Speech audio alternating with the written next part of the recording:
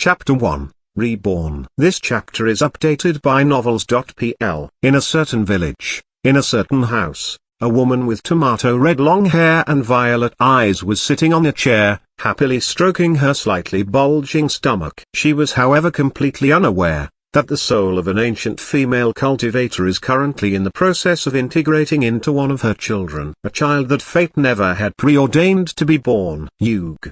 Where am I? I feel so mortal. How many millennia ago was it since I felt this weak? For now, I should try to assess my current situation. Let's sort through my mind and see what I can find. What is the last thing I can remember? As someone who has reached the highest level of cultivation, our heroine naturally has an absurdly powerful mind. However, slow. Why are my thoughts so slow? I can't even get a second thought process running smoothly. First my strength and now even my thoughts. This sucks. Well, whatever. I at least managed to remember my last memory before I came wherever the F I am right now. I burned my last few days of lifespan together with my soul to get rid of that annoying demon ancestor, who wanted to harvest my soul after my death. Fufu serves that brat right. That happens when you disrespect your elders. Anyway, in conclusion, I'm 100% dead. So why don't I feel dead? For strong cultivators it isn't completely impossible to survive burning one's remaining lifespan. However, burning the soul usually is a 100% death sentence. Well, first of all let's try divine sense. Great that one seems to be gone as well. Divine sense is unlocked when someone ascends from being a demigod to being a full-fledged god. Alright, let's take a step back then. Heavenly sense. Yep, gone. Heavenly sense is the downgraded version of divine sense and is acquired when someone ascends from being an immortal to being a demigod. Next one, I guess, immortal sense. Come on. At least give me something I can work with. Yet another downgraded version that marks the difference between a cultivator and an immortal. Apostrophe. Spirit sense. Sigh. How? Although I was expecting this, it's still rather depressing. Guess I will just have to accept that I somehow was downgraded back to a mortal. Whatever. This isn't the first time I have overcome ridiculous odds just to emerge victorious at the end. This time I at least don't have any crazy cannibals, demons, cultists, or fanatics breathing down my neck. Well, at least not yet. I managed to rise from mortal to god once. Shouldn't be that hard to do a second time. For now, let me check out the situation in a mortal way. Then for the first time in this new life, our heroine did something she hasn't done in a long time. She, instead of using her sense skills to scout the surroundings, attempts to use her eyes just to. What the hell is this weak ass body? I can't even open my eyes.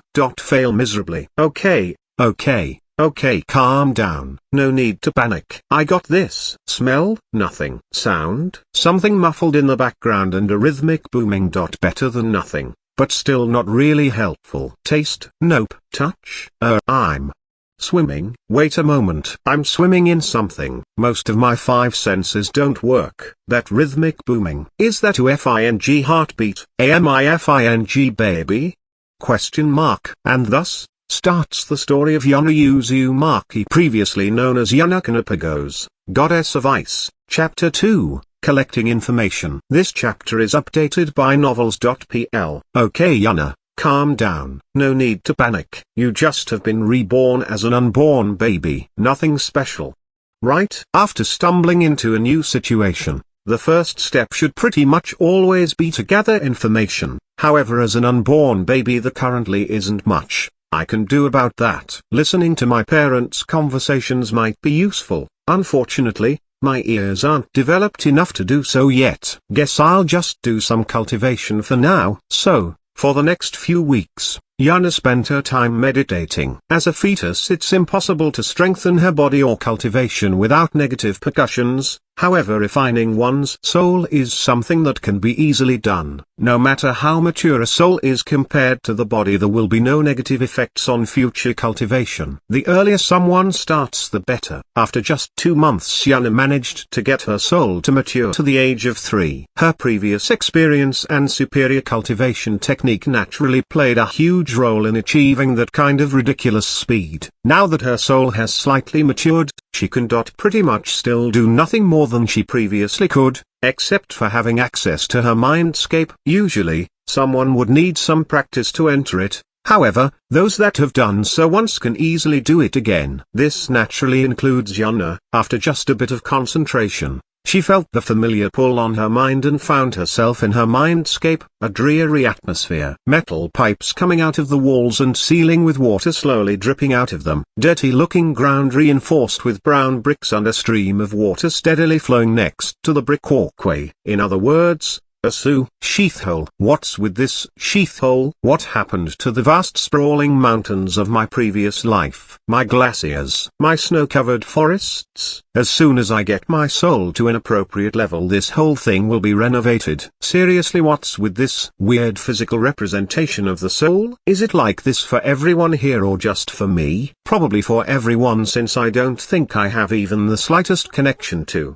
this. For now, let's explore. Maybe there will be some interesting to find here. Just like this, Yuna started exploring her mindscape. Some people might think of this as redundant. After all, what's the use of exploring your own mind? That is certainly not the case. After all, there are a lot of things your own mind hides from you. And as if to confirm that belief, after just 30 minutes of exploring, Yuna did indeed find something she hasn't noticed before. Something that obviously should be there, but Yuna never thought about the possibility too deeply. That was a connection to another mindscape, her new mother's mindscape. What a curious thing this is. An unborn child has no mindscape. A soul that young is simply incapable of forming one. I, however, matured my soul even before I was born, something that is usually impossible. After all, no matter how talented a normal child is, it won't be capable of cultivating in the womb. For me, however, this was something easily done. After all,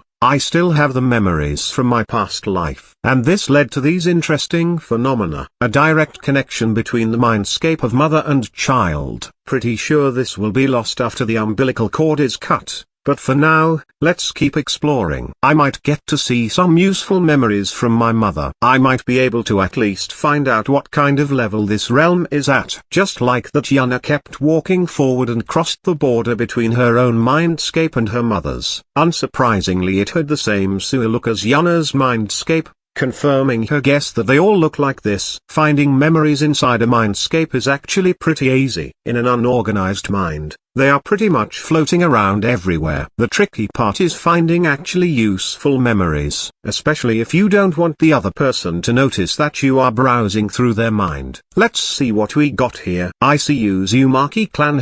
Having a big clan as a supporter should be useful. Never mind, they got wiped out. What else do we get? Ramen. Again Ramen. Ikaraku. What's that? Never mind, it's just a ramen booth. Mother, there is other food than ramen, you know. And why in the world are like half of these memories either eating ramen or remembering how she ate some ramen? What the hell? From these memories, I guess my father is probably this Minato guy. Let me guess. Dead as well? Oh, he seems to be alive and quite important as well. Hokage. What a weird title. At least I will get some support in my rise to the top. Ninjutsu.genjutsu.chakra.uk. I'll need a more cohesive explanation instead of some random memories to understand that stuff. All I got is that chakra is this world's spiritual chi, I think. Just like that, Yuna keeps wandering around her mother's, Kushina's, mindscape to get as much information as she can of this weird world whose rules seem to be quite different from her old one. For example, when she saw an 8-year-old kid inside Kushina's memories use their Kawarimi no Jutsu, she almost fainted out of shock.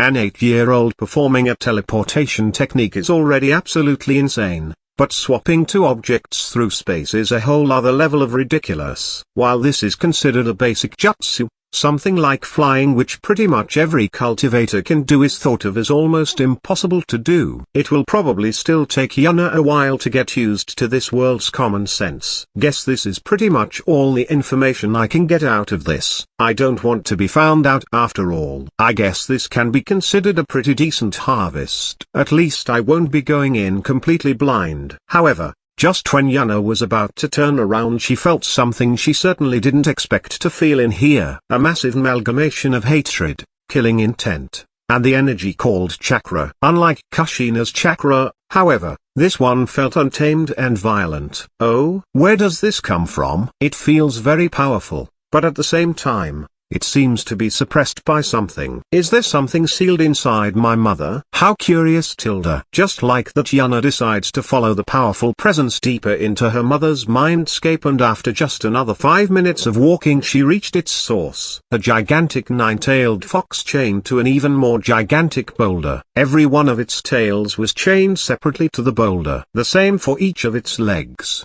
arms, and head. Additionally, a stake was priced through the tails, feet, and hands, completely restraining it to the boulder. Chapter 3, Kurama. This chapter is updated by novels.pl. As soon as Yuna entered the room, the giant fox started staring daggers at her while flooding the whole room with killing intent. Yuna, however, just brushed it off like it was nothing. She felt worse in her previous life, much worse. Whistle, you are one huge energy construct. Or I guess it should be called chakra construct. Huh? I really wonder why someone would seal you inside a human of all places. A little brat. And that hair color. Are you that Beach's daughter? Did she somehow manage to seal me to a new host without me noticing? You better get out of here or I'll tear you to shreds. After seeing Yuna's crimson red long hair, the giant fox immediately started to associate her with its current prison and started blasting the room with even more killing intent. Yuna, however, just treated it like a gentle breeze and started approaching the fox. So you are sapient, and from that voice, I would guess you are male. Huh? I apologize. I genuinely didn't know that. For your information, I am indeed that Beach's daughter, in case that does refer to Kushina, and no, you are still sealed inside her. I'm just here for a visit, I guess. The fox was slightly taken aback by the little girl pretty much ignoring his killing intent and couldn't help but be slightly curious about her. For now, however, he decided to fish for more information first. Now that I think about it, you can't be her daughter. After all, during her childbirth, I will finally have my chance to get out of this prison. There is no way I would miss such a chance. Who are you really, little girl? A seal that weakens during childbirth. Not really the greatest of concepts, but I guess before I know more about how this world's seals work, I can't really make a judgment. More importantly, however, I might have found a goldmine of information with this fox. He clearly isn't a schemer, otherwise, he wouldn't bluntly show off his hostility the moment he sees me. Should I make him more interested in me by telling him a bit about my past? If I can differentiate myself from other humans in this world, I might even get a friendship out of this. F it. Let's probe a bit more and then see how it goes. I don't mind answering all your questions, however, I hope that before I do you could answer 2 questions of my own. How often does Kushina come here, and would you be sharing information about me with her? The fox was yet again taken aback by Yuna's answer. The little girl in front of him clearly looks like Kushina, yet seems to have nothing in common with her except for that. Additionally, it seems she didn't want Kushina to know about her secrets, yet is fine with himself knowing them. The fox's curiosity was sparked even more by that. So, he decided to humor the little girl and see where this goes. She never comes here, and even if she did, I wouldn't talk with her. This was exactly the answer Yuna expected, but she still couldn't help being happy about it. Now she just needs to convince the fox about her origin, and then she will finally get some cohesive knowledge about this world. Well, where to start? First of all, I don't have a name since I haven't been born yet. I do, however, possess memories from my previous life. So, for now, you can simply call me Yuna. Nice to meet you. Dot. Dot. Dot. Dot. Are you messing with me? Question mark. An angry roar echoed through the whole room while the killing intent was reignited, washing over Yuna wave after wave. Now, please calm down. Me enduring your presence without any trouble should already show you that I'm not exactly a normal human. He considers that argument for a moment and could indeed get behind it. That doesn't mean he would just accept something as ridiculous as reincarnation as the explanation. I do agree that you are not a normal human and certainly not a normal 3-year-old, however that doesn't mean I believe in you having memories of your past life.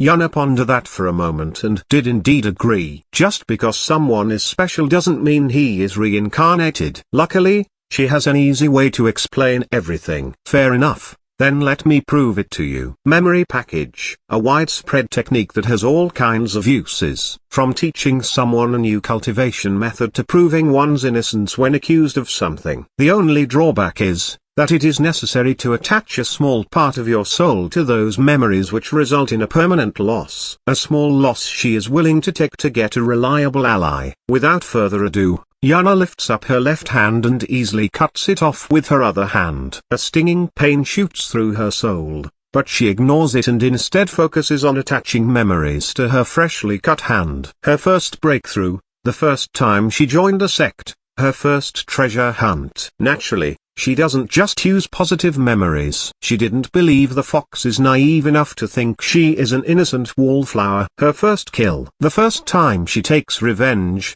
her first war on something the fox should be able to sympathize with. That time she got trapped in another realm for hundreds and hundreds of years. After completing the package, she lightly pushed it towards the fox, who is currently completely dumbfounded by the spectacle in front of him. While the fox was busy digesting the memories, Yuna started reforming her soul. After all, she would rather not permanently lose her hand. She simply took some of her mass and reformed it into a hand. In her physical form that would have been impossible, but as a soul, it is pretty easily done. This resulted in the physical presence of her soul becoming about 6 months younger, but that wasn't much of a loss. Another 5 minutes later the fox reopened his eyes and gave Yuna a rather complicated gaze. He was pretty much certain now that Yuna had memories of her previous life. From what he has seen, she probably has lived an even longer life than he did. He wasn't certain yet where this would go, but he has decided to swallow the bait. A lot of interesting things will happen around her in the future and he wants to be part of that. This should bring some excitement to his life. Kurama. That is my name. You may use it from now on. Haha, nice to meet you, Kurama. As I said, you can call me Yuna for now. Just like that, the friendship between the cultivator Yuna and the nine-tailed fox Kurama was born. However, Yuna, what's wrong, Kurama? Was it really necessary to cram all those sex scenes into those memories? Of course. After all, I want you to know what kind of person I am. Ugh, I might have made a mistake. Chapter 4, Preparing for Birth. This chapter is updated by novels.pl. Come on, Kurama, don't be grumpy now. It was just a little prank. Snort. What do you mean by little? About half of those memories were like that, each more disturbing than the previous one. I now have all that stuff stuck in my mind for the rest of my life. Instead of repenting in the slightest, a perverted smile appeared on Yuna's face, something that certainly looked bizarre considering she currently looks like a 2.5-year-old. Hee. I know, right? Especially that last one when I met up with a group of old friends and we started that huge org. Enough. No need to burn it into my mind even deeper. Anyway, I assume you are not here just to tell me how much of a deviant you are, correct? Oh, you're right, I completely forgot about all the other stuff. My previous world worked completely different from this one, so I would like you to tell me all you know about this world. My most important question is, what the hell is chakra? I get that this is the energy that is used to form jutsu and strengthen one's body, but where exactly does it come from? In my previous life, we absorbed the energy of the world into our body and then refined it for later use. Chakra, however, seems to work completely differently. It seems to be generated inside of the body. That is correct. Unlike me, who generates chakra naturally,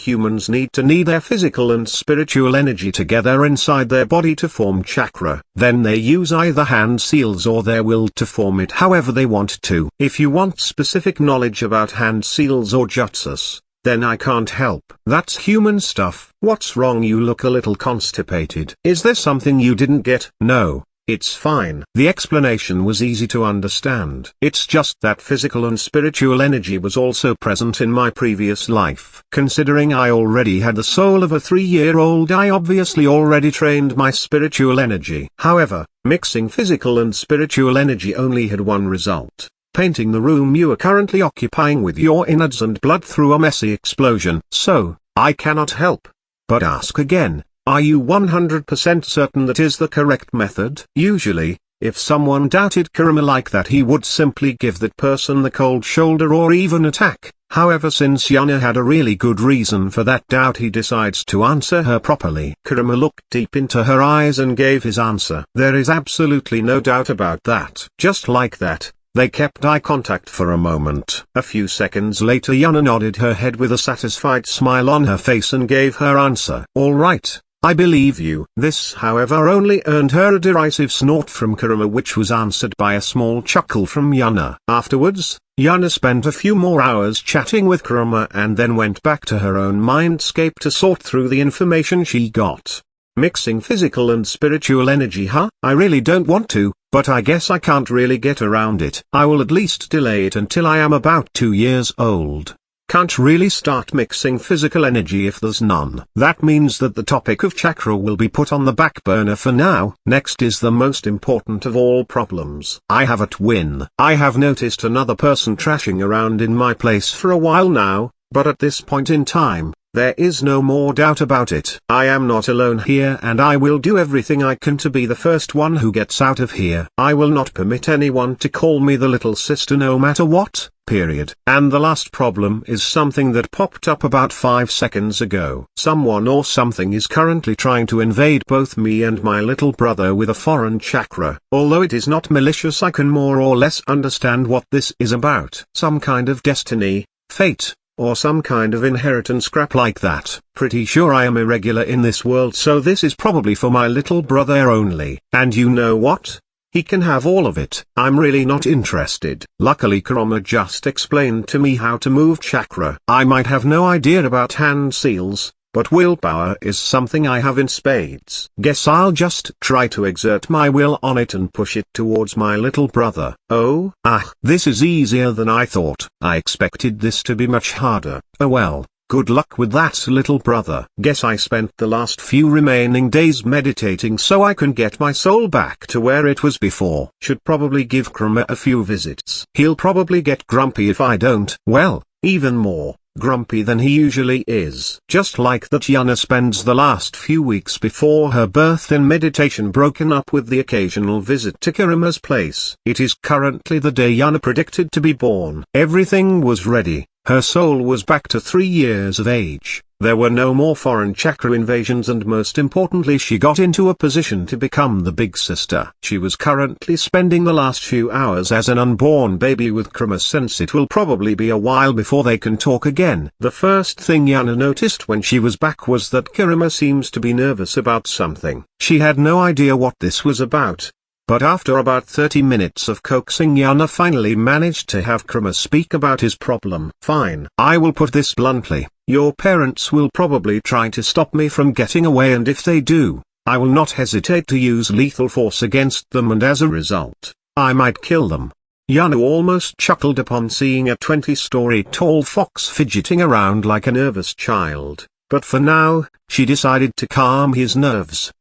So that is what this was about. You thought I might get angry at you for killing my parent. Honestly, I really don't care about that. I might call them my parents, but that is pretty much all there is to it. I don't really know who they are, and I had my fair share of a family in my previous life. I might be angry if I had already bonded with them. However, that is not the case. So, go nuts for all I care. As for my little brother, I don't care about him at all. Whatever. Good luck out there. I will be roaming the wilds for a while. We will probably see each other again someday. I also wish you good luck out there. With these last words, Yuna returned to her mindscape in preparation for her birth, while Kurama prepared himself to finally reclaim his freedom. What both of them didn't know yet is that they will meet each other again much sooner than they expected. Chapter 5.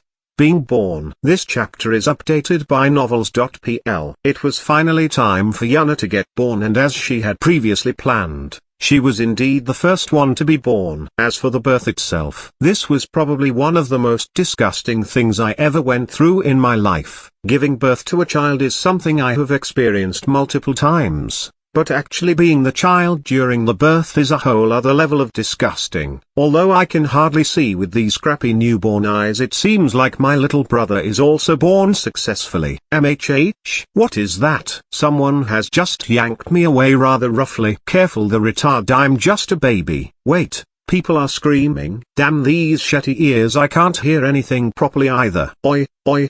Did you just effing throw me into the air? Are you insane? You better not let me find out who you are, or I'm going to seriously F you up when I'm older. Okay, nice. Someone caught me rather softly. Considering I can see some blurry blonde hair, this is probably my father. Good Joe. Oi, don't effing teleport around with a toddler. What's wrong with you?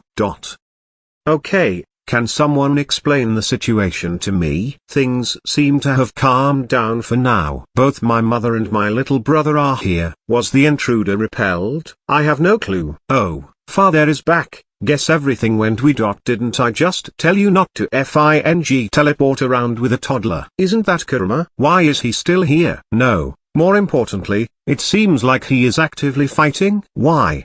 Didn't he want to run away? Although I'm not entirely sure what's going on, I'm pretty sure both my parents just got shish kebabbed by Kurama, and now Kurama suddenly vanished. Seriously, what is going on?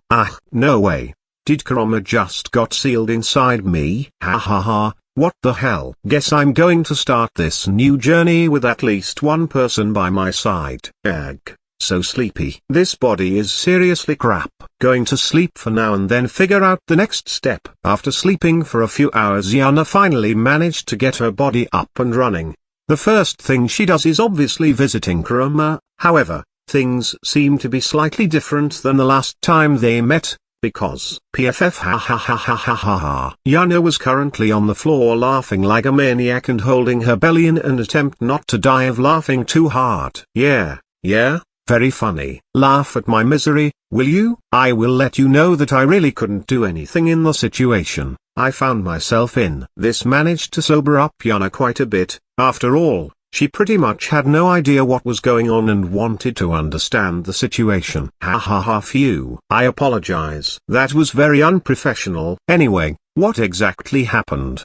The last thing I remember of you was when you told me, we will probably see each other again someday. I also wish you good luck out there. PFFF ha ha ha ha ha ha. Yet again Yuna collapsed on her knees in laughter. It went so far, that even her soul felt some pain from laughing too hard. Kurama meanwhile decided to pretend the insane little girl that was currently dying of laughter wasn't there and he was just hallucinating.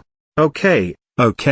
Sorry, I got it under control now. Chucklechoff. Phew, please tell me what exactly was going on there. Due to my crippled senses, I could barely understand anything that happened. And so Kurama started explaining what happened. Yuna's rather uneventful birth. The intruder with the weird mask. Kurama being enslaved by something called the Sharingan. However, the moment Kurama mentioned being manipulated by the Sharingan, the atmosphere around Yuna immediately changed. The leisure smile was gone. Instead, it was replaced by a smile that oozes anger and killing intent. In fact, Yuna's whole mindscape was overflowing with killing intent. The slowly flowing stream of water was turned crimson red as every single drop of water was corrupted by killing intent. The pipes bent under the overwhelming pressure and the ground under Yuna's feet caved in, forming a huge crater. Just as quickly as the pressure came, it vanished, as if nothing happened. I'm sorry about that. I just really don't like it when someone forces their will on someone else due to some kind of brainwashing. I lost control over my emotion there for a moment. Kurama however didn't answer. No, he couldn't answer. That single moment when Yuna unleashed her true feelings was enough for him to understand one thing. He was utterly outclassed by her. Considering what he has experienced so far, Kurama thought that he was at least on the same level as Yuna.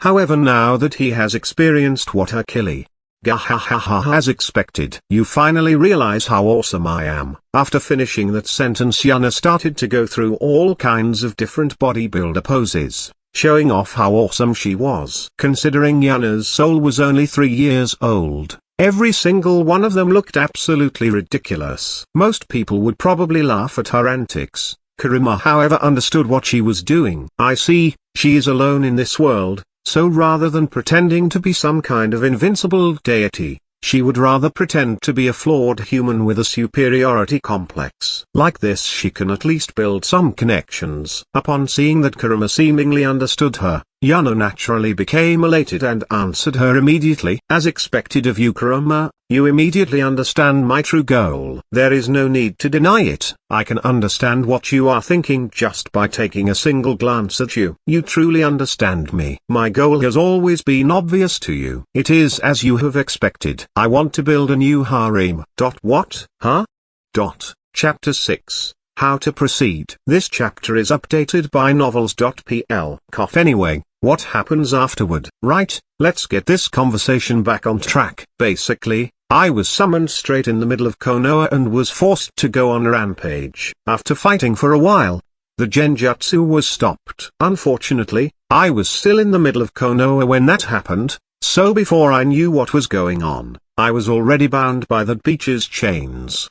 Chains? What do you mean exactly? And is it necessary that you call her beach all the time? Yes, it is. And no clue about the chains. It has something to do with the Uzumaki bloodline. They can generate chains that somehow can suppress chakra. Oh, good stuff. I need to find out how to do that. Anyway, after being tied up by the chains, kinky.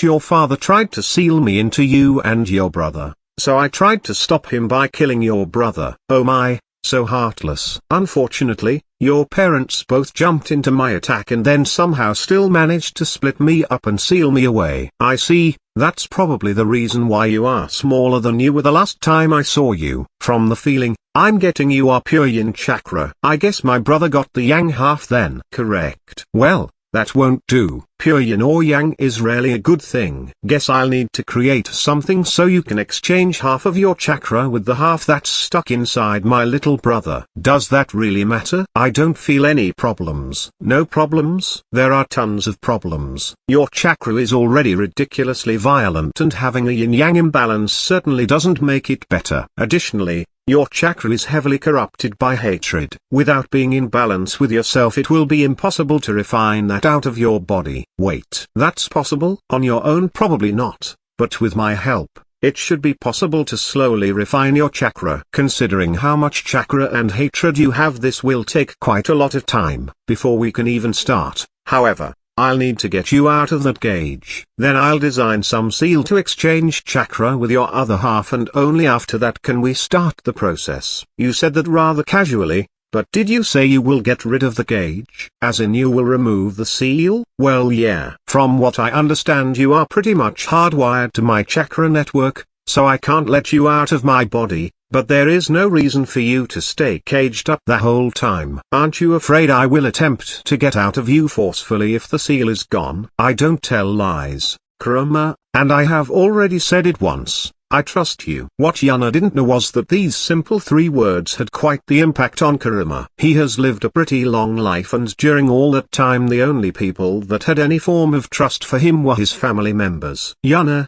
not only telling him that she trusts him but even being willing to put that trust to the test without questions had a deep meaning for him. For the first time in a long time, Kurama decides to put his trust in a human. Meanwhile, in Konoha's biggest building, 3 men were discussing the fate of the twins. An orphanage? I can somewhat understand them being at an orphanage until we decide which clan is supposed to raise them. But why would we have them stay there permanently? Both of them have the potential to become Konoha's strongest weapon. They need to be trained from an early age on. This was said by the youngest person in the room. He had black hair, a pineapple-looking haircut, 2 scars on the right side of his face, and wore the Konoha standard flak vest. Nara, the advisor of the Hokage. There is currently nothing we can do about that. They aren't ninjas, so they fall under the jurisdiction of the civilian council. This was said by an old man with a cross-shaped scar on his chin, a bandage around the right side of his head that covers his right eye and his right arm in a cast. Danzo Shimura, one of Konoha's elders and head of the Root organization. Civilians? How can a Jinchuriki be considered a civilian? Danzo, the man speaking this time, had a white goatee, liver spots on the left side of his face, and a hat that had fire written on it. The freshly reinstated Hokage, Hiruzen Sarutobi. I just said how it is and there is nothing we can do about it. Hiruzen, sigh. I should have disbanded that council when I had the chance to do so after the last war. Fine, but I want at least one Anbu watching each of the twins at all times. If it is like this, then at least no one will find out that Minato had children. Konoha would probably be filled to the brim with assassins if that kind of info got out. Everything about the twins will from now on be an S-class secret.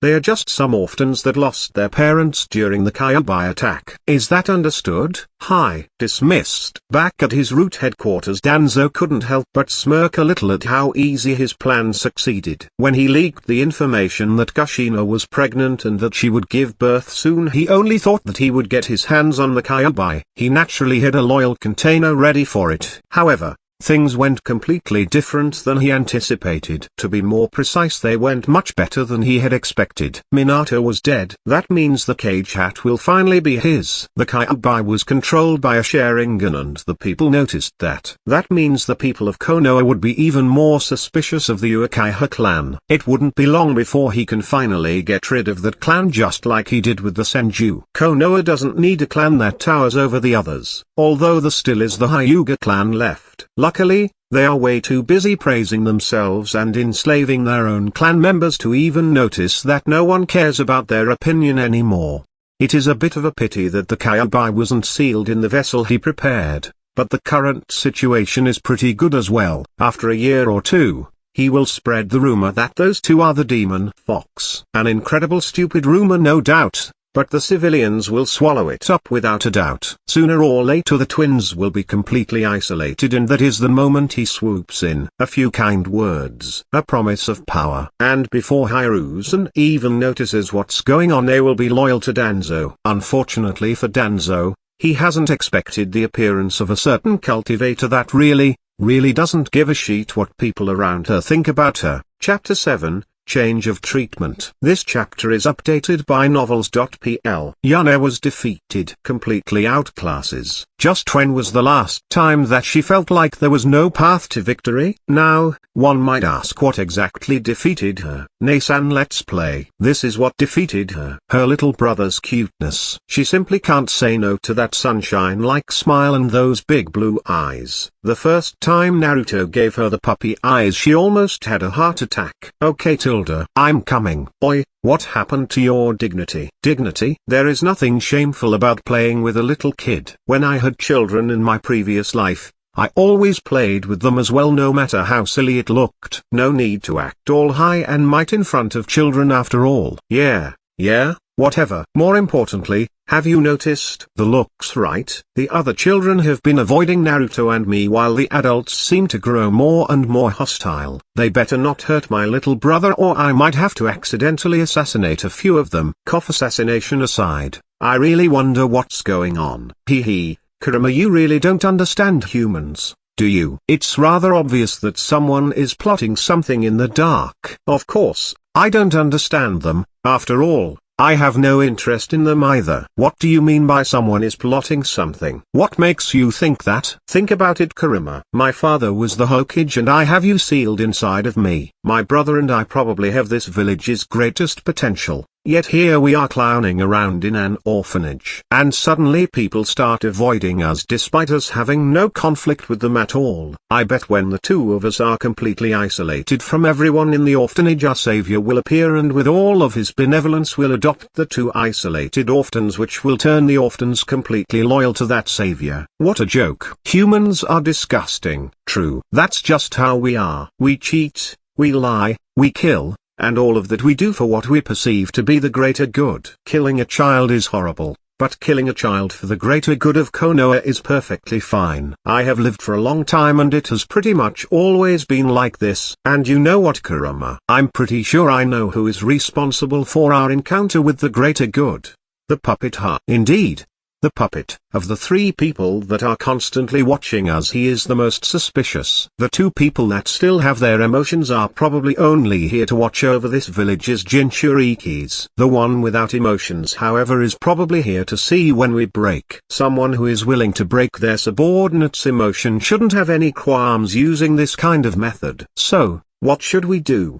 That's a rather weird question, Kurama. What can we do? I'm just 2 years old. I can circulate my chakra by now. but that really doesn't help the current situation. For now, we can only wait. I won't break no matter what the other side plans to do, and as long as I am by his side Naruto won't break either. For now, we lay low and wait. Is there really nothing else we can do? Well, if I could get my hands on the Henge no Jutsu, I could do a lot of things. Unfortunately, Kushina's memories only gave me the name and nothing else. If I could transform into an adult, I would have already been out of here months ago. Sigh. So we wait. Yup, we wait. Nei-san, something feels wrong? After hearing Naruto's troubled voice, Yuna immediately put her whole attention on him. After constantly growing her soul and reaching the age of 10 with it, it has become easy for her to have multiple thoughts going in parallel. When there is something troubling Naruto, however, she usually fully concentrates on him, even when she would like to retort to Kurama's silently whispered doting Grandma Tsukumi, she doesn't do so. Oh, what do you mean, Naruto? No, I'm not sure. It's just like it feels like the other people suddenly don't like me anymore. Alright, assassination it is. Wait, what happened to waiting? Haha, I was just joking. Why is that a question? Okay, fine. No assassination for now. I don't know, Naruto. Maybe you played a prank on them and now they are angry? To Yuna's surprise, Naruto actually started blushing and started to look at the ground. Wait, seriously? What did you do, Naruto? Don't worry, I won't get angry. I'm just curious. Naruto looked even more guilty, but since his big sister asked him, he decided to just tell her. Naruto believed that when she said she won't get angry, then she really won't get angry no matter what he has done. I put liquid soap into the toothpaste of all the adults. Faha cough cough haha phew cough alright haha cough not funny at all he he cough. Just don't do it again, okay? I'm sure they will forgive you very soon since it was just a little prank. Okay, Nei-san. And I'm sorry. Seeing how guilty and sad Naruto looked, Yuna immediately started to pat his head so he doesn't feel guilty for long. And just after a few seconds of petting, Naruto gave her one of his sunshine-like smiles and went off to another room. Your little brother is a demon. Yup, he will probably become a nightmare for this village when he gets older. Are you fine with that? Yeah. No problem, as long as his pranks don't become malicious it's fine. Planning pranks will be good training for his future as a ninja as well, so everything is good. And just like that, another year passed inside the orphanage. At this point in time, everyone in the orphanage ignores the twins. The only reason no one dared to attack them with physical force so far is that the first time a situation escalated, Yuna appeared and stared down the aggressor like a lioness willing to fight to the death to defend her cubs. That quickly stopped anyone from having any bad ideas. This naturally also increased the animosity people have against her, but Yuna couldn't care less about that. Now, however, Naruto and Yuna were standing in front of the orphanage. Naruto looked like he had no idea what just happened, while Yuna was completely dumbfounded by the current situation.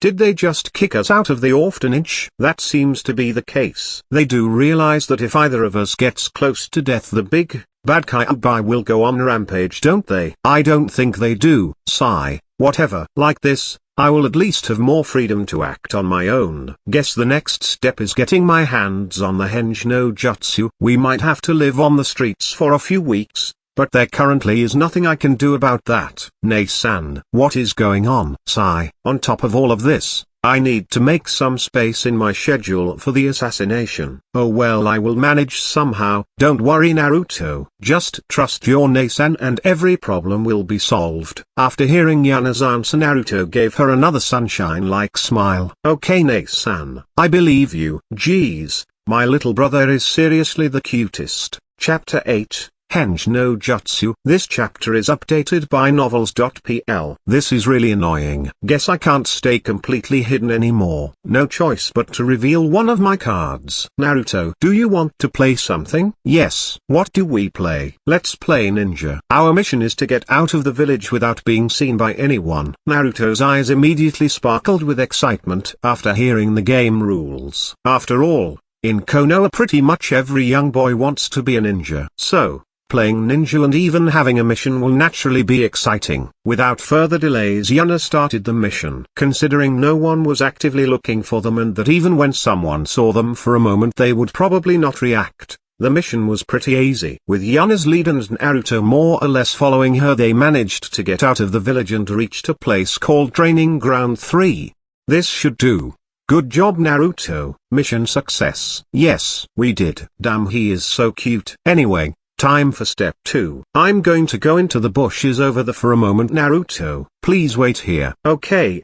Do you need to take a dump? Wow. That wasn't cute at all. Bahahaha. Shut up, stupid fox. Naruto, there are things you can say and things you can't say. Guess which case this was. While talking, Yuna approached Naruto with a friendly smile on her face and casually put her hand on his shoulder. Naruto, however, felt like a mountain just fell on him. His face was pale while cold sweat was pouring down his back.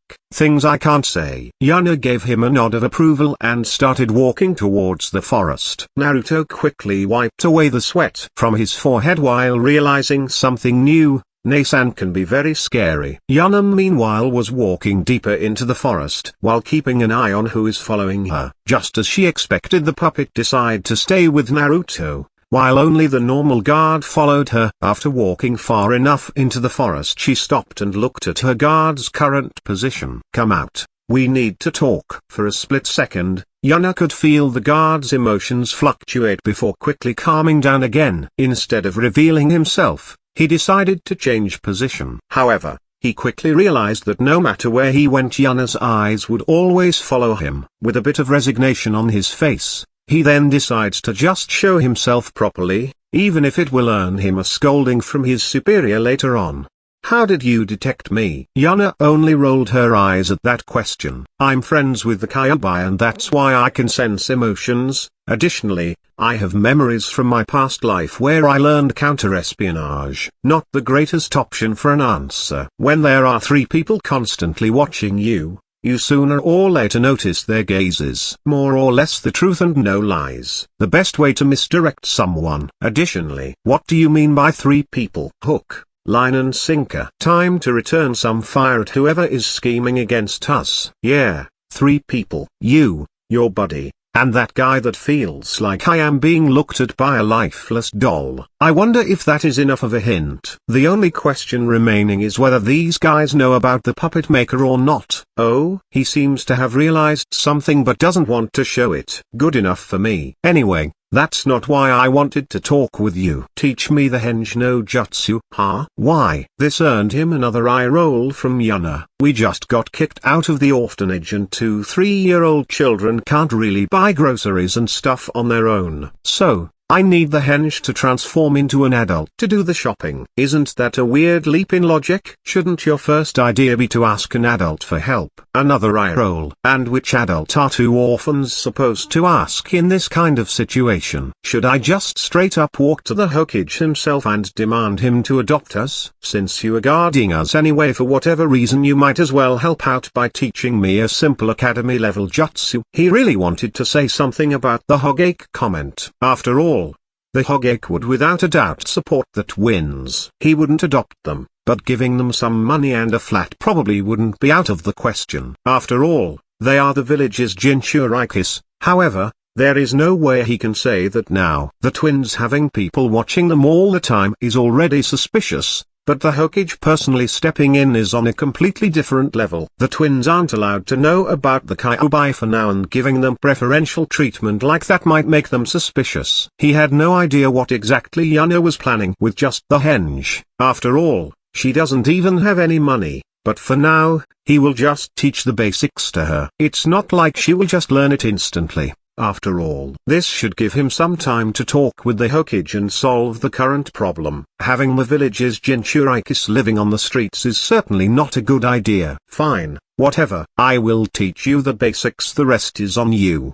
The hand seals are dog, boar, and ram. Then you hold the ram seal and push your chakra into it while imagining what you want to transform into. That is all there is to it. Don't get frustrated if it doesn't work the first time, especially the visualization part gives most Henge no Jutsu. Poof! Yuna vanished inside the smoke cloud, and as soon as it was gone, the 3-year-old Yuna was replaced by a mature beauty in her 20s. She had crimson red hair with ice blue highlights, forming a mysterious-looking contrast of color. She had deep violet-colored eyes and her body was well-rounded at all the right places. She was currently moving around her arms and legs with curiosity written all over her face. Oh my, this is certainly an interesting feeling. It feels like I am still in my body, but at the same time, I'm not in my own body. Truly curious.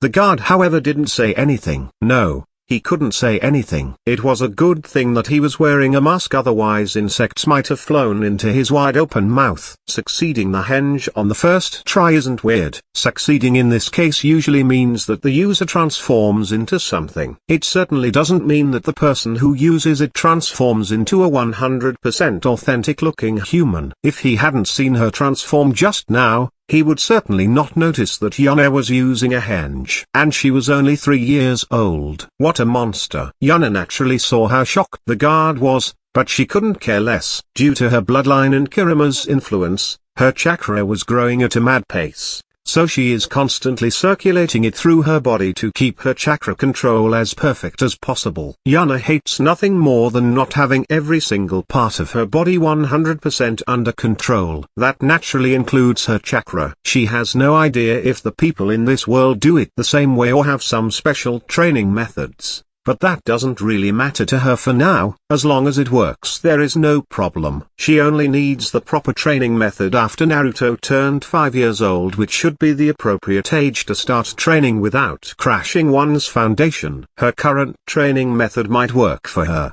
but she didn't think that a normal 5-year-old could actively control the chakra in his whole body. As for the visualization part, that was a joke to her. Like every cultivator, she learned how to do battle meditation, a state of mind that lets someone perfectly recall an enemy they once fought and perfectly simulate the fight in her mind. Considering the heavy downgrade her mind got, that is no longer possible, but just imagining the person you want to turn into is naturally child's play. With a satisfied expression, she cancelled the henge and walked out of the forest to return to Naruto's side, while leaving a dumbfounded guard behind.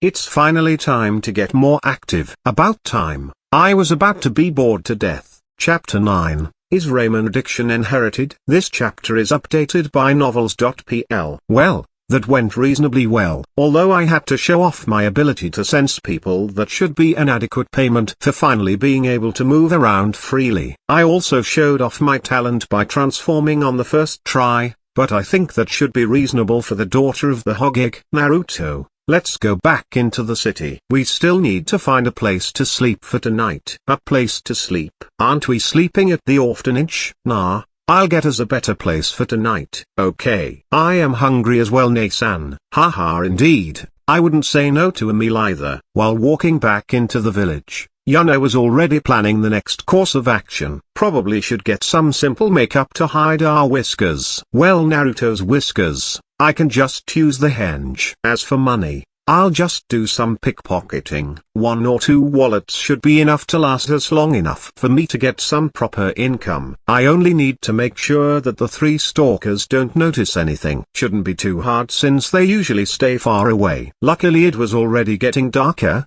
which makes it much easier for the twins to move around unnoticed. While walking, Yuna was keeping her eye open for possible prey. She wanted to find a rich-looking civilian that had no ninja escort following him around. After another 30 minutes of searching, she found someone suitable. She did another quick scan of her surrounding to make sure no ninjas were nearby and then walked past the person. She smoothly opened his money purse, took out some money and resealed it. She could have naturally stolen the whole thing, but that was too noticeable. Like this, it will take much longer for the person to notice that someone stole from him, and he might not even notice it at all, which would be the best case scenario.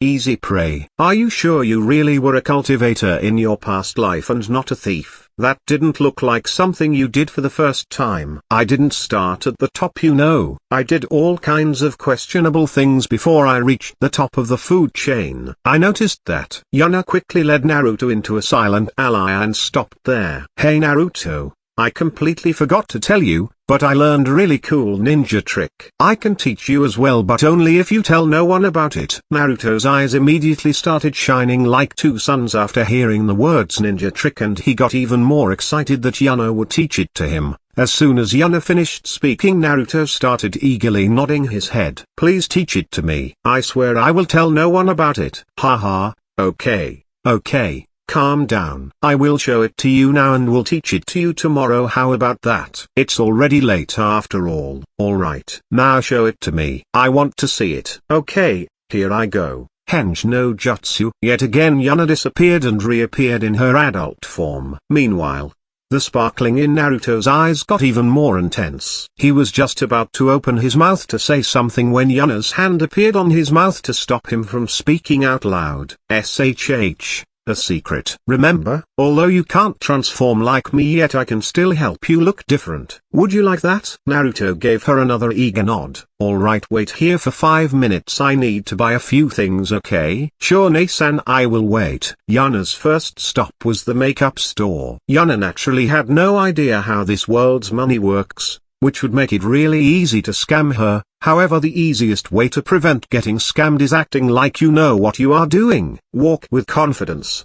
Quickly get the product you want like you have bought it a million times, and then don't linger around to make it clear you are in a hurry. Just like that, Yuna got herself a basic makeup set for 1,200 ryo and a pair of glasses without sight correction for 1,000 ryo. Information that doesn't help her understand the value of this currency in the slightest. She still had about 5,000 ryo left, so it probably wasn't that expensive, right? Anyway, she quickly made her way back to Naruto and applied the makeup, and put the glasses on him. This should be enough for now. Truth be told, I don't even know if the people in the village know what we look like. Rather safe than sorry, I guess. Well, Naruto, let's grab something to eat now. I know a place that should suit your taste. If I remember correctly, it was called Ikiraku Ramen. Since my mother was addicted to the stuff, Naruto probably likes it as well. The disguise seems to work as intended, since even after asking someone for the way, there was no suspicion in the other person's face. Guess that isn't surprising. People probably only know our hair color and the whiskers. There is no way they would think about a pair of twins when they see an older woman walking around with a young child. After another 10 minutes of walking, they reach Ikiraku Ramen, and Naruto seems to already be in a trance just standing in front of it. Can a food addiction be transferred from parent to child in this world? Well, what are you waiting for, Naruto? Let's go in. Welcome to my shop. The name's Taki. What can I get you? Miso pork ramen, was what Naruto answered, like he had prepared for that question all his life. What the hell? Was the ramen addiction really passes from mother to son? I will take the same. Alright. 2 miso pork ramen coming right up. The ramen was quickly prepared, and after just waiting for 10 minutes, 2 bowls of piping hot ramen were placed in front of them, and the twins started eating. Damn, this is pretty good, especially if you compare it to the stuff we got at the orphanage. As long as you don't start eating like Naruto, everything is fine. Yuna gave Naruto a glance and saw him pretty much inhaling the food. She could only shake her head at that. Seems like I have to teach him some table manners when we have time. For a reason unknown to Naruto, a shiver went through his spine, but he decided to ignore it in favor of stuffing more delicious ramen into his mouth. The moment he finished the portion, however, he felt like someone has just taken away his most precious thing. He immediately started giving Yuna puppy eyes. You sure are a glutton, huh? Fine, since today is a good day, you can eat as much as you want. Yes. Boss Taki, another bowl. Coming right up. After Naruto finished off his 10th bowl of ramen somehow, it was time to leave and find a place to sleep. Yuna decided not to bother too much about it and booked a simple hotel room for one day. Tomorrow she would start looking for something more permanent and would start her plans to get a proper source of income. Chapter 10, Teaching Naruto. This chapter is updated by novels.pl. Like every day, Yuna woke up very early. The combination of her bloodline and Kurama's chakra heavily reduce her need for sleep, making it possible for her to only sleep about 4 hours and still be well rested. Like every morning, she went through her usual training routine. She floods her whole body with chakra, stimulating every single muscle in the body while simultaneously keeping tight control over every single bit of chakra in her system. An absolutely insane exercise that trains both her chakra control and her body. After an hour, with her whole body completely drenched in sweat, she stops the exercise and instead spends some time meditating to increase her spiritual energy. If a normal 3-year-old went through that kind of routine every morning, she would probably end up crippled by the age of 11. But how could Yuna consider be a normal 3-year-old? She has perfect control over every aspect of her body. She had hundreds and thousands of years of experience in training her body. She knew exactly how far she could push herself without dealing any permanent damage to herself. Well, time to get us a flat to live in. Might as well make a trip to the library to get more information about the village. I also need to do some research of what is currently popular for my money-making schemes. Just as Yuna finished sorting her thoughts, a still sleepy-looking Naruto entered the room. Morning, Ne-san. Oh. Good morning, Naruto. Ready to learn your first jutsu? That immediately woke him up. Yes. Yes. Show me how to do it, Ne-san. Just when Yuna was about to start the explanation, however, someone knocked on the door. That's probably breakfast. Let us eat and then we can start. Yuna quickly transformed into her adult form to receive the breakfast and opened the door. After a quick breakfast, Naruto was eager to start learning his first jutsu, so Yuna quickly started her explanation on how it works. Unfortunately, a big problem came up. Ne-san, what's a chakra? Damn. I forgot about that. I don't think the explanation will be much help for Naruto. Maybe I can just inject a little bit of chakra into Naruto so he understands what it feels like. By the way, didn't you say you will start his training when he's 5? Oh my, to think you would care about another human. I'm so proud of you. Snort. As for Naruto's training, I've decided to at least start teaching him some method to improve his chakra control. Since his reserves increase at the same pace as my own, it becomes harder and harder to control it. If I were to start teaching him at age 5, it would be a lot of work to reach a decent level. Didn't you say your method is too complex? It is. That's why I came up with something simpler. Okay, Naruto. Just close your eyes and try to feel something moving inside your body. I will inject a little bit of my chakra near your stomach. Try to concentrate on that place. Although it took a while, about an hour later Naruto managed to get a feel for his own chakra. As expected of my little brother, he is a genius. Do you even know whether that was fast or slow? Nope, no clue. Good job, Naruto. Learning how to create and move your chakra is the first step in becoming a ninja. Do you want to give the Henge a try now? Remember, push the chakra into the ram seal and imagine what you want to transform into. Okay, Ne-san, I can do it. Naruto slowly started to go through the correct hand seals and then started putting his chakra into it. Massive amounts of chakra started leaking out of Naruto as he tried to inject it into his hands. That's around 50 times as much as necessary. Not really surprising. For the two of you, that is still just a drop in the ocean. That's true. Considering how little chakra this needs, it will probably be pretty hard for Naruto to learn to use this jutsu efficiently. A few seconds later, a smoke cloud appeared and then disappeared to reveal Naruto having transformed into something. It somehow could be considered human looking. Well, it had 4 limbs and 1 head at least. However, the proportions were very off. One arm was significantly bigger than the other 2. Yes, the other 2. One of its legs became an arm somehow, while the face looked like someone pressed random during the character creation. Naruto quickly noticed that something felt off and cancelled the transformation. He immediately felt disappointed in himself for not doing it correctly, but those thoughts were quickly stopped when he heard Yuna chuckling.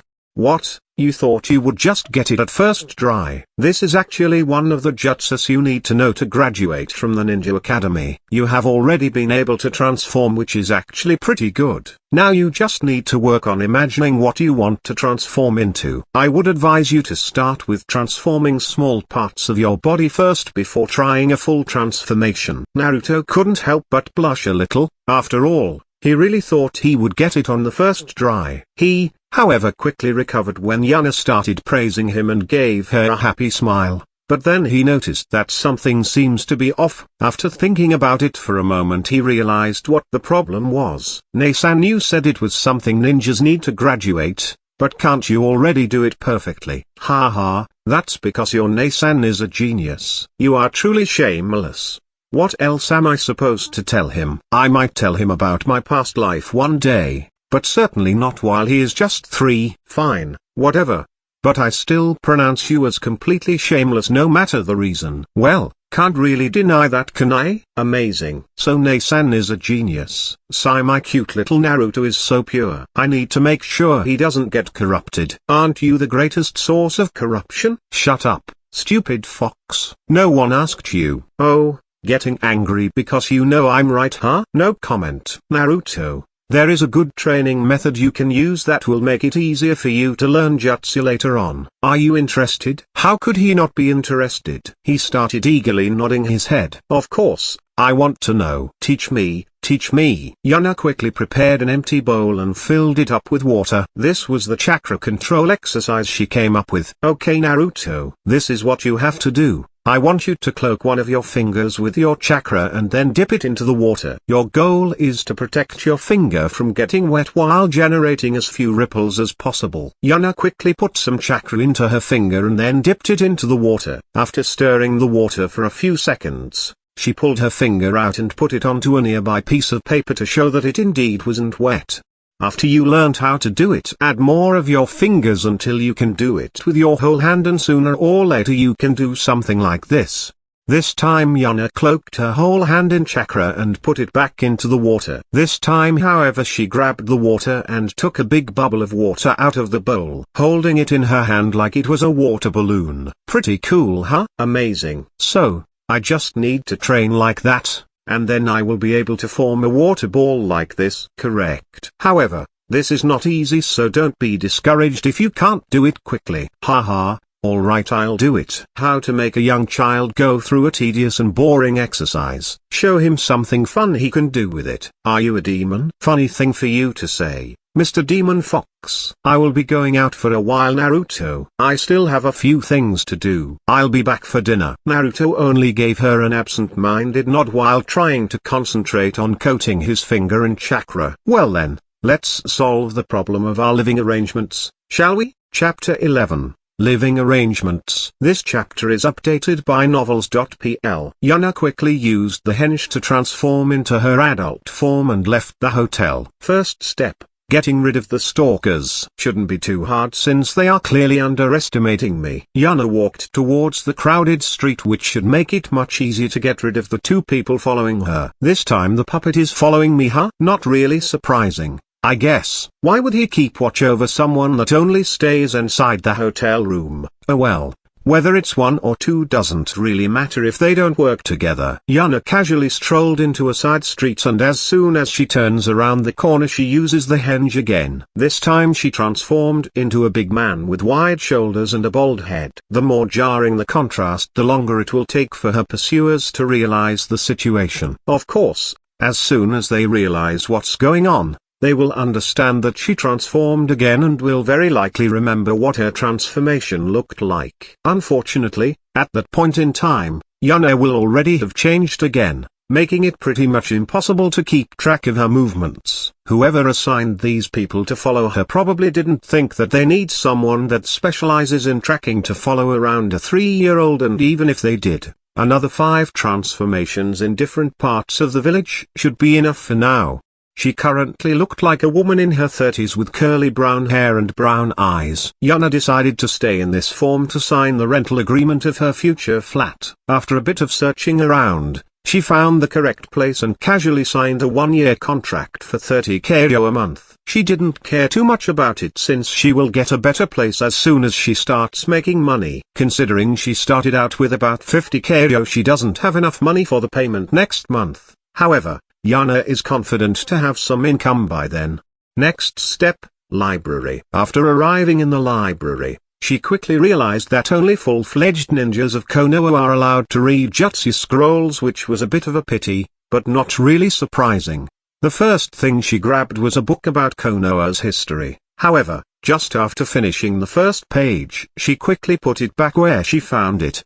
Holy hell, I understand spreading propaganda that this village is the greatest, but the author of that book had reached a point that very obviously reached the level of fanatism for the first Hokage. Oh well, just a bad apple. They can't all be like that. 2 hours later, they are all like this. aren't they? Considering they even carved his face into a mountain, I probably shouldn't even be surprised by it. Guess I will put the research of Konoha's history on the back burner for now. I'm not ready yet to chew through all that propaganda. While searching for books about Konoha, Yuna made another rather interesting discovery. Why are they not restricting access to books about sealing? Pretty sure it's because sealing is a really complex art. It is possible that even after years of training it, you still can't create a properly working seal. So rather than learning how sealing works, most shinobi would rather spend their time learning more jutsu. Now that the Uzumaki clan is gone, Fusion Jutsu can probably be considered a lost art, with only very few people of older generations knowing how to do it.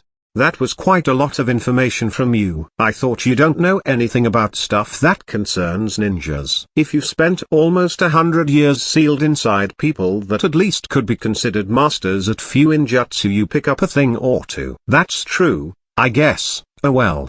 Good for me. Time to find out how seals in this world work. I still have to get you out of that cage after all. Yuna quickly collected everything she could find about sealing, resulting in her buying a total amount of 4 books, which quite frankly was just pitiful. Next step, finding out what's popular. Considering the library has a list with its 10 best-selling books, that should be pretty easy. I swear, if the first place is something like the biography of Hashirama Senju, I will burn this building to the ground. Luckily for the building, the biography only managed to reach second place, while the first place was something called Ikuika Paradise. After looking through the library for a moment, Yuna quickly found a copy and started speed reading it. After just an hour of reading, she stopped. She almost started laughing out loud when she realized what kind of book she was currently holding. As expected, no matter how much propaganda you spread, at the end of the day there is nothing more popular than porn. Well, calling this porn might be not exactly right. I guess smut is more accurate. Gahahaha serves that Hashirama bastard right. Hailed by everyone as the god of shinobi, yet a little porno book is more popular than him. Hee indeed.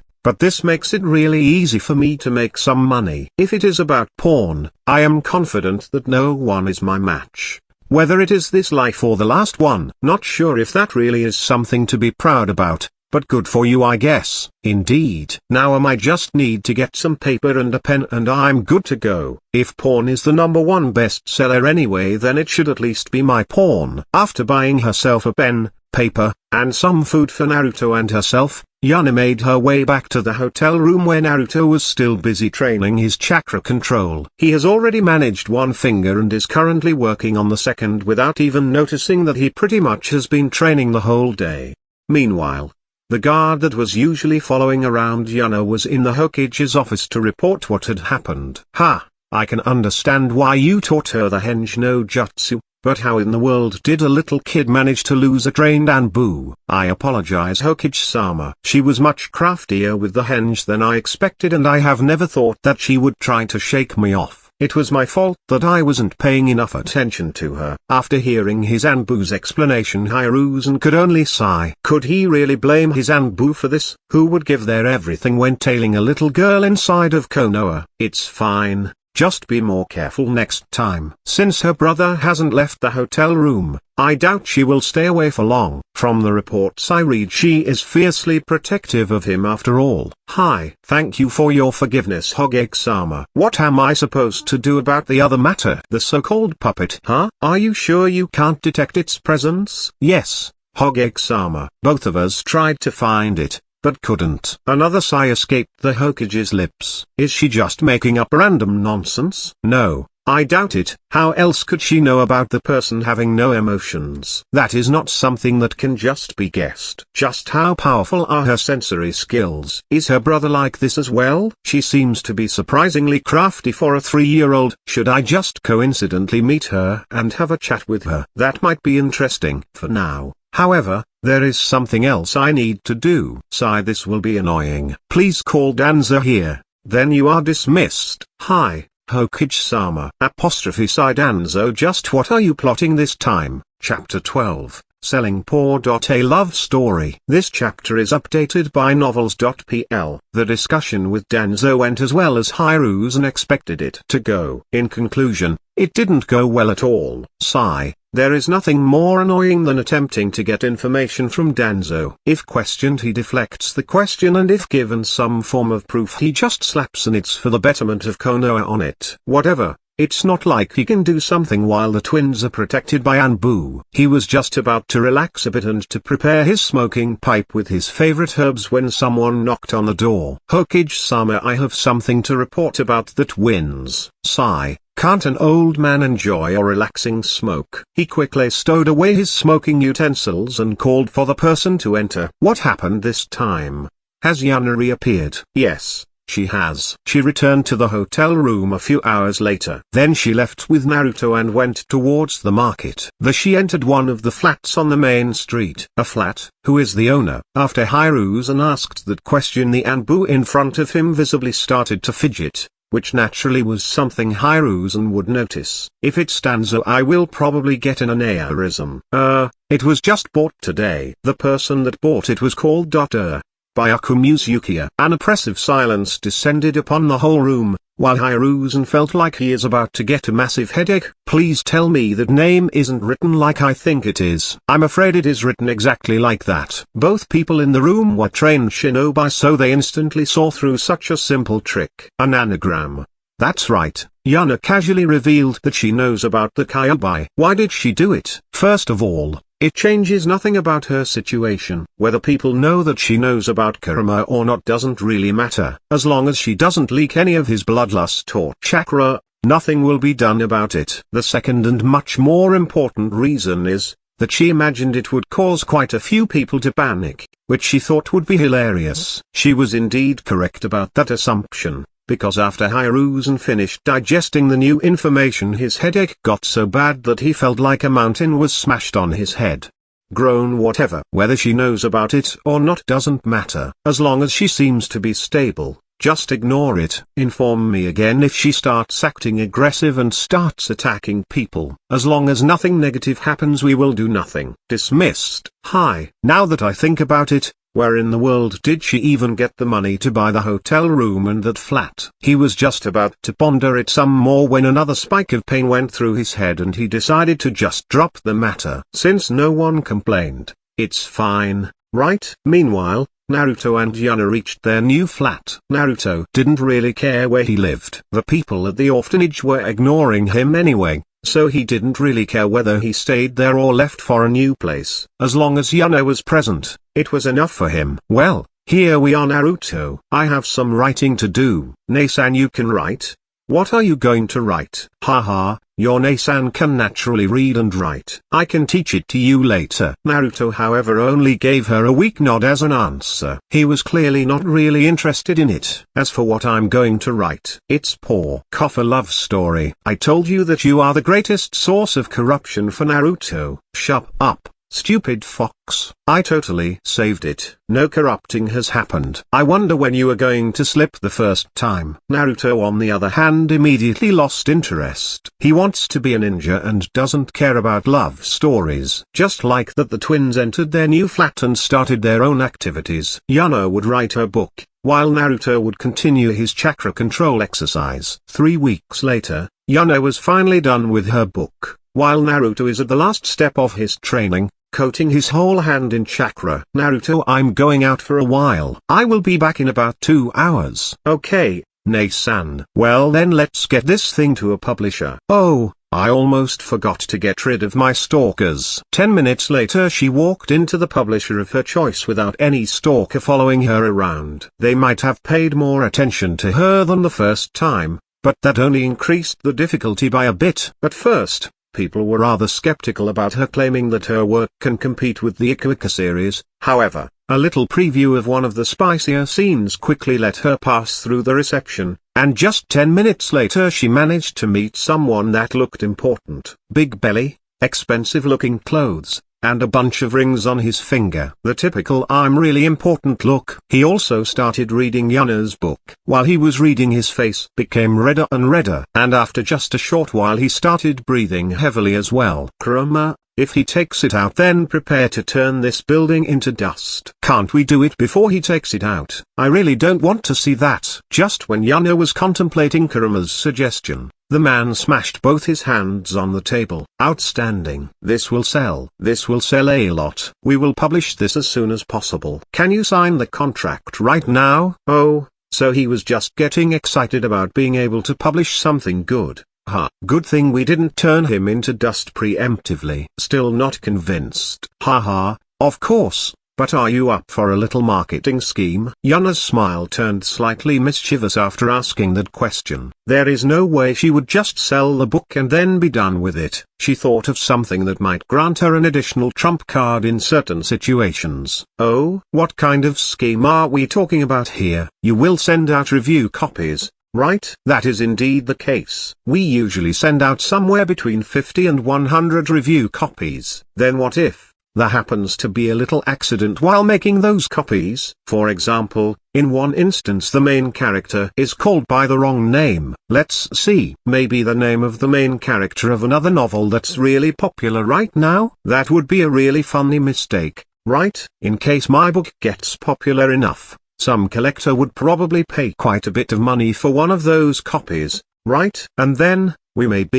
coincidentally find some more unsent copies laying around that we forgot to send away. Of course, all of that would just be a coincidence and certainly not attempted fraud. Have I mentioned that you are the devil? Pretty sure you called me a demon last time, not the devil. I see, that really would be a lot of convenient coincidences. Naturally, the man in front of her wasn't stupid. He could see that this scheme would make a lot of money, but also that there was a bit of a risk to it. After thinking it through some more, he decided to just accept the deal. This wouldn't be the first time someone did something like this, and certainly not the last time. Even if people started to spread rumors, that's all there will be to it. I accept. After all, what can I do if the people in the print department make a mistake like this? I can't exactly check every copy for mistakes. Haha, indeed. By the way, I would like 5 of those accidentally written copies for myself, and naturally, I will sign all of the ones that accidentally didn't get sent.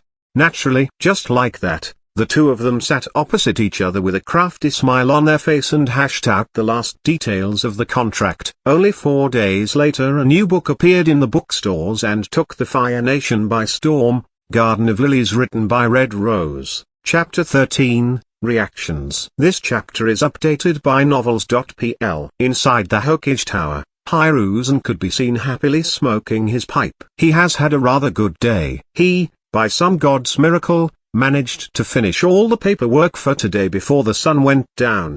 He couldn't even remember the last time that happened. Unfortunately, the silence was quickly broken by someone hastily knocking on the door. Hokage-sama, I have something urgent to report. That is Kakashi's voice. Wait, Kakashi is in a hurry? Is Konoha about to collapse? Enter. The door was quickly opened and a man with a dog-like Anbu mask hastily entered the office. Hokage-sama, please activate the silencing seals. Hiruzen grew even more panicked at that. Although he didn't know what was going, he quickly activated the seals to prevent everything spoken in here from being heard by people outside the room.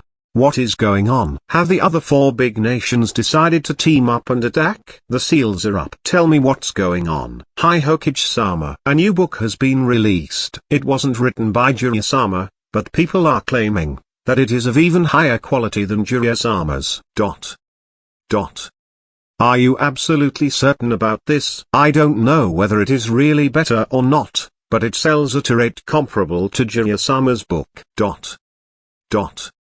Hiruzen kept pondering his next step but quickly concluded what to do. He took out a scroll and started writing something on it and then tossed it towards the dog-masked Anbu in front of him. S rank. No one sees you, no one hears you. 4 copies. Dismissed. Hi, Hokage-sama. I will not fail. Kakashi quickly turned around and hastily left the Hokage building. He had an important mission and he is willing to put his life on the line to accomplish it, comparable to Jiraiya's book. Huh? I can't wait. Seems like my day got even better. I wonder who the author is. I might need to make another S-rank mission to get my copies signed. Meanwhile, in another corner of the Fire Nation, a huge man with long, white, spiky hair was reading the new bestseller with a perverted expression on his face. While reading he would occasionally let loose a burst of especially creepy laughter. This man was the author of the Iruka series, Jiraiya of the Sennin. Was he angry that competition for his book appeared? Of course not. He was, after all, a man of culture. The more people spread that culture, the better. It certainly helped that he enjoyed the book himself. I should definitely try to find the author. As a fellow men of culture, we can probably share a lot of inspirational stories with each other. I wonder why he used Red Rose as a pen name. He should have gone for something more manly in my opinion. Oh well. I will just ask him about it directly when I meet him in the future. Meanwhile, Danzo Shimura couldn't care less about the newly released book. He was currently sitting deep inside his root headquarters and was busy brooding. What is going on with these damned twins?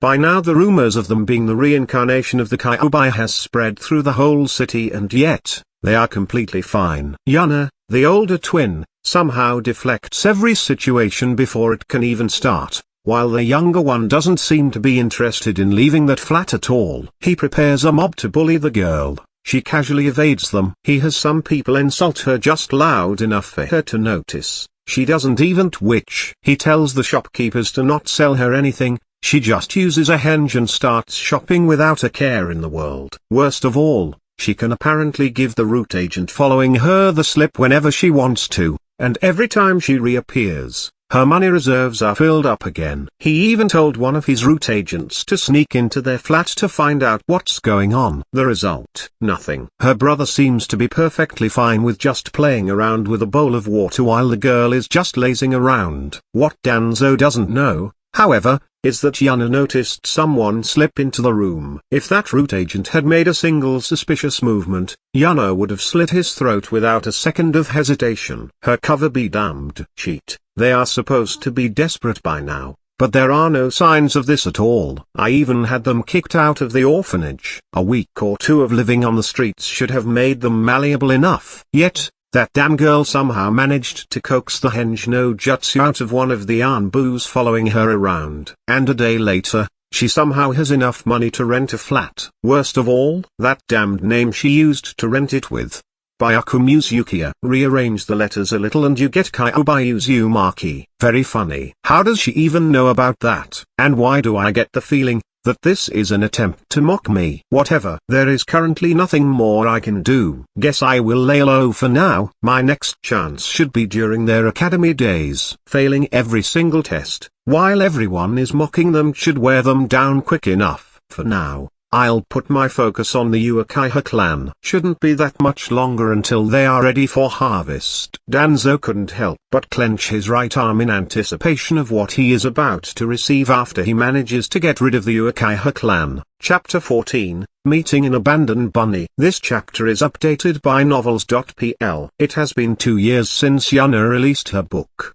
During these 2 years, Yuna managed to get a good understanding of this world's seals. Although she isn't confident in breaking Kurama's seal just yet, she estimates that she can do it in about 3 to 4 years. Naruto has also been growing well. He can now easily coat both his hands in chakra and even can play around with a water ball like Yuna when she first demonstrated the exercise. This quickly resulted in the two of them throwing the water ball at each other, which Yuna actually considers a pretty good training exercise for Naruto. After all, during an actual fight, you won't be able to just stand still and concentrate to gather your chakra. You need to be able to do so, no matter your current situation. Unfortunately, in these 2 years, Naruto found out that about 95% of the village hate him, and Kurama didn't want Naruto to know about him. So Yuna's only option was to pretend not to know the reason either. Yuna did, however, manage to convince Naruto that he shouldn't be bothered by what people think about him when he himself doesn't care about them. Yuna has also started to teach Naruto how to read and write while paying extra attention to his handwriting. The books about sealing she has read repeatedly stressed how important clean handwriting is while creating seals. Yuna would naturally start teaching Naruto about seals sooner rather than later. The Uzumaki bloodline seems to be especially talented in it. After all, it would be stupid to just ignore your bloodline's greatest advantage. Nei-san, are you ready? Yeah. Let's go Naruto. Today is actually Naruto's favorite day. It is Saturday, or as Naruto has been calling it for a while now, Ramen Day. The only day in the week when Yuna allows Naruto to eat as much ramen as he wants at Ikiraku Ramen. Most of the time Naruto just goes there on his own, but Yuna decided to go with him today. Both of them used the henge to transform and then left the house. Naruto pretty much only turned his hair black, his eyes brown, and hid his whiskers, while Yuna turned into a 10-year-old girl with the same hair and eye color. Ramen Day. You sure are in a good mood, aren't you, Naruto? Hee. Of course, Ne-san. After all, today is Ramen Day. After only 5 minutes of walking, they reached Ikiraku's and entered the restaurant. As soon as Toki saw Naruto, a happy smile appeared on his face. Oh, my best customer is back. And this time you even brought your Ne-san with you. Welcome back. How was your week? Good afternoon, Toki-san. Same as usual, I guess. Haha, I'm back for another Ramen Day. You are as energetic as ever, Naruto. Guess I should start cooking or I won't be able to keep up with your orders. Toki actually knows who they really are. The first time the two of them went here in a henge, Naruto got too excited and accidentally dropped his transformation. Luckily Toki isn't stupid enough to believe that stupid rumor. It probably helped that he saw Naruto almost getting a panic attack, not because he was discovered, but because he thought he won't be able to eat his favorite ramen anymore. While eating her ramen, Yuna glanced at Naruto and nodded in satisfaction. He was still eating fast, but now it at least resembled human eating instead of an animal. As for Naruto eating ramen slowly, it seems to be something that's simply not meant to be. Just attempting to do so felt like Yuna was going against the heavens and be struck by tribulation lighting at any time. It just shouldn't be. After eating a lot of ramen, Yuna doesn't bother counting anymore. Naruto was finally satisfied, so Yuna paid Toki and they left the restaurant to return home. On their way home, however, they heard some children yelling, which instantly made Naruto curious. He glanced at Yuna, effectively asking her for permission, which Yuna answered with a simple nod. After running for a moment, they saw what was happening. 3 boys around the age of 9 were currently beating up a little girl with blue hair that looks around Naruto's age while cursing at her. Both Yuna and Naruto didn't need to see more. Without another word,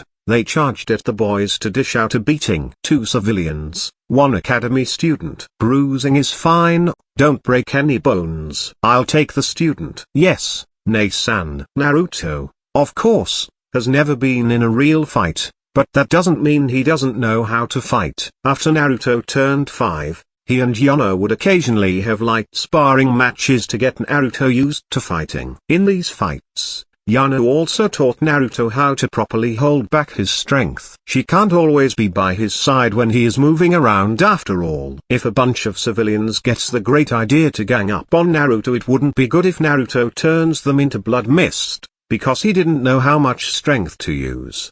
Before the 3 boys could even understand the situation, 2 fists came flying towards their faces, knocking 2 of them out instantly. Oh. That was easier than I thought. Even though I reduced my speed and strength to his level, he went down that easy and even Naruto knocked his one out instantly. You do realize that not everyone has the same vitality as you two, right? Your bloodline combined with my chakra isn't exactly a small buff to your vitality. Oops. Wait, you actually forget about that? Haha, well, kind of. I used to have an even more ridiculous vitality in my past life, so I kind of forgot how far ahead Naruto and I are. Oh look, Naruto already knocked out the second one. Good job, Naruto. Hee, thanks Ne-san, but these 2 were really weak. That's true, I guess. Hey, little girl, you alright? Yuna quickly crouched down in front of the young girl and gave her a kind smile. When the girl lifted her head and looked at Yuna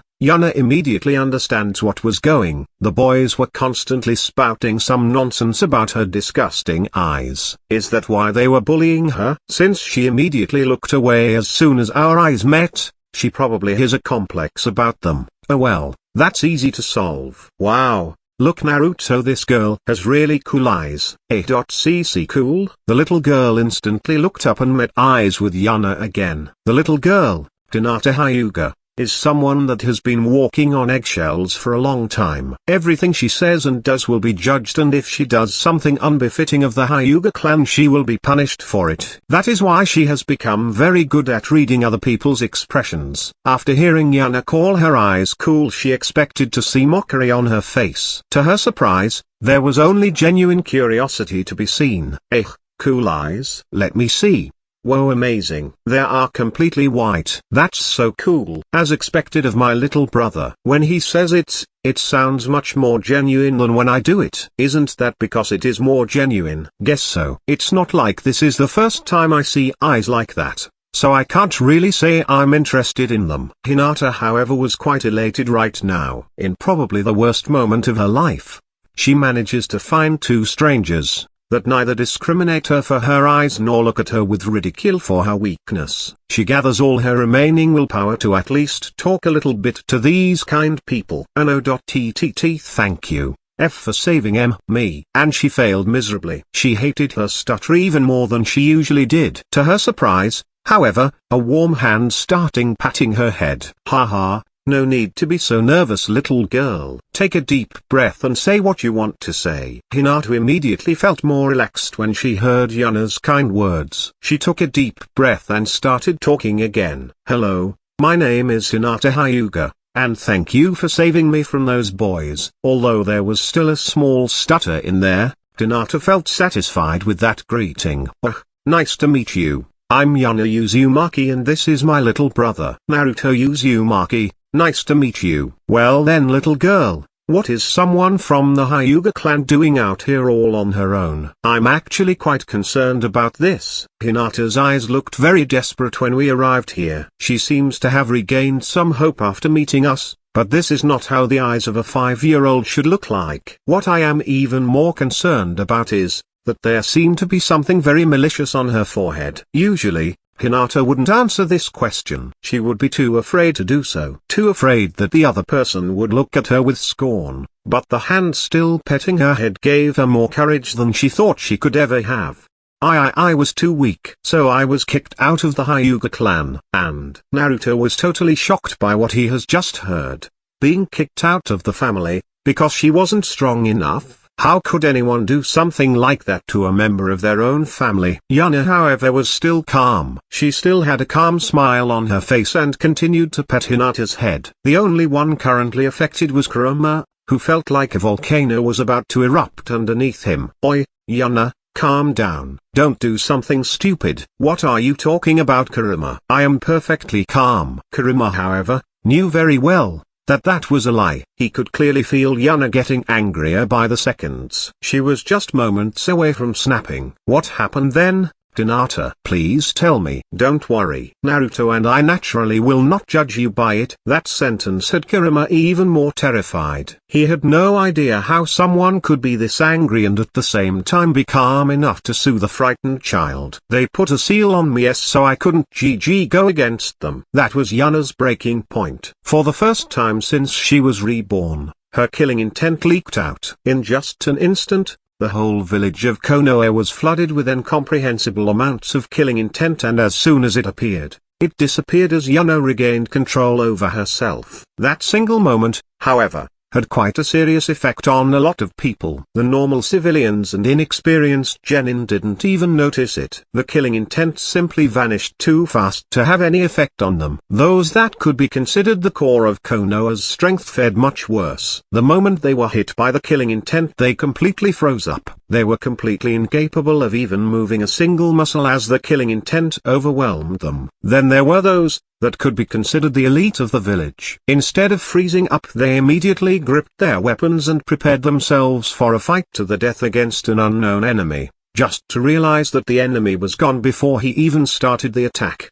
I apologize. I lost control there for a moment. Yeah, no sheet. Sigh. This has always been my reverse scale. The moment I hear someone basically enslaving a child, I see red. It is already a miracle that the Hyuga compound hasn't been turned into a crater yet. I agree. I have no clue how you even managed to rein in that amount of rage and hatred in less than a second. Haha, if I couldn't do at least that much, How could I possibly think I could get all that hatred out of you? Fair point. Yuna still had a calm smile on her face, like she hasn't just caused the upper ranks of Konoha to go into full panic mode and continued to talk to Hinata.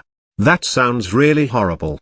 Do you want to live with the two of us for a while? You won't need to worry about anything like that and you can just relax after all the bad things you experienced. Your mind must be really stressed after all the things you went through after all. Hinata almost started crying after hearing that offer. This was the first time anyone has been kind to her since her mother died. Her first instinct was to reject the offer because as the princess of the Hyuga clan she couldn't just sleep at the house of a random person. However, she was quickly hit by a realization. The Hyuga clan has completely abandoned her. That realization felt incredibly depressing, while at the same time it felt incredibly liberating. She was no longer the Hyuga princess. She no longer needed to dedicate every single moment of her life to being the perfect princess. She could just be herself. She almost started crying even harder after that realization, but seeing the two people smiling at her with encouraging smiles, she quickly composed herself and gave her answer.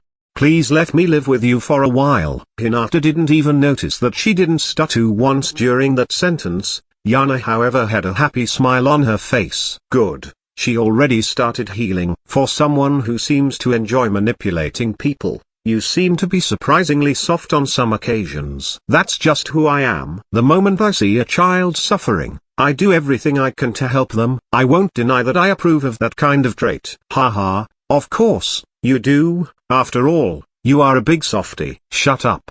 Who are you calling a softie? I am the Kyuubi no Yuko. Whether it is a child or an adult I don't care about either of them. Yeah, I believe you. On this day, Yuna met the abandoned princess of the Hyuga clan. What no one did know yet was that at this very moment the fate of the Hyuga clan has been decided. In the future, the so-called main family will no longer exist, for the goddess of ice hates nothing more than enslaving one's own family members. Chapter 15, Modifying the Seal. This chapter is updated by novels.pl. After a few more minutes of walking and the trio reached the twins' flat. Hinata and Naruto both sat down, while Yuna went to the kitchen to prepare tea and snacks. Even though Naruto has just eaten around 3 tons of ramen, she knew that Naruto wouldn't say no to snacks. 5 minutes later, she came back into the living room and placed everything on the table while serving tea to Naruto, Hinata, and herself. Yuna has always enjoyed making tea and serving it to people she knows. Naruto was already used to it. Hinata however widened her eyes when she saw Yuna pouring her tea. Are you also from a noble clan? Yuna almost made a spit take when Hinata asked that question. Yuna has been pouring tea for people for a long time. Hinata probably confused her having a routine in it, with Yuna having learned it as something a noble lady should know. She was just about to deny Hinata's question when someone else answered for her. Haha, there is no way Ne-san is from a noble. Before he finished that sentence, however, his instincts kicked in, warning him of great danger if he continues talking. As I was saying, neither Ne-san nor I are from a noble clan. Ha ha ha, I'm starting to really like the kid. Seems like he is slowly starting to see the real you. You know what, Kurama? I think I'll just remodel my mindscape and make everything look like Hashirama. Wouldn't that be fun? Hashirama trees, mountains, and clouds. Hashirama everywhere you look. There is no way you would do something this insane just to. Okay, you probably would. I apologize. Seriously, please don't do that. Technically, we are from a noble clan, Naruto, or to be more precise a royal clan. Uzumaki was the name of the royal family of the land of whirlpools. Unfortunately, they got wiped out during the last war. Both Hinata and Naruto widened their eyes after hearing that. We are from a royal clan? So, we are royalty? Yuna only snorted at that. Royalty? What is a king without his subjects? An empty title. Those that consider themselves better than others due to their bloodline are nothing but trash in my eyes. Only hard work and unyielding willpower can bring you to the top. Yuna was about to rant some more about young masters and stuff like that when she noticed that Naruto and Hinata were currently giving her weird looks. Oops, lost control there for a moment. Bad memories? Yeah, kind of. People that think they are big shots because their daddy is important were quite frequent in my previous life. Oh well, that was rarely a problem that lived long. A well-executed assassination can solve a lot of problems after all. Are there any stories from your past life that don't have sex, assassination, or genocide as the punchline? If you give me a few hours, I'm sure I can dig one up.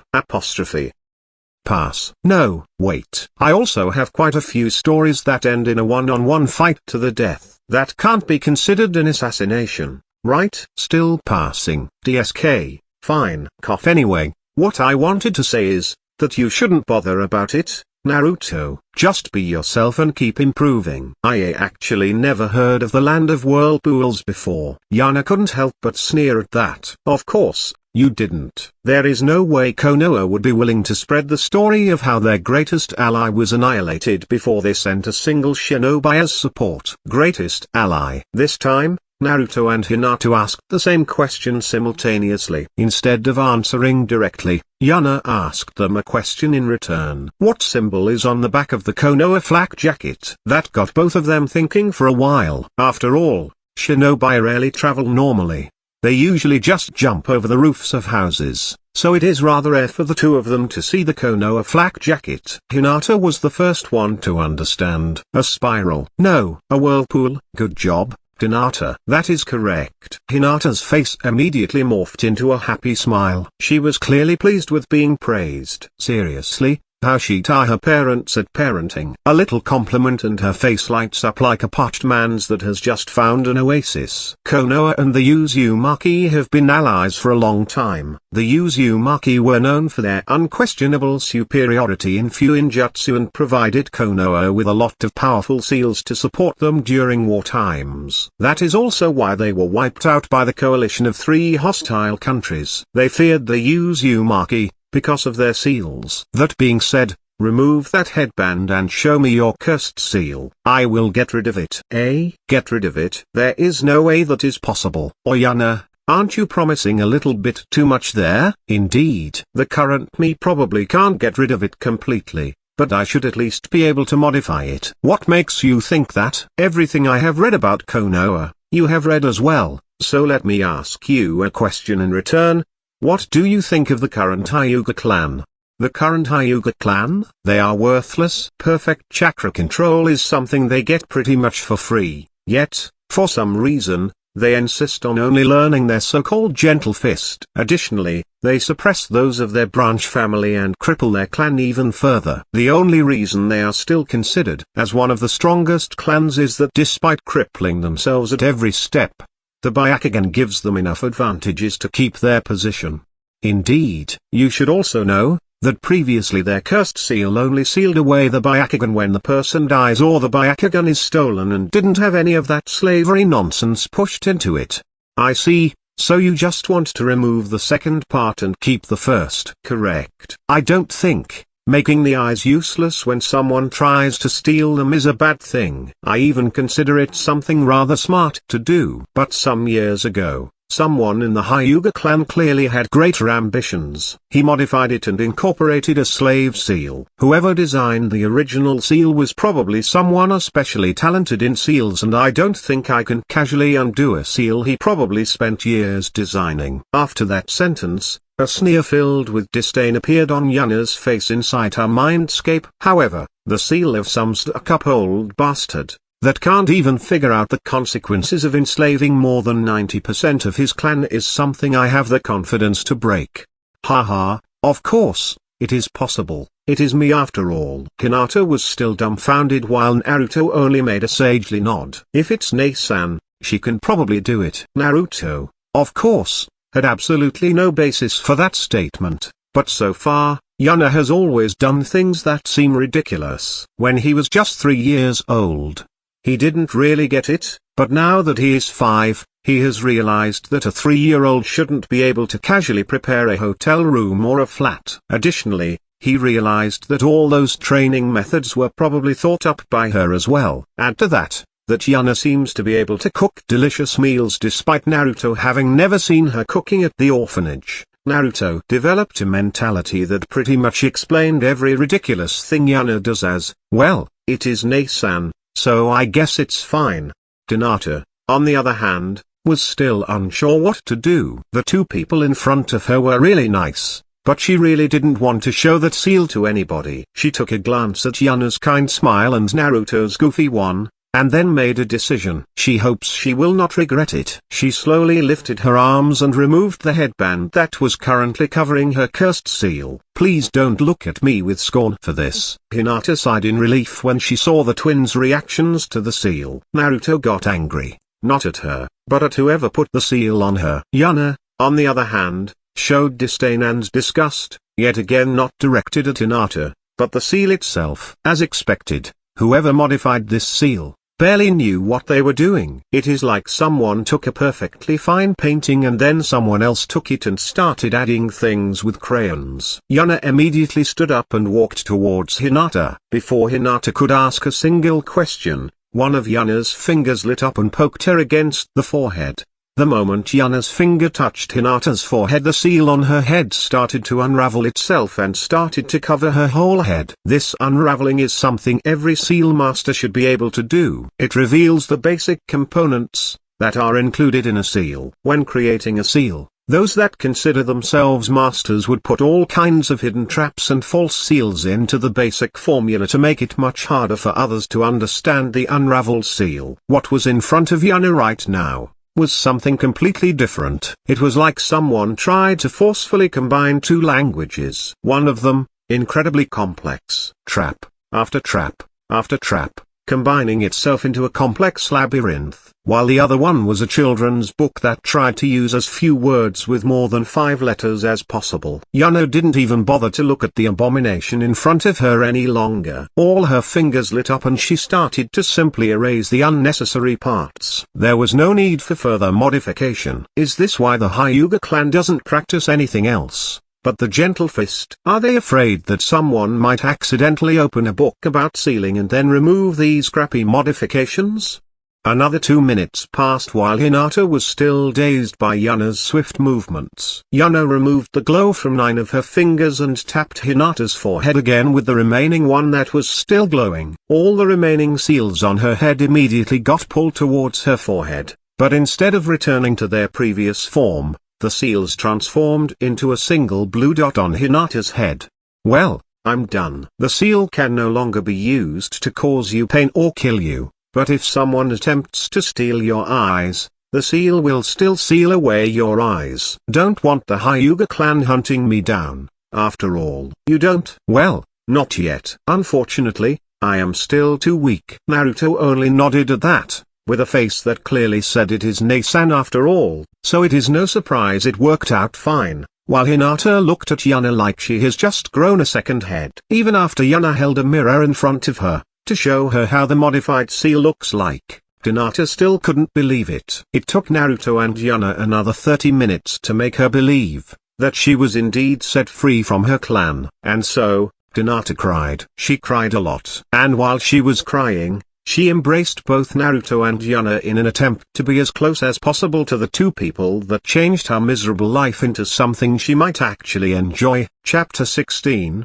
Training Hinata. This chapter is updated by novels.pl. It took Hinata about half an hour to finally calm down her emotions. When she did, however, a crimson-colored blush appeared on her face. Oh no. I cried this long while hugging them. I bet they will be annoyed by me now. Naruto and Yuna, however, had a different plan. They both saw Hinata's red face and gave each other a glance. Just seconds later they both had smiles filled with mischief on their faces. Both of the twins immediately started patting Hinata's head. Is little Hinata all better now? Said Yuna. Don't worry little Hinata, everything's alright, said Naruto. Hinata started to blush even more furiously after the twins talked to her like a baby. Just when steam was about to come out of her ears, Yuna laughed out loud and diffused the situation. Ha ha ha, don't worry Hinata, we are just teasing you a little. Now that we solved the problem with the seal, let's get to the important bits. What do you want to do now? Although Hinata pouted a little at being teased, she quickly regained her bearing after hearing Yuna's question. Right, Where am I even supposed to go now? I have no one left that can take care of me. I am all alone. Will I have to live on the streets from now on? Hinata's thoughts were quickly spinning out of control and she was just about to cry again when Yuna flicked her finger against Hinata's forehead.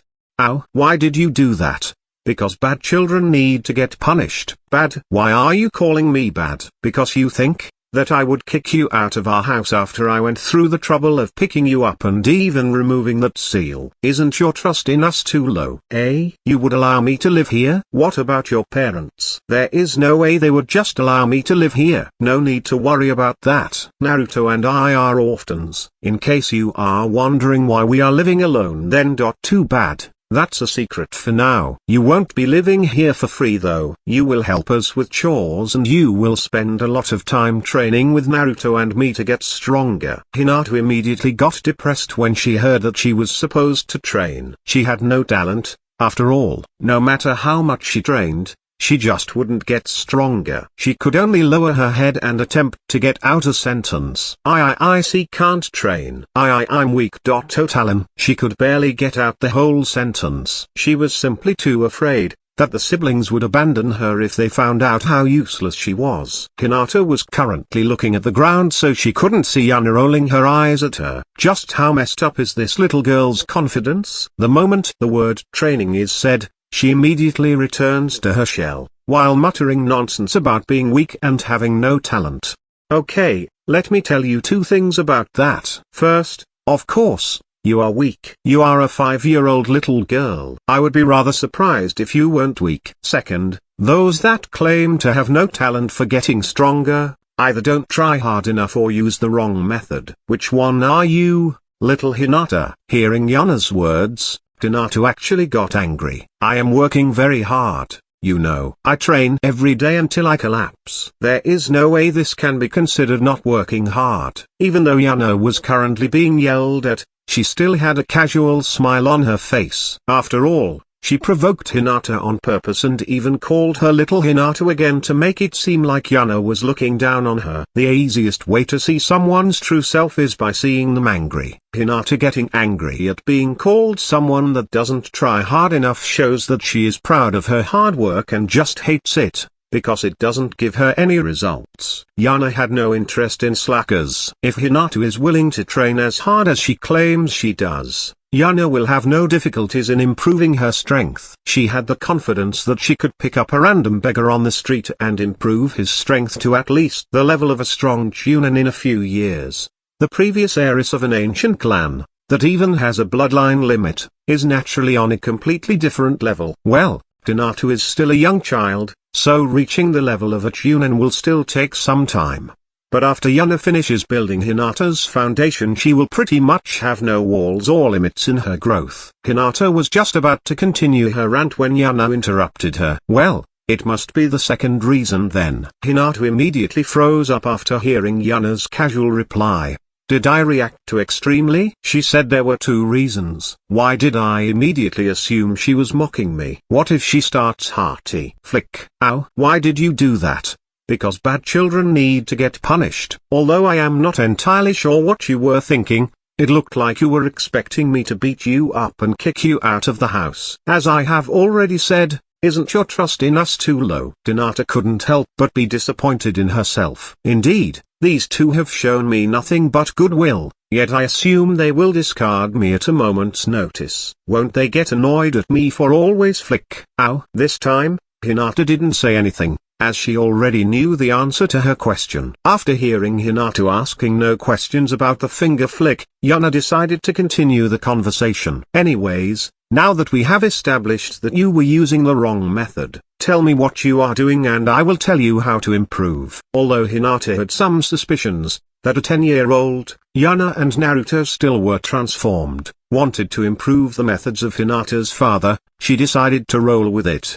Usually, I am sparring with my father. Yuna nodded her head at that. Sparring is indeed a very important aspect of training. No matter how much you improve your control and body, if you don't know how to use it properly, it will be useless. Alright, and then, well, more sparring, sometimes with my older cousin and sometimes with other members of the family. Yeah, I got the sparring part, but what else do you do? What else do I do? There is no way I can still move after having fought other people their whole day. Please don't tell me your training only consists of fighting other people. Well, when I was younger, I was told to go through the movements of the Hyuga clan's gentle fist so I get accustomed to it. After I learned it, I started sparring against other people for the whole day. My father said, the best way to get stronger is through fighting stronger opponents. Yuna almost spat out blood after hearing Hinata's explanation. The sentence, the best way to get stronger is through fighting stronger opponents, certainly isn't wrong,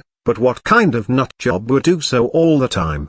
If you push yourself during a dangerous fight, it is indeed possible to break through your limit, but constantly pushing a person and expecting that person to constantly break through the limit is just insane. There are only very few people that can go through with that kind of training. They need to be 100% insane and need to have pretty much unshakable willpower, something almost impossible to achieve. What Yuna didn't know yet was that a certain boy currently wearing green spandex and running on his hands around Konoha, while shouting about youth, was exactly that kind of type of person. Alright, let's put that method aside for now and try something different. First, let us have a little spar, so I can see your strength. Just a few minutes, so I can get a good look at your current skill level, okay? No need to push with everything you've got, okay? They quickly left for a nearby training area to have their sparring match, and a few moments later Yuna proclaimed the start of the fight. Although Hinata didn't understand why Yuna was constantly pointing out that she didn't need to go all out, she took the gentle fist stance and started waiting for Yuna's attack. However, the moment she took the stance, Yuna immediately started frowning. What is with that stance? It doesn't fit her at all. Hinata, before we start, I would like to ask you a question I hope you can answer. Does everyone in the Hyuga clan learn the same type of gentle fist? Hinata couldn't help but be confused by that question. The same type? Are there other types? Why would they want to learn anything else? The gentle fist is Konoha's strongest taijutsu style after all. Of course not. The gentle fist is known as Konoha's strongest taijutsu style after all. Everyone in the Hyuga clan learns it. Yet again, Yuna was on the verge of coughing out blood. Someone, somewhere in the history of the Hyuga clan seemed to have seriously f up how the clan is run. There is no strongest technique, there is only the technique that is most compatible with you. For example, in her previous life, Yuna had picked up an incredibly eccentric disciple. For reasons that are still completely unknown to her, he insisted to train himself in a rather odd Tao, the Tao of cheese. When Yuna heard his resolve for the first time, she considers beating him up until he changes his mind, but she didn't. Being insane isn't weird for long-lived cultivators, after all, so she just let it go. Pretty much everyone was laughing at him for that choice, or at least they were laughing at him until he somehow made a breakthrough and became the god of cheese, reaching godhood far faster than almost all of Yuna's other disciples. Although Yuna still felt slightly disgusted at remembering massive amounts of people choking to death on even more massive amounts of cheese, she couldn't help but occasionally remember that eccentric disciple of hers with some fondness. Anyway, in conclusion, assuming that a technique that works well for one person will also work well for another one is just ridiculous. Just from seeing the basic stance, Yuna could see that the gentle fist is tailored for men. Fewer possibilities for movement while focusing on the range of the hands, rather than on speed or dexterity. A technique that is fit for women would, without a doubt, put much more focus on speed and moving around the battlefield. Yuna immediately decided to cancel the match. There was simply no need for it. No matter how far Hinata's training has pushed her, there is no way she could show it with a fighting style that completely crippled her. Okay Hinata, let's forget about this match for now and change the rules a bit. I will teach you a new combat style. Give me 1 month, no, 2 weeks. If you, after these 2 weeks, think that you prefer the gentle fist, then you can keep training it, but if you think the style I taught you is better, you will focus on that style from then on and follow the training methods I give you. What do you think? Although Hinata didn't understand why Yuna suddenly cancelled their sparring match, she just nodded for now. In her opinion, there was no way that there was a better combat style than the gentle fist, since it is considered the strongest one in Konoha. but since she would only lose 2 weeks of training, she doesn't mind trying Yuna's combat style for that time period and then switches back to the gentle fist. What she didn't know yet was that after these 2 weeks were over, she wouldn't even bother to spare the gentle fist a single thought. Chapter 17, Trust. This chapter is updated by novels.pl. It has been 2 weeks since the twins met Hinata, and so far, things were going pretty well. Hinata was rather surprised when the twins dropped their transformations and revealed that they are the rumored demon twins, but considering how much Yuna has helped Hinata discarded that rumor as nonsense instantly.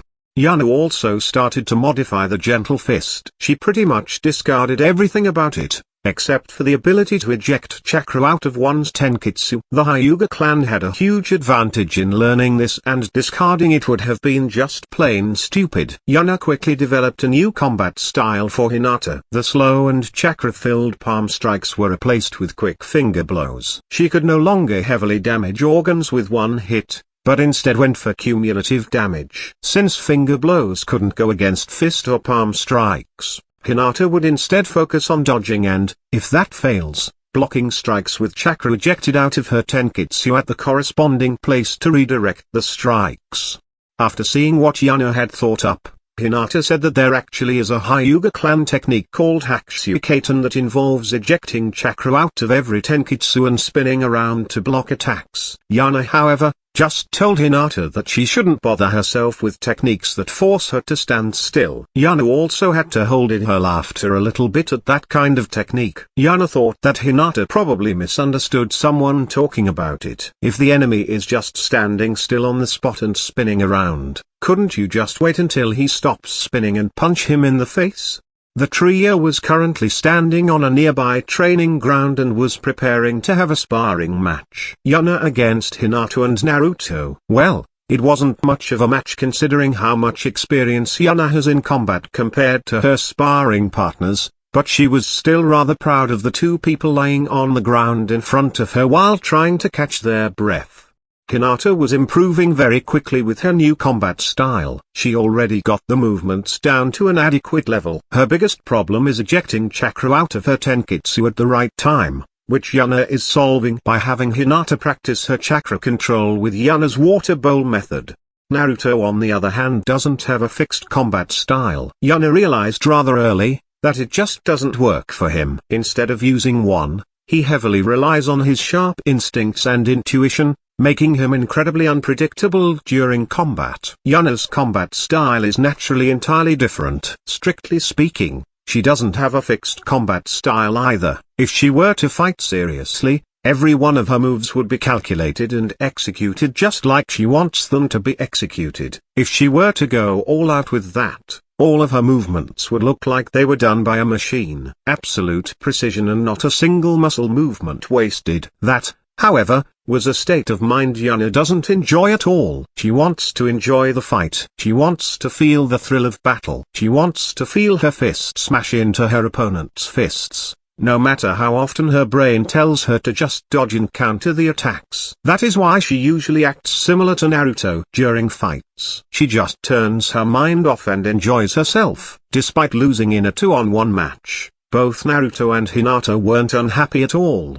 Despite having difficulty breathing, they both had smiles on their faces. They felt how they were getting stronger. Every time they fought Yuna, their bodies moved a little better and they could keep up with Yuna a little longer. The most satisfied one was, without a doubt, Hinata. This is exactly what she has yearned for. She is still training hard, no doubt about it, but now she was actually getting results out of it. At this point, she had pretty much already forgotten how to use the gentle fist. She never noticed how uncomfortable it felt to use it until she used something that actually suited her. As for the fact that Yuna easily defeated them, they just shrugged it off as well. It's Yuna, Nei-san after all, so it's normal. Good job, you two are getting stronger by the day. Hinata, you have gotten used to the combat style I made for you rather well. Naruto, your movements are getting smoother and smoother. You are clearly getting better at predicting your enemy's next move and acting accordingly. Keep up the training and you two will surely become a powerful shinobi in the future. Yes, "Ne-san," said an excited Naruto. "I'll become much stronger," said an unusually confident Hinata. "Now it is time to ask the most important question. I hope the two of you are ready." Naruto and Hinata both got confused at that. The most important question? What is Ne-san/Yuna talking about? Despite not knowing what exactly was going on, both of them had a serious face while listening to Yuna's next words. If Ne-san/Yuna thinks it is important, it must naturally be very important. "Hinata, are you willing to keep practicing my combat style, or do you want to back to the gentle fist?" Hearing Yuna's most important question, Hinata almost choked on her own spit. Go back to the gentle style? What a joke. Of course, she wouldn't. She was just about to answer when she saw Yuna's teasing smile. Hinata immediately understood what was going on. No way. Did Yuna realize that I was doubting whether she could create something better than the gentle fist 2 weeks ago? Did she also know that I thought wasting 2 weeks of training wouldn't be that bad in exchange for getting a new friend, and that I wanted to just swap back to the gentle style without a moment of doubt? Won't she hate me for this? After all, Flick. Silence covered the whole training ground as Hinata was attempting to suppress the pain in her forehead and to comprehend the situation. "Isn't your trust in us too low?" Hinata naturally still remembered these words. Now she finally realized what these simple words truly meant. There is no need to have any doubt between the three of them. Although she didn't understand why, the twins are scorned by the whole village, while she is scorned by her own clan and even got kicked out of it. Even if they can trust no one, they should at least unconditionally trust in each other as fellow outcasts. Hinata just now realized how unique their situation truly is. Despite the seemingly bad situation Naruto is in, he is never sad. He is always upbeat and cheerful. As long as Yuna stays by his side, he doesn't care even if the world is against him, which currently is more or less the case since everyone in the village hates him. I myself was scorned for my weakness, got branded with a slave seal, and even got kicked out of my clan, yet here I am enjoying myself getting stronger while spending time with people that care about me and trust me. Then, of course, there is Yuna. She is, without a doubt, the person holding everything together. Calm and collected at some times, yet brazen at others. She's always doing what should be considered impossible. Yuna helped me get out of my shell, and considering Naruto's unbendable trust in Yuna, she had probably done something similar for Naruto as well. Right? Trust. That has always been the answer. As long as I trust these two, they will return that trust. Hinata immediately straightened her back and looked Yuna in the eyes. "Sorry about doubting you. I want to keep learning your combat style. Please help me get even stronger from now on." Yet another silence descended on the training field. Hinata and Yuna were simply keeping eye contact, something that would probably have been impossible for Hinata due to 2 weeks ago. And then, the silence was broken by laughter. Wild unrestrained laughter. "Ha ha ha, no need to get so serious, Hinata. I will naturally keep teaching you." Hinata was naturally taken aback by Yuna's casual and unbothered answer. Did I interpret too much into it? Was she just asking that question to make fun of how easy it was for me to adapt to another fighting style? What Hinata didn't notice was the glimmer of acknowledgement in Yuna's eyes. Hinata was the first human in this world that figured out a piece of the puzzle that is Yuna. Trust will always be repaid with trust. That was how she was. Yuna has been betrayed multiple times by people she trusted, yet she has never let go of this principle. Others may betray her, but she will always trust those she deemed trustworthy unconditionally. Over her very long life, she has developed a keen sense of whether she could trust a person or not. Kurama was the first being she started trusting in this world. He wore his emotions on his sleeve and hated nothing more than breaking someone's trust. The next one was her little brother, Naruto. At first, Yuna thought he was this innocent and pure simply because he has yet to understand that there were bad things in the world as well, but even after being scorned by the whole village, he had no change in his personality at all. And now, Hinata appeared. She was simply too young to have experienced the things Kurama had experienced and couldn't be compared to him. Neither does she have the unwavering innocence that Naruto has. Instead of that, She has an unwavering will to be acknowledged by those around her. Hinata already considers Yuna and Naruto as someone close to her. She will not even consider betraying that trust. She understands just how much the twins have helped her and will, under no circumstances, even consider doing something detrimental to them. While these three people were improving their bonds, two Anbus were running around Konoha while cursing again and again at a certain trio that somehow managed to slip away from their watch with seemingly no hardships at all. They could somehow explain away how Yuna manages to give them the slip, but now she even managed to take an additional two people with her and slip away just as casually. Both of the Anbus swore that they would request the Hokage to put different people on watch duty from now on. They couldn't take this anymore. Chapter 18, Academy. This chapter is updated by novels.pl. 2 years have passed since the twins picked up Hinata and it was finally time for the trio to attend the Shinobi Academy. While Hinata and Naruto were excited about it, Yuna could only smile wryly. Someone will definitely try to mess with us again. The other side has been rather silent so far, but I don't think the harassment will stop. I should probably talk with the other two about this, so they aren't too disappointed and know how to act in front of everyone. This is especially true for Hinata. If the Hyuga clan notices that she isn't useless, they might try to forcefully readopt her, by spouting some hypocritical nonsense about how important family is or something like that. The people in the village have now started to hate Hinata as well, so I don't think that chance is very high. But who knows what the Hyuga clan is thinking? I doubt they are willing to take in the demon servant. But you never know. After explaining everything to the duo, they got slightly depressed, but at the end of it didn't care that much about it. They would just treat school as training for infiltration missions. They quickly left for school in their untransformed states and received tons of angry stares while they were walking. By now, Naruto and Hinata didn't care about that in the slightest anymore, while Yuna didn't care from the beginning. Why should she be angry at an ant insulting her? After all, that's just below her. They quickly approached the academy and as soon as they did, a ton of parents were pulling their children away from them. Yuna noticed, however, that the parents that were shinobi didn't do the same. As expected, those that have reached a certain level of skill won't be swayed by random rumors. Being a shinobi is all about gathering information. After all, Yuna saw that the people were pretty much making a path for the trio while attempting to pull their children away. How could Yuna let such a nice opportunity go? Wow! Hinata, Naruto, look, these people are making a path for us. That's so nice. Naruto is actually quite quick in the head when it is about annoying people, so he answered pretty much instantly. Haha, you are right, Nei-san. They are much nicer than all those idiots that hate us for no reason at all. Naturally, their conversation was heard by everyone around them,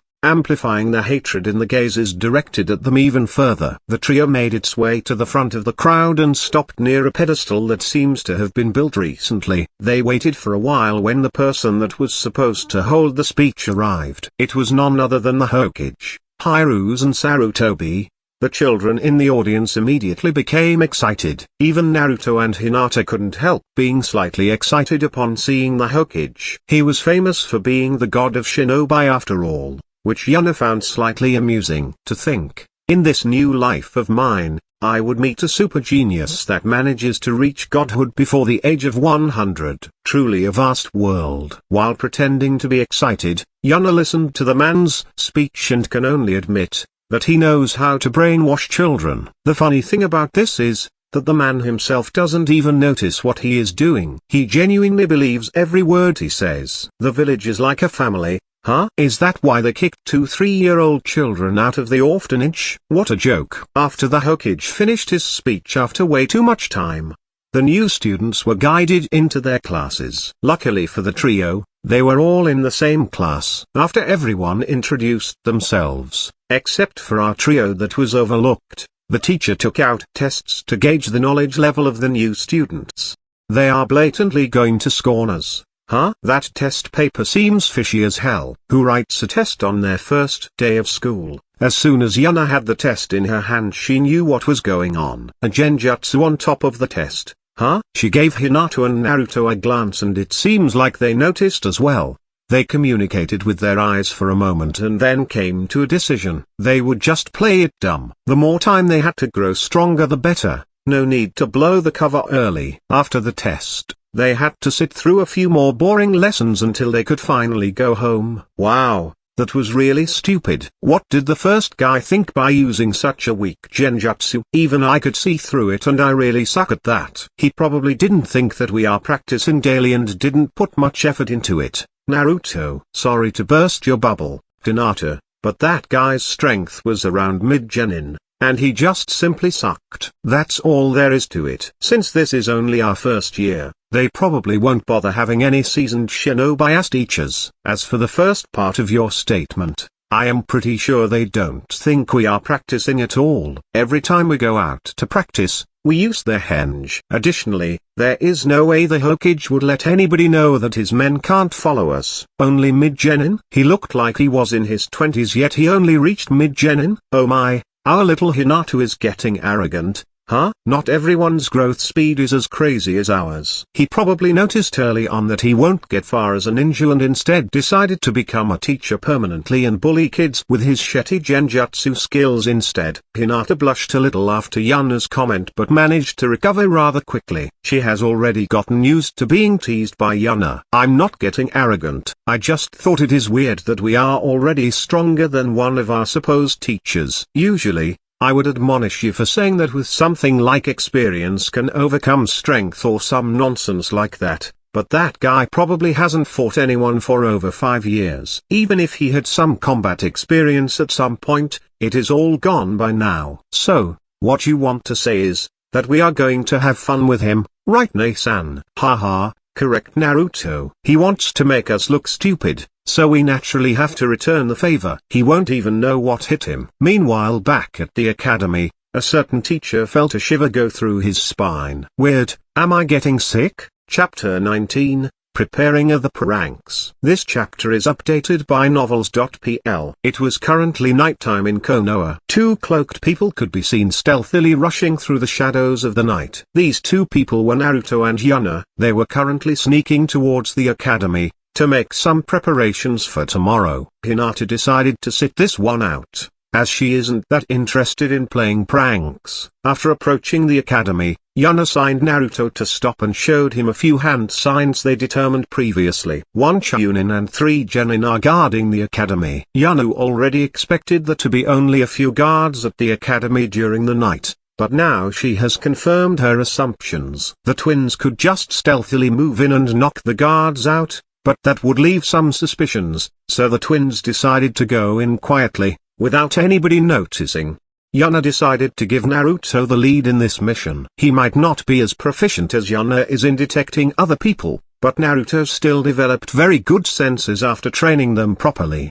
Naruto decided to go in through the roof of the building, so the 2 of them were currently climbing up the building while using chakra to stick to the walls. The 4 guards were just lazily circling the building, so Naruto decided to not bother with any elaborate strategies. After just a few seconds of climbing, they reached the roof and Naruto immediately started to pick open the door. Picking open doors is actually something Yuna never taught him how to do, so he acquired the knowledge of it on his own. Yuna is pretty sure that Naruto dished out some payback for all the curses people throw at them when they leave the house. She naturally doesn't mind, as long as he isn't caught. She doesn't mind at all and actually approves of it. The best way to increase one's skill in something is to use it outside of training after all. It's open. Blue. Let's go. Yellow. Naruto actually insisted on using code names, which Yuna found quite cute, so she agreed. They quickly made their way through the building and arrived at the teacher's office. Another short moment of lock-picking later and the door was opened and their preparations could start. They started with the classics: pins on his chair, some diarrhea medicine into his coffee mug, a porn magazine into an open drawer, that can easily be seen by anyone walking past their teacher's desk. Next, the duo started to browse through his desk to find the tests they had written today. After finding them, They quickly did some additional corrections on their classmates' tests. They pretty much marked everything they could get away with as wrong, and as a result, not a single person in the class even had a remotely good result. He will have to answer a lot of questions when the parents of big ninja clans come knocking at the school's door to demand an explanation. After finishing this part, the duo left the teacher's office and went to their classroom. Now it was Yuna's time to put in some work. A slightly crazy smile appeared on her face, as all of her 10 fingertips lit up with blue chakra. She immediately started to carve seal after seal into the floor, walls, and ceiling to create an incredibly complex 3-dimensional structure within the room. Apparently, students don't change their classrooms at all during their years in the academy. This is something Yuna will naturally use to her advantage. After finishing the last seal, every seal in the room emitted a blue glow before simply vanishing, leaving the room exactly like it was before Yuna started carving. She will have a lot of fun with this room in the upcoming years. Yuna and Naruto were done inside the academy, so they quickly made their way back home. They easily returned to the roof and left just like they came in, silently, without anybody noticing anything being off. Well done, Naruto. You were never careless and everything worked out perfectly. Your infiltration skills have certainly improved. Haha, thanks, Nei-san. Lately, I felt like it is much easier to understand where people are and how they are currently feeling. Oi, Kurama, did you hear that? Seems like your other side is slowly warming up to my little brother. Keep dreaming. I bet Naruto is only imagining things. Hee, I'm sure he is. That's good, Naruto. Just keep training and you will surely improve your abilities even further. Yes, Nei-san. I will surely catch up to you one day. Haha, I can't wait. Yuna was going to continue their chat when she felt something was really off all of the sudden. Oi, Kurama. Yeah, I noticed. Anger, grief, hatred, despair. All these emotions are running rampant at the same place. Alright, let's take a look. What? WHY? My instincts are telling me that this has something to do with the mysterious puppet master in the background. There clearly is a massacre happening inside Konoha, yet there seems to be no Anbu moving around at all. Something is going on and it is finally time to get myself some information. Ugh, I would rather not go, but I can understand your reasoning. Don't worry, Kurama, I know what I'm doing. Trust me. I do. Naruto also noticed that something was off.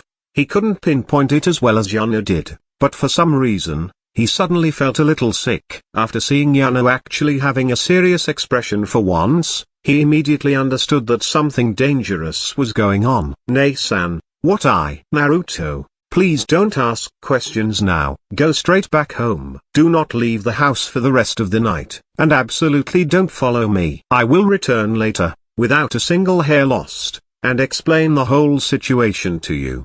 Do you understand? Although Naruto certainly understood what Yuna said, he really wanted to go with her. However, seeing her purple eyes that seemed to contain a blazing inferno, he however quickly discarded that idea. Nei-san would occasionally get serious, but that is usually for something silly I did, that she doesn't want me to do. At those times she might seem angry, but I can still easily tell that she is just playing around. Now the situation is actually serious for the first time and Nei-san is truly serious for once. Nei-san has always done everything without the slightest mistake. Doubting her at this point is just stupid. She clearly isn't playing around right now. Yes, Nei-san. Good luck. Yuna's serious demeanor instantly disappeared and she gave Naruto a proud smile. Haha, well said. See you soon. Upon seeing Yuna's smile that was still oozing confidence despite the apparently serious situation, Naruto instantly relaxed a little. Well, it is Nei-san after all. Everything will work out easily. Chapter 20. Doing some manipulating. This chapter is updated by novels.pl. Yuna was currently approaching the site of the incident, but she soon felt that something was off. There are a lot of negative emotions in the air, but I could only feel killing intent at the start. Is it already over? After traveling a few more seconds, Yuna has reached her destination, the Uchiha compound. I wonder what happened in there. I hope those nutjobs finally went crazy and wiped each other out. Oh yeah. I remember your feelings for the Uchiha clan aren't exactly positive. Correct? The only thing I hate more than the Uchiha clan is that Hashirama bastard. Since all the guards were dead, Yuna quickly jumped over the compound wall to see what's happening inside. After approaching the middle of the compound, she saw a man standing on a pole, staring down at a little kid laying on the ground, in the middle of the street. The man had red eyes with 3 black tomo surrounding a black dot in the middle of them.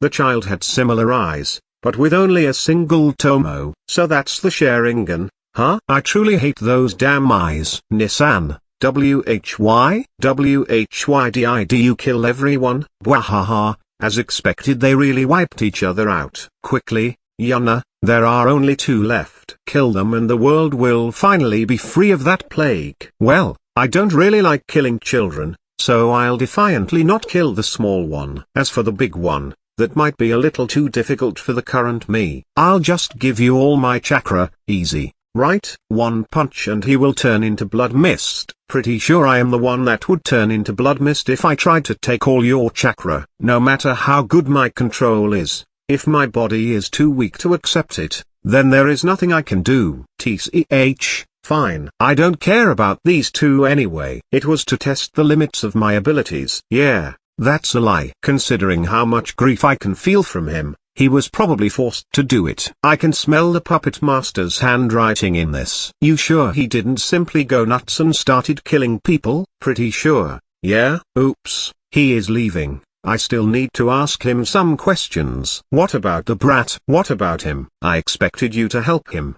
Do you want me to help him? Hell. No. Then I won't. I helped Hinata because you didn't care about what I would do in that situation, but now that you don't want me to help, I won't. I see, thanks I guess. Don't worry about it. Oh, he noticed me. Let's see if I can get some information out of him. Meanwhile, Itachi was on his way out of the village. He already knew that he probably won't get over this grief for the rest of his life. But there is nothing he can do about that. He will do everything for the peace of Konoha. Now, he just has to keep living as long as possible and then finally get killed by his little brother, Sasuke. He thought that this should at least redeem some of his sins. While Itachi was still complimenting the situation, he felt a chakra signature approaching him from behind. Why is someone following me? Danzo said there would be no Anbu nearby. Itachi's curiosity got the better of him and he started to wait for whoever was following him. He thought that it couldn't be an Anbu since they wouldn't move alone and considered that it might be someone from Root that wants to give him more information. He was rather surprised when, instead of a Root member, a young girl appeared in front of him with a speed that clearly doesn't match her age. What surprised him, even more, was that he actually knew who this girl was. Yuna Uzumaki, the bane of both the Anbu and Root. It was already accepted by the higher-ups of Konoha that not failing the mission of following her around Konoha relies 100% on whether she allows you to follow her or not. Of course, the true elite of the Anbu had better things to do and never even tried their luck, Itachi included. Yuna Uzumaki, if I am not wrong, what do you want? Geez, not even telling me your name. How rude. Oh, well, I just saw you slaughter all those people, and die. Before she could finish speaking, a powerful genjutsu was cast on her. Yuna, however, just shrugged it off with Kurama's help. You are seriously rude. You now? At least let me finish speaking. Itachi, however, was truly stunned by what just happened. Did an 8-year-old just shrug off my genjutsu like it was nothing? How is that even remotely possible? Anyway, as I was saying, I basically just want to know who ordered you to do it. Considering how much grief you are feeling over this, your loyalty to him should be pretty much shattered, right? Itachi, however, was still completely dumbfounded. She knows I am grieving about it. But how? Should I just attack her? No, she is one of the Jinchurikis. Killing her would cripple the village. Besides, I really don't want to kill young children if I can prevent it. Since genjutsu doesn't work either, I'll have to trick her with lies.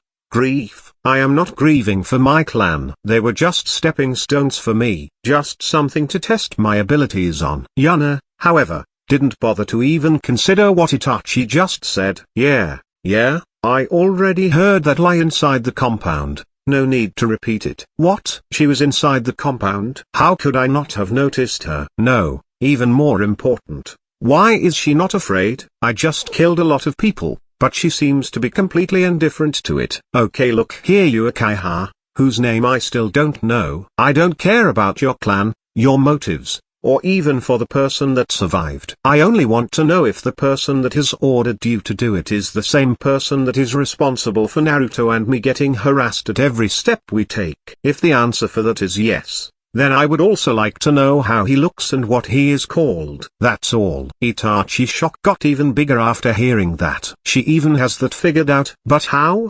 Did she just guess? Cheat. Can't think too long. I need to deny it quickly before she gets suspicious. It is not the same person. Yuna and Itachi held eye contact for a while before Yuna nodded her head. As expected, so it was the same person. What the hell is even going on? Although Itachi's face was still as indifferent as it has been at the start of the conversation, his mind was pretty much in shambles. What the hell is going on? How did she understand that I was lying? Why is she so confident in her own conclusion? As a trained shinobi, Itachi naturally has tons of experience in reading people and getting information from them. His Sharingan makes this even easier, but right now this led him into a huge trap. He didn't even consider that a little girl could hide her body language from his Sharingan. To be even more precise, he doesn't believe that anyone, but the most powerful shinobi, could hide their body language from him. Those that rely on powerful tools often don't even consider that their tools might give them false feedback. That means that he fully believed in what Yuna's body language was telling him, making him easy prey for Yuna's manipulations. Itachi had pretty much given up on understanding the situation, so he decided to ask something very important instead. What do you want to do with the information? If Yuna said that she would do something that would harm the village, Itachi would naturally say nothing and report the matter. Isn't that obvious? Some random dude I have never even heard of wants to make my brother's life miserable. I need to gather as much information as I can about him so that I can keep him away from my little brother. What about your own life? What about it? As long as my little brother is fine, then I don't care about anything else. Itachi actually relaxed a little after hearing that. He felt like having Yuna as an enemy would be very dangerous, but as long as she just wants to protect her little brother instead of seeking revenge, then there should be no problem. She is still telling the truth without any falsehood. She is exactly like me. I would also do everything for my little brother. Meeting me like this is clearly dangerous, yet she approached me without a single doubt in her mind just to protect her brother. I guess I can put some trust in her. Danzo Shimura, one of Konoha's elders. Thank you for that. Now, I at least know who to avoid. Itachi only nodded at her and then used the Shunshin no Jutsu to continue leaving the city. As soon as Itachi left, a vicious sneer appeared on Yuna's face. So, it really was that mummy bastard. I had my suspicions about him since he looks incredibly shady even in books, but now I finally have my confirmation. However, killing one of Konoha's elders won't be easy. I don't even know where he is right now, and even if I knew, I doubt I can assassinate him without being seen right now. Just why did he give you that information? Even I understand that leaking something like this would be incredibly dangerous for the village. Why did he disregard that and gave you the information freely? A combination of tricking his senses, abusing his overconfidence, his currently unstable mind, and emotional manipulation by setting us on the same level as people that would do everything to protect their little brother, something that he has undoubtedly just done inside the Uchiha compound. You truly are the devil, aren't you? Haha, no need to praise me. I actually found manipulating him like that rather fun. Not sure why you thought that was a compliment, and I'm pretty sure that makes it even worse. Oh well. Let's return home. It is finally the time to lift your seal and introduce Naruto to you. Are you really sure about that? Didn't you fear that his mind will get some damage when you tell him too early? Yes, I said that, but Naruto has shown me how far he has grown today and he can take the news now. It is nice of you to care about Naruto's mental health, like I would care about that. Additionally, it is a good moment for him to meet his parents again, don't you think so? Still don't care. Yeah, Chapter 21, Meeting Kurama. This chapter is updated by novels.pl. After a few more minutes, Yuna got back to her home, but as soon as she opened the door, A yellow-orange blur hug tackled her. Naruto was just about to get loud when Yuna shut his mouth with her hand and pointed in the direction of Hinata's room. Naruto nodded and quietly let go of Yuna. The twins silently moved through the flat and entered Yuna's room, and as soon as the door closed, Yuna activated the room seals to block outsiders from hearing what is being said inside. Well then, Naruto, I have decided that I will tell you pretty much everything I have found out so far about the village, our parents, and the two of us. Naruto's eyes immediately sparkled with excitement.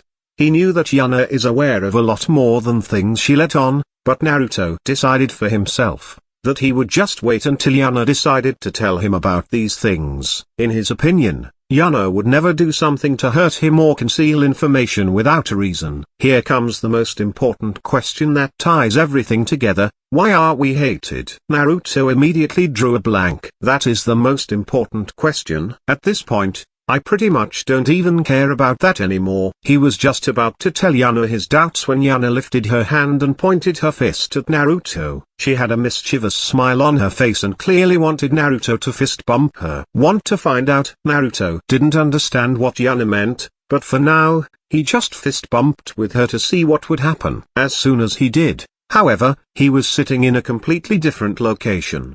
Behind him was a dreary-looking sewer, while in front of him was a vast sprawling forest with huge glaciers as a backdrop. Where are we, Ne-san? This is a representation of our inner world. People usually call it the mindscape. Naruto gave a slow nod at the answer, indicating that he more or less understood what Yuna said. A few moments later, however, he widened his eyes in shock and took another look back at the sewers. Ne-san, that is. No need to look sad, Naruto. They always look like that at first. I wanted to wait a bit longer until I teach you how to enter and organize your mindscape, but since you have grown up quite a lot, I decided to push all of that forward a few years. Well, that is for later. There are more important things to do right now. Follow me. Naruto had a happy smile on his face after being praised by Yuna and immediately followed her into the forest. After walking for a short while, they reached a huge clearing with a giant lake in the middle of it. Next to the lake was a huge cage, with an equally monstrous orange-red fox inside of it. He was currently laying down on his belly while his chin rested on his two folded front paws. He looked at Naruto with some curiosity in his eyes. He really wondered how Naruto would take the information. After seeing the giant fox,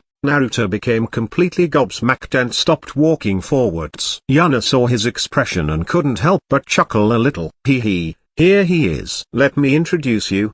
The nine-tailed fox, the Kyuubi. As for his real name, well, he has to tell you himself. Kyuubi, meet my little brother Naruto. No real reason to introduce him when I have seen him through your eyes for the last 8 years, is there? Oh well, call me Kyuubi for now. Nice to meet you, I guess. Kurama has actually significantly calmed down in the last 8 years. All the bantering with Yuna caused Kurama's mood to improve and lessen the hatred he had for most humans. Combine that with the fact that he has grown slightly fond of the ball of sunshine that is Naruto, Kurama actually managed to give a normal greeting.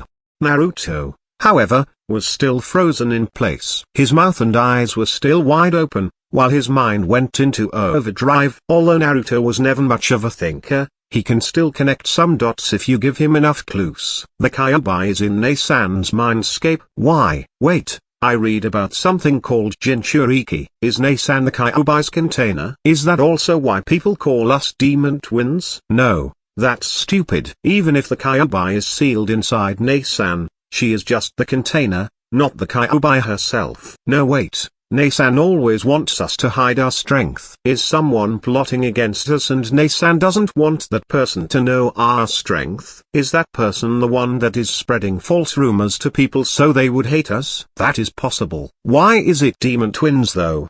Do I also have something sealed inside me? Maybe we both have part of the Kyuubi inside us? Is that possible? No clue. If it was just sealed into Ne-san, however, she would have told me about it earlier. She knows I wouldn't care about that. Whatever, Ne-san said she will explain everything to me, so I just have to wait. Naruto woke up from his thoughts and noticed 2 pairs of eyes looking at him and waiting for him to finishing. Are you done thinking, Naruto? Cough.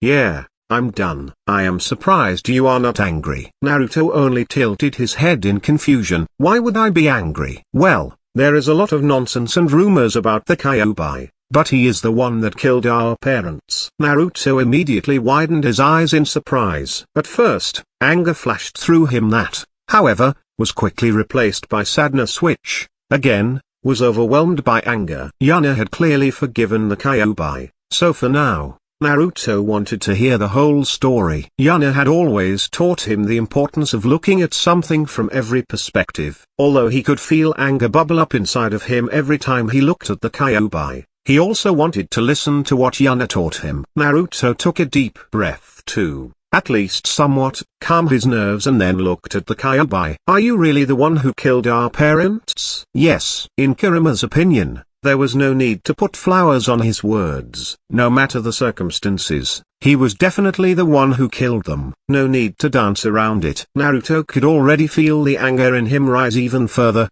but for now, he pushed it down. Why? They tried to seal me away and I would rather not have been imprisoned.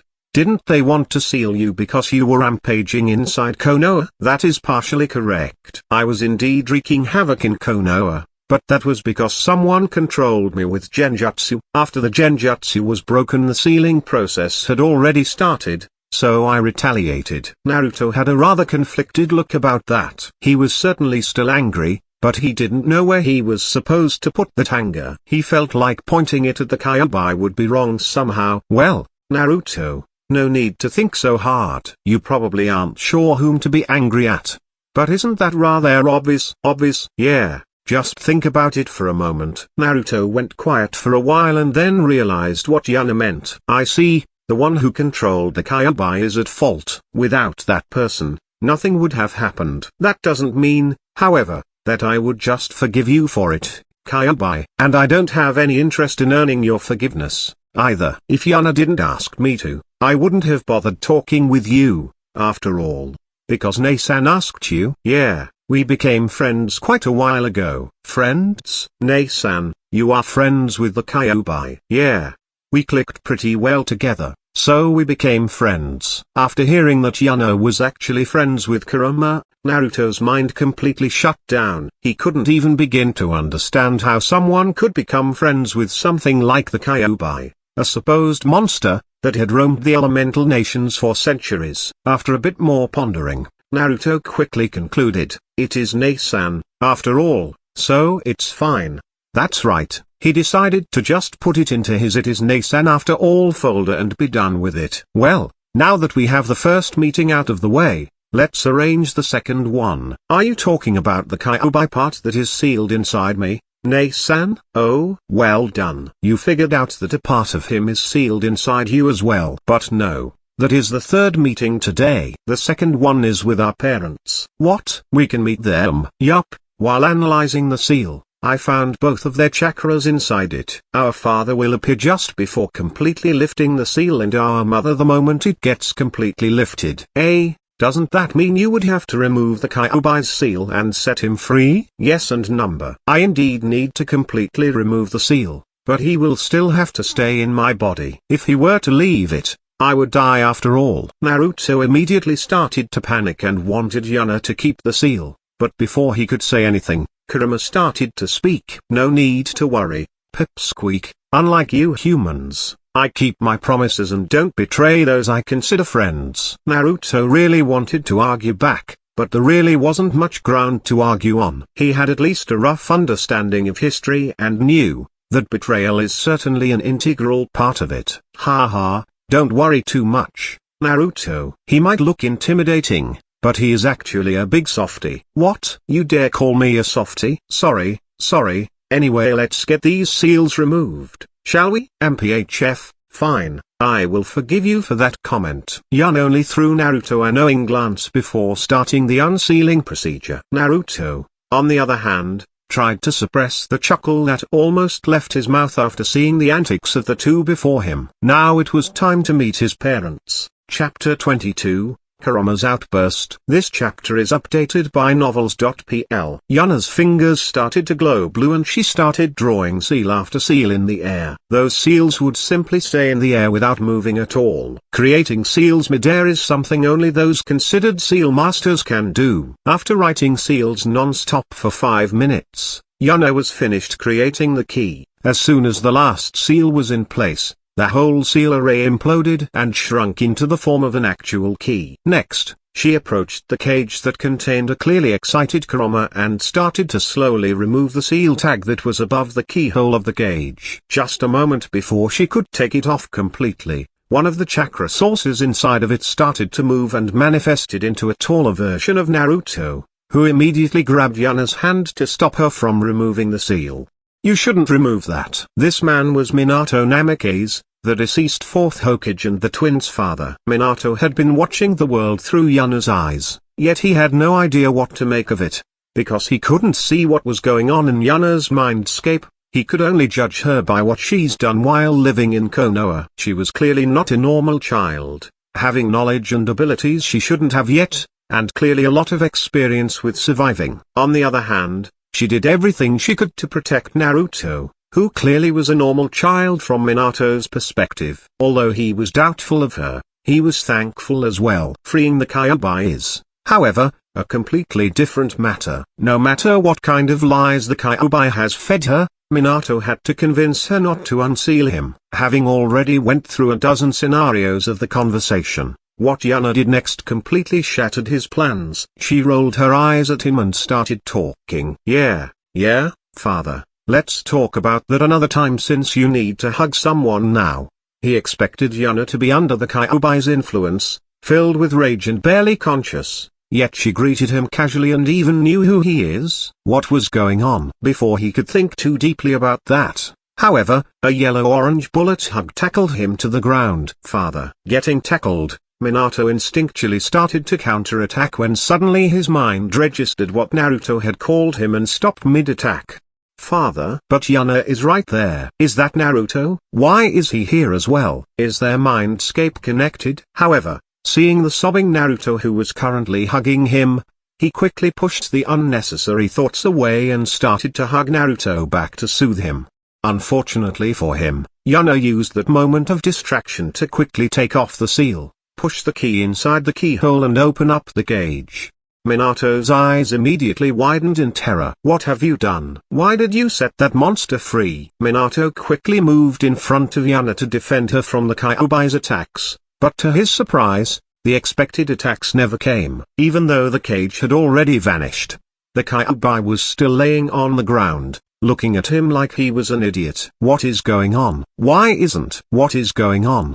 Before Minato could fully think through the situation, another person had appeared. Crimson red long hair and purple eyes. The twins' mother, Kushina Uzumaki. When she felt that the seal was being lifted, she was naturally ready to help Yuna to get control of the Kyuubi's chakra, but she had no idea what to make out of the current situation. Yuna doesn't seem to be under the influence of the Kyuubi at all. Why are Naruto and Minato here as well, and most importantly, why isn't the Kyuubi attacking us? Kushina was just about to ask some more questions when she received the same treatment as Minato. Mother. A hug tackled to the ground. She reacted much faster than Minato and immediately hugged Naruto back. Although she doesn't understand the situation, that doesn't matter for now. While Kushina was distracting Naruto, Minato quickly approached Yuna to understand the situation. "Yuna, what is going on here? Why isn't that monster attacking us?" Yuna could see, out of the corners of her eyes, that Kurama was slowly getting angry at constantly being called a monster, so she decided to quickly explain everything. "Well, long story short, I became friends with the Kyuubi. I got him out of the cage so he can roam my mindscape freely and he won't try to break out of my body in return." Minato, instead of calming down, became even more outraged. "What? You became friends with that monster? There is no way you can trust it. It will stab you in the back." Before Kurama's last drop of patience finally ran out. Well, he never had any of those drops anyway. "Stop calling me a monster already. Do you even know what you are talking about? The butcher that is called the Yellow Flash? 1,000 people. You killed that many people in the span of a single day. Yet I am the monster? Minato was about to interject with his own words, but Kurama wasn't done yet. Madara, that bastard, hunted me down, enslaved me with those disgusting eyes of his, and then forced me to fight in his retarded lover's quarrel with Hashirama. Yet I am the monster? That Hashirama bastard hunted down not only me, but also all of my siblings, imprisoned us, and then gave us away as presents for the other villages. Yet I am the monster? As soon as I get another chance to finally be free, yet another person arrives and forces me to fight. Do you truly think I give a damn about your shetty little village? Another 200 years later and it will be gone anyway, destroyed by the greed of other humans. Like every one of the civilizations you have managed to create so far. I have been imprisoned for over 50 years now. In those years not a single word was spoken to me. Yuna was the first person who talked with me normally in centuries, and so we became friends. I thought I could stand your presence for Yuna's sake, but I really can't take it anymore. Without saying another word, Kurama turned around and left for the forest, leaving a rather awkward silence behind. Sigh. You made him angry. It will take me a while to calm him down. The first one to get out of their stupor was Minato. Was that true? I mean, what it said. First of all, he, not it, and I am pretty sure you can answer this yourself. He didn't exactly tell you any secrets. Look at Konoha's history and you will know the truth. Minato winced upon hearing this. He never bothered to think too deeply about how the Baijus are treated, but now that he heard it from another perspective, it really was messed up. He can't even argue against it, since it is literally written in Konoha's history books like that. Sigh, he probably doesn't care about that. But I hope you can tell him that I would like to apologize for calling him a monster. Sure, he will probably pretend to not care about it, but will secretly be happy you apologized. You sure seem to know him well, huh? Haha, I do. However, enough with the pleasantries. I believe we need to talk about something. Just the two of us. Minato's face grew serious after hearing Yuna's comment. Indeed, I want to know who the person in front of me really is. It seems like she is willing to tell me. That is good. Kushina, Naruto, I need to discuss something in private with Yuna. Although Kushina knew what Minato wanted to discuss with Yuna, she would rather spend some more time with her children instead of wasting time discussing serious matters. She was just about to start scolding Minato when Naruto hugged her even harder. Don't worry, Ka-san. If it is Ne-san, she will have a reason for talking in private. There really isn't much Kushina can say about that. Naruto seems to trust her completely, and from what she has seen so far, there was no reason to put any doubt in her either. Fine, then I will just stay with you. Naruto only nodded while enjoying the time with his mother. What no one noticed, however, was that after seeing Kurama's outburst, Naruto made a certain resolve for himself. I will definitely become his friend. Meanwhile, Minato and Yuna were walking into the forest and stopped after being out of hearing range. So, tell me, Yuna, who are you? Chapter 23. Who are you? This chapter is updated by novels.pl. Who are you? Minato had a serious expression on his face. It was rather obvious that he didn't believe for a moment that Yuna was actually his daughter. Haha, no need to be all serious with me. Let me show you. Yuna's body started transforming. She grew bigger and more mature. Her hair became ice blue while her eyes got the same color. Her beauty reached a whole different level and she had the demeanor of someone important without even trying. This is how I originally looked like in my past life, but you can still call me Yuna. Although Minato was stunned by the sudden transformation, he quickly got his wits back after hearing her sentence. Past life, as in, you have memories from your previous life? Indeed. A life without chakra, but other energies instead. Even if I had no experience in using chakra, you probably saw that my experience helped me quite a lot with surviving. Yes, I certainly saw that, and I am thankful that you protected Naruto all the time. But I still haven't asked you the most important question yet. Yuna only nodded in understanding. She pretty much knew what question Minato would ask. If she was in his shoes, she would ask the same thing. After all, what happened to my daughter? While asking that question, he lowered his stance and clearly made himself ready to attack. Yuna, however, was unbothered. She was still relaxed and didn't show any tension at all. Nothing. Nothing? You will need to tell me a bit more than that before I can understand the situation. Okay. How should I put it? Your daughter never existed in the first place. I am an anomaly in this world. With me being here, Kushina birthed twins. If I wasn't here, Naruto would have been an only child. Why are you so sure about that? Before we were born, a certain fate wanted to attach itself to Naruto and me. I tried to push it away and it worked out easily. That fate was clearly not meant for me. That is why I think that I am not supposed to be here. Minato, however, didn't answer her. He was staring at Yuna in complete and utter shock. Isn't he reacting a little too much to this? I guess it is pretty surprising, but he is clearly overreacting. So, Naruto really is the child of prophecy. Yuna almost coughed up some blood after hearing that. She hated prophecies and now her little brother was somehow caught in one. Whatever you do, please don't bother telling me about it. I have no interest in something that is this unreliable. Unreliable? Why do you think they are unreliable? I don't think they are unreliable. I know they are. Nothing good has ever come from trying to follow a prophecy. Just make sure you live your own life well. There is no need to hunt down any prophecy. I admit that I am rather happy to hear that. I would rather not have something force Naruto to become some kind of hero. Indeed. Who wants to become a hero anyway?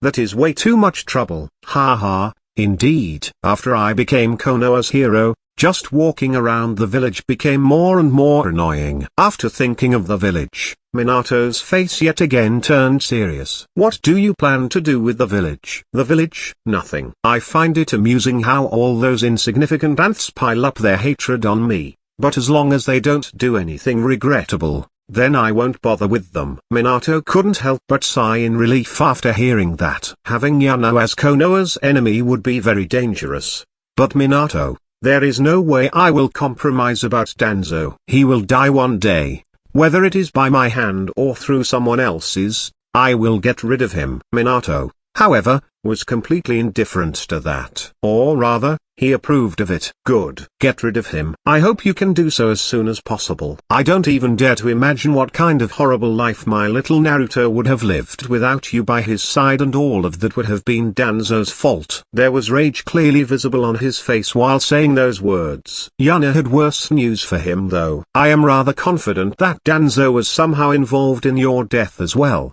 You know. What? What do you mean? What relation has Danzo with the masked guy that attacked us? No clue, but what I know after reading through what happened in Konoha in the last 15 years is that someone is slowly but surely getting rid of everyone that could stop a certain mummy from becoming Hokage. Minato naturally knew that Danzo wanted the Hokage seat, but he couldn't believe that he would actually get rid of the competition in such a vicious way. There is no way he would do that. Oh, he wouldn't? Then let me ask you something. How did Sakamoto Hatake die? As far as I know, he committed suicide after failing a miss. Minato didn't even bother to continue that sentence. He himself knew how laughable that was. One of Konoha's best shinobi commits suicide because he failed a single mission. I should apologize to Kakashi. How did I not notice that? Next case. Tsunade Senju. She lost the two people most important to her in a very short time frame, and in both cases, she arrived just a little bit too late to save them. Not as laughable as Sakamoto's case, but still suspicious. Do I even need to go on? One of the Hokage's sons, the Uchiha clan. I wonder where all the Senju clan members went as well. Why did that masked person know exactly when Kushina would give birth? Who is currently trying to make us obedient with harassment so he can control us? Okay, stop.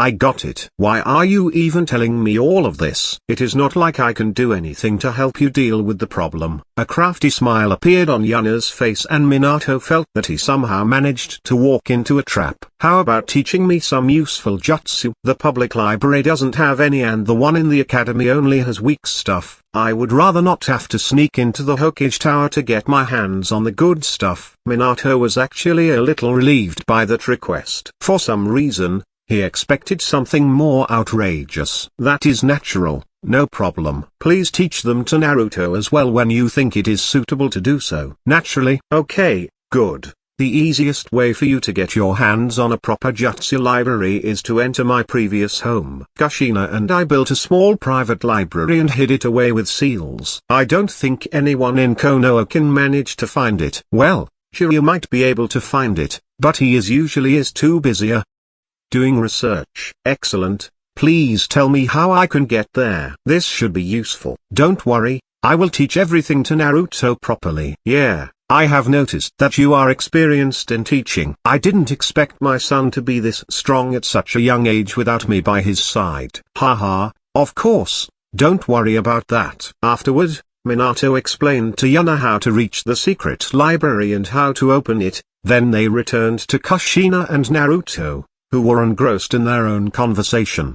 While approaching them and hearing their conversation, Yuna only had a single thought: I really hope that verbal tick doesn't stay with Naruto permanently. Chapter 24, Meeting Kurama. Again. This chapter is updated by novels.pl. Four people were currently happily talking with each other inside a clearing of a huge forest. At first glance, it looked like two children that were talking to their parents, but if someone were to listen in on the conversation and take a closer look, it would rather feel like three adults listening to the rambling speech of a single child, that was excitingly telling them about his adventures. Minato, Kushina, and Yuna were currently listening to Naruto's stories of how he explored certain parts of Konoha or played a prank at someone that annoyed him with fond smiles. Minato had already given Kushina a rough explanation on who Yuna was, and it seems like Kushina decided that Yuna was some kind of second mother to Naruto, which could more or less be considered correct, considering how much Yuna has supported him so far. So, the three parents were currently listening to Naruto explain how he has lived his life so far. All of it. Unfortunately, a short while after Naruto's explanation finished, Minato's chakra ran out and he had to leave. This naturally was followed by a sea of tears from Naruto. It took Kushina quite a while to pacify him, but in the end, she managed to do so. This time, it was Kushina's turn to tell Naruto about her life. All of it. Again. Although Yuna's eyebrow was heavily twitching at the end of it, she endured the exposition onslaught for Naruto's sake. A long time later. A very long time later, Kushina had used up all her chakra as well, and it was time for her to leave. Before she disappeared, she gave the twins a hug, while saying a few more words. Live well, my children. While Naruto started crying even harder, Yuna could only offer Kushina a wry smile. Even Yuna's grandchildren had grandchildren older than Kushina. Not treating Kushina like a little brat was all the concessions Yuna was willing to give her. After Kushina vanished as well, it was Yuna's turn to pacify the crying Naruto. Sniff. Sorry, Nei-san. Sorry? What are you sorry about? For crying like that? Yuna could only roll her eyes at him. If you want to cry, then cry. As long as it helps you get over your sadness, then there is nothing shameful about that. Just never forget to always keep moving forward, no matter the situation. Alright, Nei-san. I understand. Naruto gave Yuna a happy smile, and even though there was still some sadness in it, Naruto seems to have calmed down a little. Well, Naruto, are you ready for the last meeting of the day? The Kyuubi part that is sealed inside me, right? Yes, I am ready. Good. Then let's go. Naruto and Yuna made their way back out of the forest and entered the sewer system, which is currently the representation of Naruto's mindscape. The deeper they walked in, the deeper Naruto's frown became, until he couldn't take it anymore. Nei-san, I really need to change this place. This is way too gloomy. Haha. I know, right? Don't worry. A few months of training and you should be able to change it however you like. Do you already know what you want to do with it? Of course, Nei-san. I want a huge ocean and an equally huge beach. Oh? Where did you get that idea? Naruto actually blushed a little before answering. I saw a beach in a book and it looked really cool. Yuna couldn't help but smirk at that. Changing one's own mindscape into something just because you saw it once and thought it would be cool is a very Naruto-ish idea. In the end, however, it doesn't really matter. Your mindscape should be something you can use to relax in. After all, what it looks like is, at the end of the day, not something you should fuss about too much. Don't worry, Naruto, just do it however you like. After a few more minutes of walking, they reached yet another cage, with yet another giant fox in it. Kurama naturally noticed the twins enter as well, and as soon as he spotted Yuna, he gave her an annoyed look. Yuna could only smile wryly at that. After all, she can't just forcefully enter another person's mindscape without dealing some permanent damage to it, and if she went in with Naruto's permission,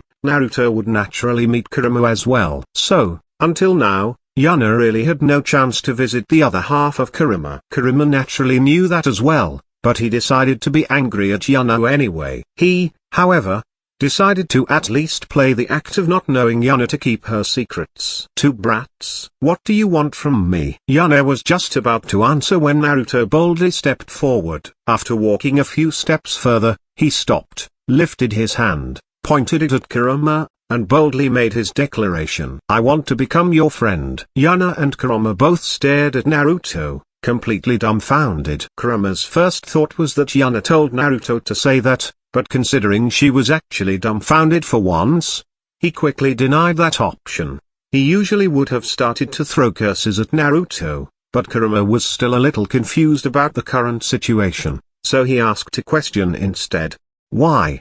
Because your other half said that it was really boring to be sealed away for all those years. Even if I can't let you out of my body, I at least don't want you to be bored all the time. Your other half can see through Nasan's eyes. I bet if I try really hard, I can let you see through mine as well. Nasan also said that she will teach me how I can change my mindscape so it doesn't look so dreary anymore. I will build you a really nice place to relax in. So, what about it? Will you be my friend? Kurama was still completely dumbfounded. Naruto was not the first human to approach him with all kinds of promises, but the eyes of those humans were always filled with greed and deceit. Naruto's eyes, however, were filled with nothing but innocence and honesty. Naruto genuinely wanted to become his friend, because he thought that it would help Kurama out of his boredom. If it was Yuna spinning the tale, he would think that she is skilled enough to trick him. However, there is no way a normal child was capable of that. So,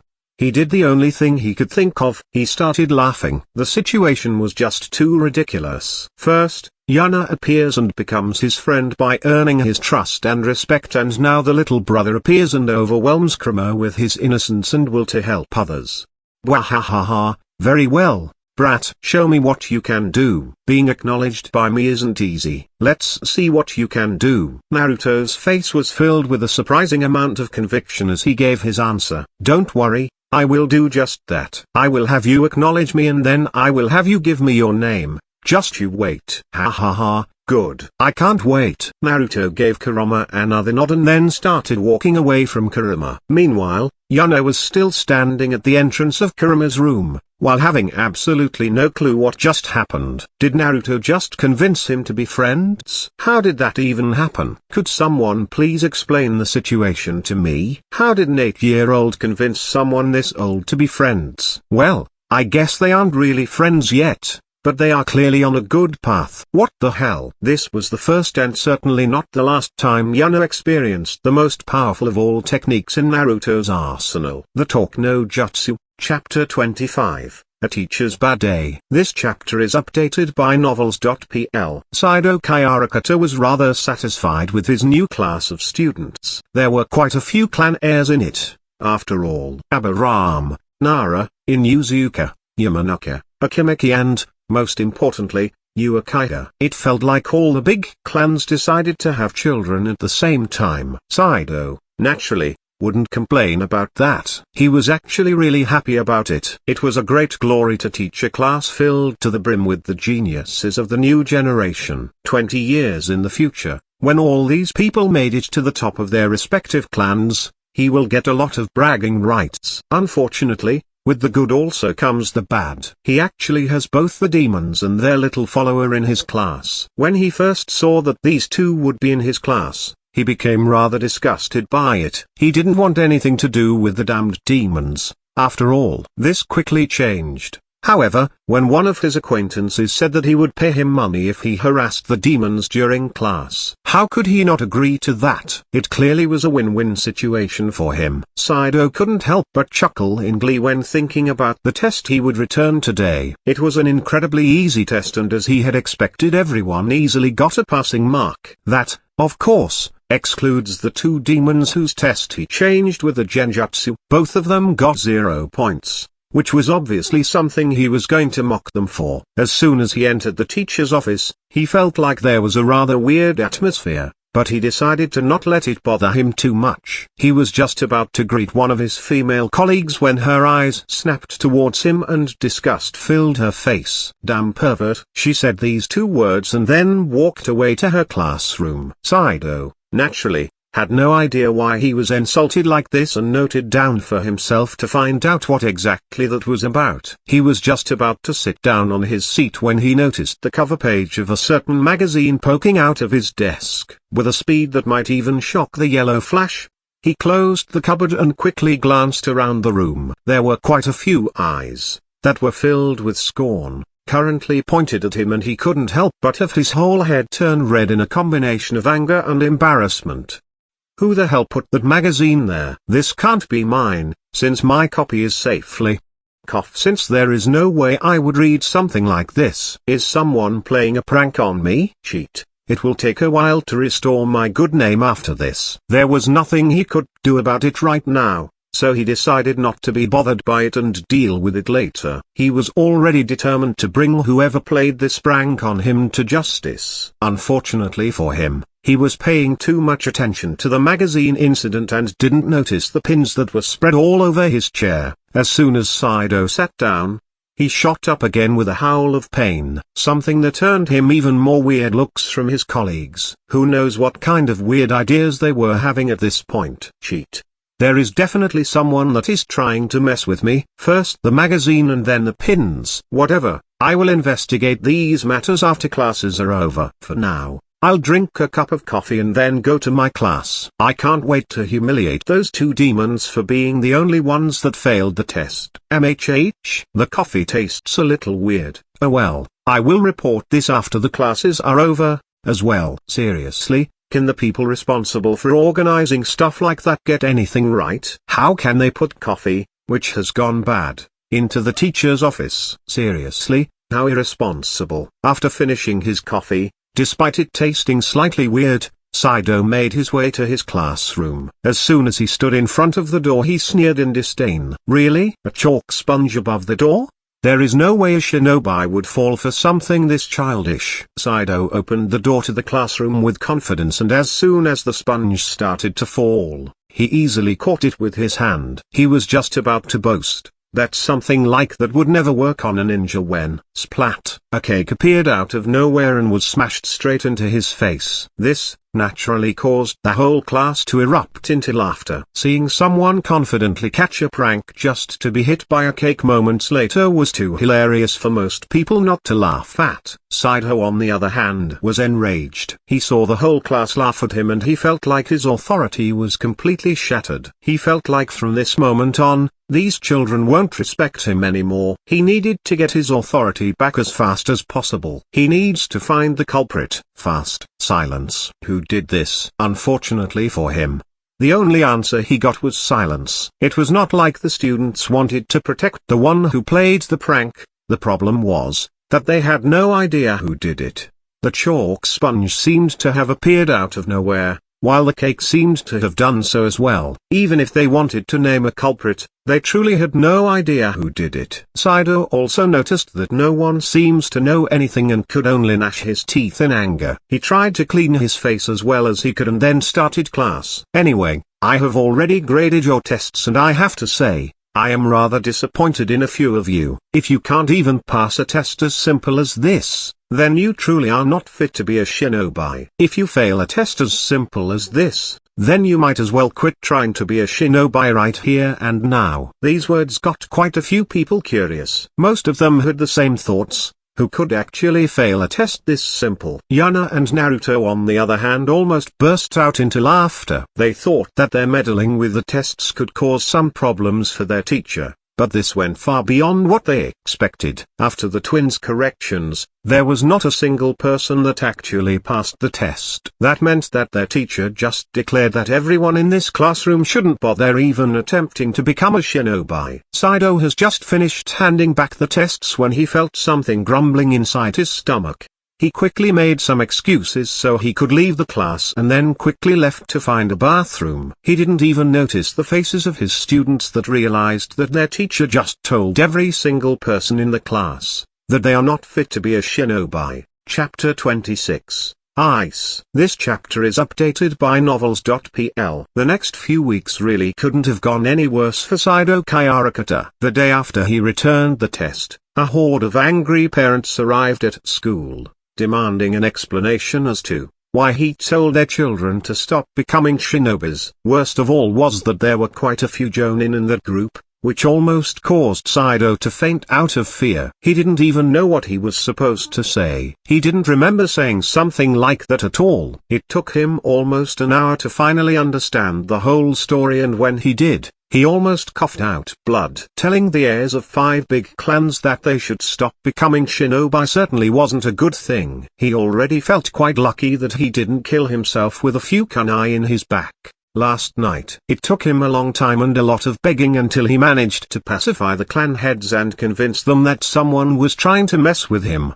If someone were to ask him what the worst part of the last few weeks was, he would only answer with a single word: cake. Every time he enters the class, a cake hits him in the face. He comes in while ducking. Cake. He opens the door, steps into the room, and then immediately jumps to the side. Cake. He jumps in through the window. Cake. For once, he didn't get hit when entering the class and sits down on his seat. Cake. He was completely bewildered by it. He just couldn't get his head around how someone could predict his way of entry perfectly every day. He, of course, didn't understand that Yuna was the one controlling everything inside the classroom with the seal array she set up after her first day at the academy.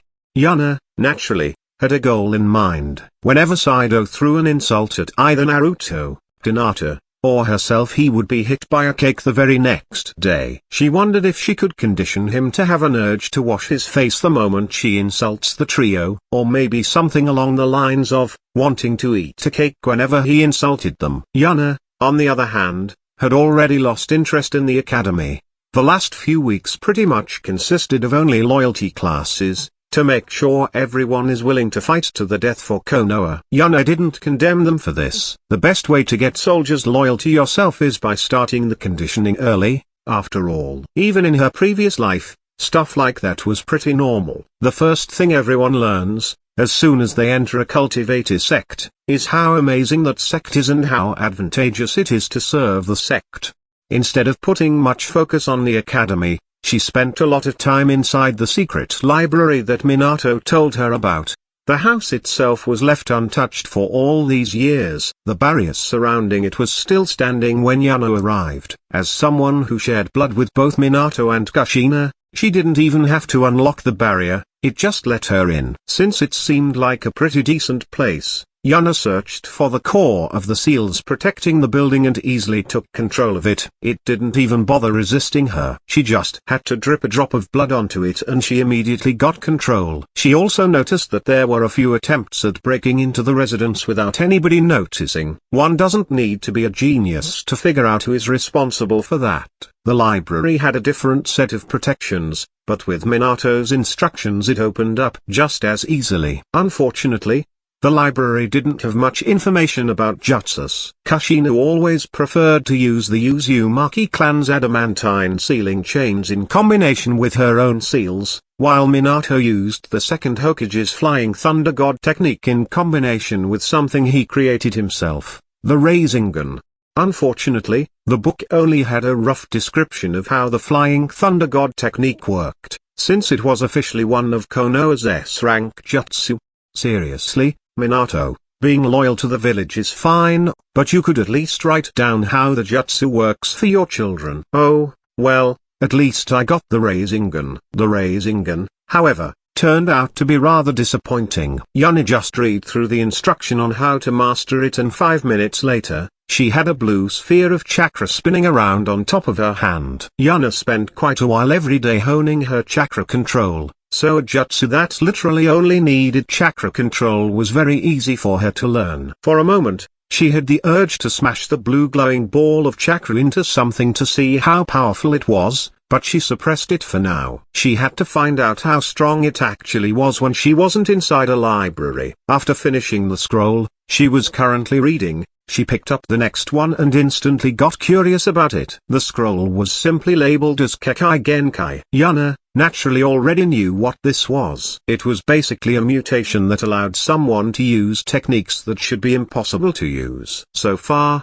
the only ones she had seen were the Sharingan and the Byakugan, but she also knew that there were people that could use chakra natures that actually don't exist. This actually includes ice, which she has tried to recreate for years now, but no matter how she manipulates her chakra, the result is always the same. No matter what she does, it always ends as one of the 5 chakra elements, yin, yang, or without nature. No matter what she tried, she just couldn't create ice chakra. Yuna casually started to read the scroll, not expecting too much from it, but as soon as she finished reading the first sentence, she dropped the scroll out of shock. A Kekai Genkai means that someone has a mutation in their genes that allows them to use 2 chakra nature at once, combining them into one. Are you telling me I just need to combine chakra natures to get something else? What kind of weird game of mix and match is this? Yuna didn't even bother to finish reading the introduction.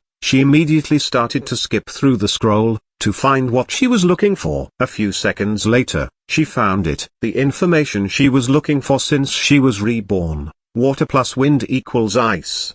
The moment she got that information, she got up and left the house. She was rather happy that it was the start of the weekend, so she had a lot of time to experiment. She quickly returned home and only left a piece of paper on the table stating that she won't be home during the weekend. She quickly made her way towards one of the training grounds, and as soon as she arrived her hands lit up with chakra and she started to carve a complex array of seals into the air. This array will prevent her from getting disturbed during her experiments. As soon as she finished the seal array, she sat down cross-legged in the middle of it and started to calm her mind. Yuna lifted her right hand and caused a blob of water chakra to appear on it. While attempting to regain her control over ice, Yuna spent quite a lot of time messing around with water elemental chakra. She felt like it was the element that was the closest to ice, so it became her strongest element. Then, Yuna lifted her left hand and generated a mote of wind chakra. Although she wasn't as proficient with it as with water chakra, it was still her second best element simply because fire, earth, and lighting don't really fit into her image of ice. Then she lifted both her hands and started to slowly push the 2 chakra types into each other. The reactions were just as she expected them to be. The 2 chakra natures repelled each other, making it seemingly impossible to fuse them. Yuna, however, didn't mind that at all. The first step towards doing the impossible is always a complete failure. If it wasn't, people might think that it was possible to do it. After all, for a split second, a smile filled with insanity and pure glee appeared on Yuna's face, just to disappear and be replaced with an emotionless face that only showed deep concentration. Finally, a path to regain control over my ice. Chapter 27. Caught in the Act. This chapter is updated by novels.pl. It has been 2 days since Yuna set up her sealing array. She is still sitting down cross-legged in the middle of it, with her 2 hands pointing at each other. The only thing different from her initial position was that instead of having 2 different chakra natures constantly fighting each other between her palms, there was now a small piece of ice that was constantly changing shape. At first, it was changing at a snail's pace. But the more time passed, the faster the progress became until Yuna could easily change its shape in a fraction of a second. After reaching that level, she opened her eyes with a satisfied smile on her face. That went reasonably well. I can already control small amounts with ease. A few more weeks of training and I should be able to start with bigger amounts of chakra. You do realize that what you did should literally be impossible, right? Yuna only scoffed at that remark. It might be impossible for others, but as long as it involves ice, I have the confidence to do it. I don't think I can recreate the other Kekai Genkai like this, but I don't really care about them anyway. You truly are a monster, aren't you? Haha, that's right. After finishing her training, Yuna quickly went back home. However, the moment she entered, she heard Hinata's scream. What is going on? Is someone using my absence as a chance to attack us? No, that is impossible. The defensive seals I put into the flat are still fully functional. Luckily, I still made it back in time. After quickly moving through the flat, she reached the living room and saw a rather unexpected scene. Hinata and Naruto were currently laying on the ground, on top of each other, in the middle of the living room. Yuna quickly scanned the room for enemies and immediately realized what was going. The corner of the carpet in the middle of the room was flipped over. Did Naruto trip over the carpet? What kind of shinobi trips over a carpet? However, their current position could easily be misunderstood. A mischievous smirk appeared on Yuna's face as she swiftly approached the duo. Sorry Hinata, I just tripped over the carpet. Don't worry about it, Naruto. I am fine, are you? Hinata, however, stopped talking as she saw Yuna approaching from the side. Hinata saw Yuna's face and immediately paled in horror. Naruto naturally got concerned for Hinata and wanted to ask what was wrong with her. Before he could do so, he saw something approach from the side. Seeing the crimson red hair from the corner of his eyes, he paled in a similar fashion to Hinata did. Oh my, to think I would find the two of you hugging passionately on the floor the moment I entered the living room. The duo paled even more after hearing Yuna's teasing while simultaneously thinking the same thing. She will use this against us for months. I need to explain the situation quickly. Yuna, Nasan, that's not it, Naruto. I just tripped over the carpet. Hinata and Naruto despaired even further after they gave their explanation in sync. They knew they were done for. As they expected, Yuna's grin widened even more. Oh my, you are even talking in sync. Truly two lovebirds. Naruto and Hinata didn't even need to talk with each other to know their situation. They were already done for. No matter what they said, it would be used against them. So they did the only thing they could think of. They got into a fighting stance and attacked Yuna while again having the same thought.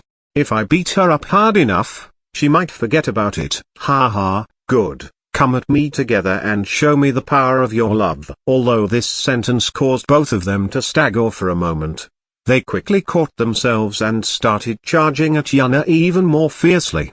The fight ended like it did every time. Yuna defeated Naruto and Hinata, but she at least let them get in a few attacks so they could vent some frustration. After they finished their fight, Yuna told them that she is happy that their relationship has advanced and then went to her own room to leave the two alone with each other. Naturally, she was attacked by them yet again after saying that. You really enjoy teasing those two, huh? Ha ha, of course. Nothing more fun than teasing those you are close to. However, aren't you worried? Worried? About what? About Hinata falling for Naruto. Why would I be worried about that? If she does, then it's fine, and if she doesn't, then that's fine as well. She can choose whoever she wants. Huh? Weren't you grooming her to be part of your harem? Yuna almost coughed up some blood after hearing that. What the hell? When did you get that impression? When you picked up a random girl, removed the curse seal that was branded her and then started training her unconditionally. Apostrophe.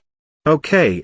If you say it like that, it does sound pretty obvious, but I seriously picked her up on a whim. So, you are saying that you don't want her for your harem? Whoa there. Let us not say things we might regret later. If she grows up some more and is interested, I wouldn't say no. As expected. Now that I think about it, when we first met, you mentioned multiple times that you want a harem, yet you don't seem to be doing anything to reach that goal. Already changed your plans? As if. There is an order for everything. Only the strong can do whatever they want. Before I seek an extravagant life, I need the necessary strength to defend it, after all. Besides, getting an adult woman to trust you enough for her to want a relationship with you isn't exactly easy when you are just 8 years old.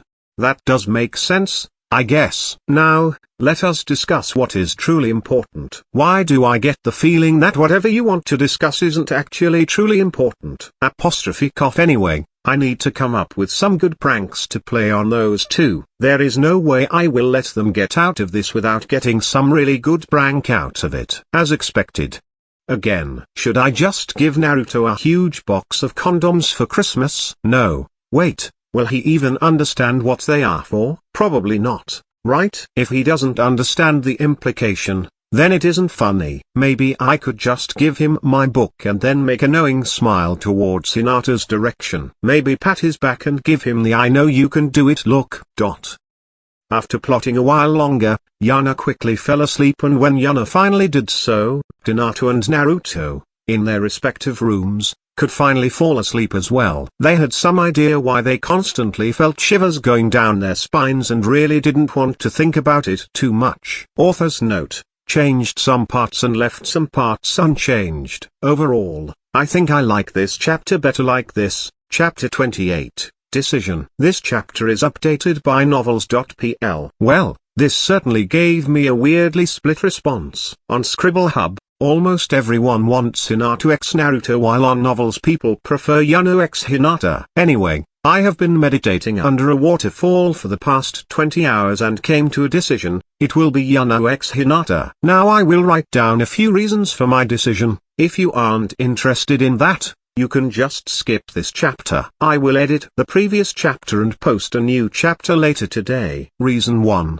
Naruto and Hinata are completely different from canon. Hinata liked Naruto because he never gave up despite the hardships he went through. My version of Naruto went through almost no hardships and has had a pretty happy life so far. Yes, the people still hate him, but he has learned to just ignore that. Rather than feel love for Hinata, it makes more sense for him to see her as a sister he has grown up with. Family love, if you will. Reason 2. Pairing up Hinata with Naruto would significantly reduce her screen time, and that little time she had would mostly be together with Naruto. I want Yuna to interact with Hinata, not with Hinata and Naruto, if that makes sense. Reason 3. I thought about what would be more enjoyable for me to write about. As I have already said previously, I already had a rough outline for Yuna x Hinata. After thinking it through and imagining how both scenarios would play out, I decided that Yuna x Hinata would be more fun for me to write about and hopefully more fun for you to read about as well.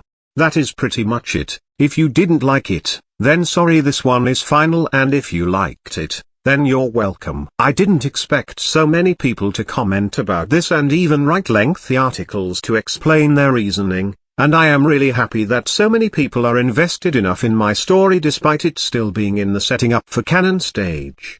Also, a shout out to Affits, who writes me a comment every chapter with writing errors for me to fix. A new chapter will be up in a few hours. I hope you look forward to it. Chapter 29, Sasuke Uchiha. This chapter is updated by novels.pl. It was the morning of the next day and the trio was currently sitting inside the academy classroom with bored expressions on their faces. Their teacher had just entered their classroom and finished wiping the cake out of his face. MHH. He seems to be getting used to the cakes. Should I try out a different flavor next time? So far, I have been going with the classical cheesecake. Maybe a strawberry cake next time? Everyone be quiet. I have an announcement to make. Uchiha Sasuke has not been attending class due to summer circumstances. He will be returning today. Yuna, of course, already knew about that. She had felt his presence standing behind the door and was actually wondering why he wasn't coming in. It seems like the teacher, for some reason unknown to Yuna, decided to announce his presence. Well, she kind of knew the reason: he wanted to bootlick. What Yuna couldn't understand was, why would someone bother to bootlick him? The powerful Uchiha clan was gone. All that was left was a single child that a normal genin could probably beat up. Most girls in the class, however, seemed to think differently, as Sasuke entered the classroom under deafening cheers. Ag, please turn down our shared hearing. This is really obnoxious. Instead of answering, Yuna channeled some chakra into her ears to dampen the sound. Guess that works as well. Yuna gave Hinata and Naruto a glance and saw that they were doing the same. The two clearly weren't impressed by this display either. Seeing the way Sasuke moved and acted, Yuna could only shake her head in exasperation. The higher-ups in Konoha probably wanted him to see someone to heal his damaged mind. But the way he has all that hatred and anger bottled up nicely for later use is a clear indication that he refused all of them. She could only let out a sigh and mutter under her breath. Sigh troublesome. Surprisingly, she was in sync with the person sitting in front of her, a young boy, that had shoulder-length hair, that was tied up into a spiky ponytail, and looked like he was about to fall asleep out of boredom very soon. When Yuna's and his eyes met, however, There seemed to be quite a bit of curiosity in them. The two only gave each other a nod and then proceeded to listen to the lesson that was finally starting after the cheering died down. Seems like I have found someone interesting. What do you mean? Wasn't that boy simply bored of what just happened? Hee, not at all. Well, okay, he probably was bored, but that isn't the important part. If two normal children went through that kind of situation, how would they most likely react? Although Kurama still had problems understanding humans, he usually tries to imagine how a normal human, that he has got closer to recently, would react. Since Yuna is out, for obvious reasons, he usually imagines how Naruto would react. After thinking for a while, he concluded they would find it funny. Correct. That, however, isn't all. When he turned around, he subtly scanned me and analyzed how I hold myself to get a glimpse of what my personality is like. He has a fast brain and is very talented in analyzing other people, but he hasn't learned how to be more subtle about it yet. He looks very similar to the current advisor of the Hokage, Nara, so he might be related to him.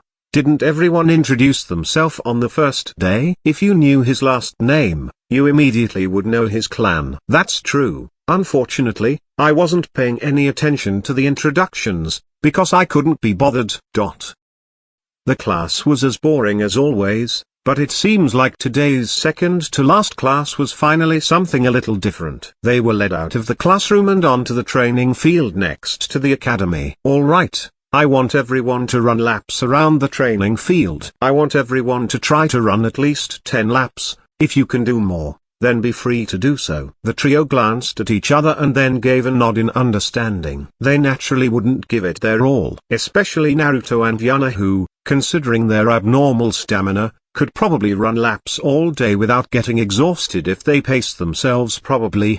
And so, they started running laps. Yuna and Naruto would stay near the front of the crowd while Hinata would stay in the lower middle field. It would be suspicious if the two Jinchuriki had low stamina after all. The results of this exercise were rather obvious. Those not born inside a shinobi clan barely made the 10 laps and collapsed afterward, while most of the children from shinobi clans made around 20 and then just stopped. They were exhausted but clearly could keep going if they wanted to. Hinata decided to stop after 14 laps to show everyone that she was barely better than someone from a civilian family, while Naruto and Yuna stopped after 19 laps to show that despite being demons, they actually were no real threat. Of course, the golden boy, Sasuke Uchiha, only stopped after 25 laps to show everyone how powerful he was. Sigh, he's even got an inferiority complex going. I should have just accidentally killed him that day. Told you so. Only a dead Uchiha is a good Uchiha. His big brother would probably have come to hunt me down if I did so. That would have been really annoying. That is true, I guess. I really wonder if this damn academy will become useful at some point in time or if it will just stay as useless as it currently is. We spent the first few weeks learning how amazing Konoha is and how the shinobi of other villages enjoy nothing more than eating still living children, and then we had to do this pointless running exercise that could be considered a slightly too extreme warm-up for the shinobi children and an almost impossible task for the civilians. Guess they wanted to show the civilians how superior the noble clans of Konoha are. After another boring class, the school was finally over. While they were going home, however, Yuna stopped and looked in a certain direction. There she could see a black pineapple-looking haircut that was moving in another direction. A smirk appeared on her face as she made a decision. Naruto, Hinata, go ahead without me. I have something to do. Okay, Yuna, Nei-san. The two were already used to Yuna doing her own thing, so they didn't even bother asking what she wanted to do. She quickly disappeared into the shadows of a nearby ally and could immediately feel her stalker giving up following her. It has reached a point where the people following her around wouldn't even try to follow her anymore when she decided that she wants some private time. Nara clan, huh? I can't deny that I am a little curious about them now that I have seen their heir. Chapter 30. Shikamaru Nara. This chapter is updated by novels.pl. Yuna has been following Shikamaru for a while now and couldn't help but chuckle at his antics. He was slowly walking through the streets, while occasionally stopping, just to blankly stare at the clouds for a few minutes. I see. While looking forward and seeing other humans, his head immediately starts to analyze them subconsciously, but when he looks at the sky he doesn't have to do so. This probably makes him enjoy watching clouds since it frees up his thoughts. Are you sure about that? Isn't he just a lazy bum? No, I am pretty sure he is significantly smarter than he lets other people know about. I want to be a cloud. Anyway, let's follow him for now. I investigated Nara a little and he could be a useful ally someday, even if it turns out that the boy is simply lazy instead of smart. At least meeting Nara should be worth the trouble. Won't he just report you to the Hokage? It's probably fine. From what I have experienced so far, the Hokage just seems to be a figurehead or maybe someone else's puppet. In Kushina's memories, I could see that the Hokage actually had a good relationship with Minato. He would have at least shown up in front of us incognito a few times if he wasn't controlled by someone. Even if I get called to him, it's probably fine. I'm not doing anything illegal and the shinobi side of the village isn't stupid enough to believe in baseless rumors and hate me for it. For now, let's follow the boy home and see if I can cause some mischief. As expected, it all boils down to that, doesn't it? Hiruzen Sarutobi was currently cursing Yuna inside his mind. The more he thought about what she had done to him in the last few years, the more vicious the curses became. Why is he cursing her?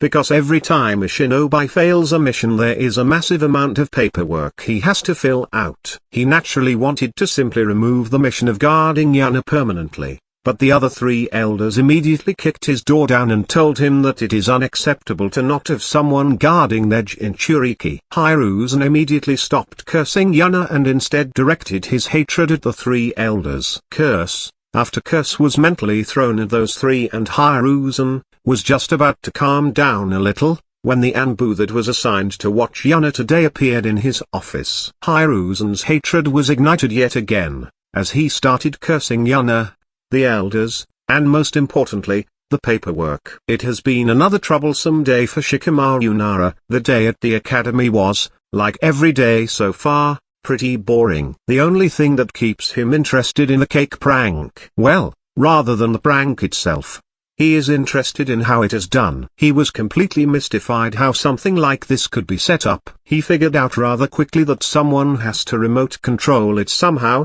but he has no idea how. No wires, no hidden mechanisms, nothing. He would never admit it in public, but he actually enjoyed solving riddles like this. A riddle he couldn't solve, even after he had been thinking about it for multiple weeks, is certainly rare and he would get to the bottom of this one day. Today, it was actually extra troublesome at the academy, since they had to run laps instead of just sitting around a classroom. Shikamaru really wanted to stop after 10 laps, but he knew his mother would probably nag him for days if she heard about that. High risk, small reward. Not worth it. Now that he thought about it, something else happened today as well. He met eyes with the girl that has been sitting behind him since the start of the academy, Yuna Uzumaki. She somehow gave off a different feeling than the other children. More mature and composed with deep, calm eyes. There is definitely something unusual about her. I have also heard rumors about her and her twin brother. For some reason, a lot of civilians call them demon twins. Now that I'm actually thinking about it, why is a Hyuga girl with them as well? Another riddle, huh? Might as well give it some thought. After a few more minutes of walking, Shikamaru reached his home. He quickly greeted his parents and was just about to leave for his room, when his mother told him to help with dinner. Shikamaru had no other choice but to nod his head but told her that he wants to change into something more comfortable first. He quickly walked to his room and started changing clothes. Sigh, so troublesome. Rather than help mother cook, I would rather watch some clouds. Now, you should spend some time with your mother. It will make her happy, you know. Sigh, I know. But it's just so true. Shikamaru froze up completely. Whose voice was that? Where did it come from? Shikamaru quickly spun around to face the origin of the voice.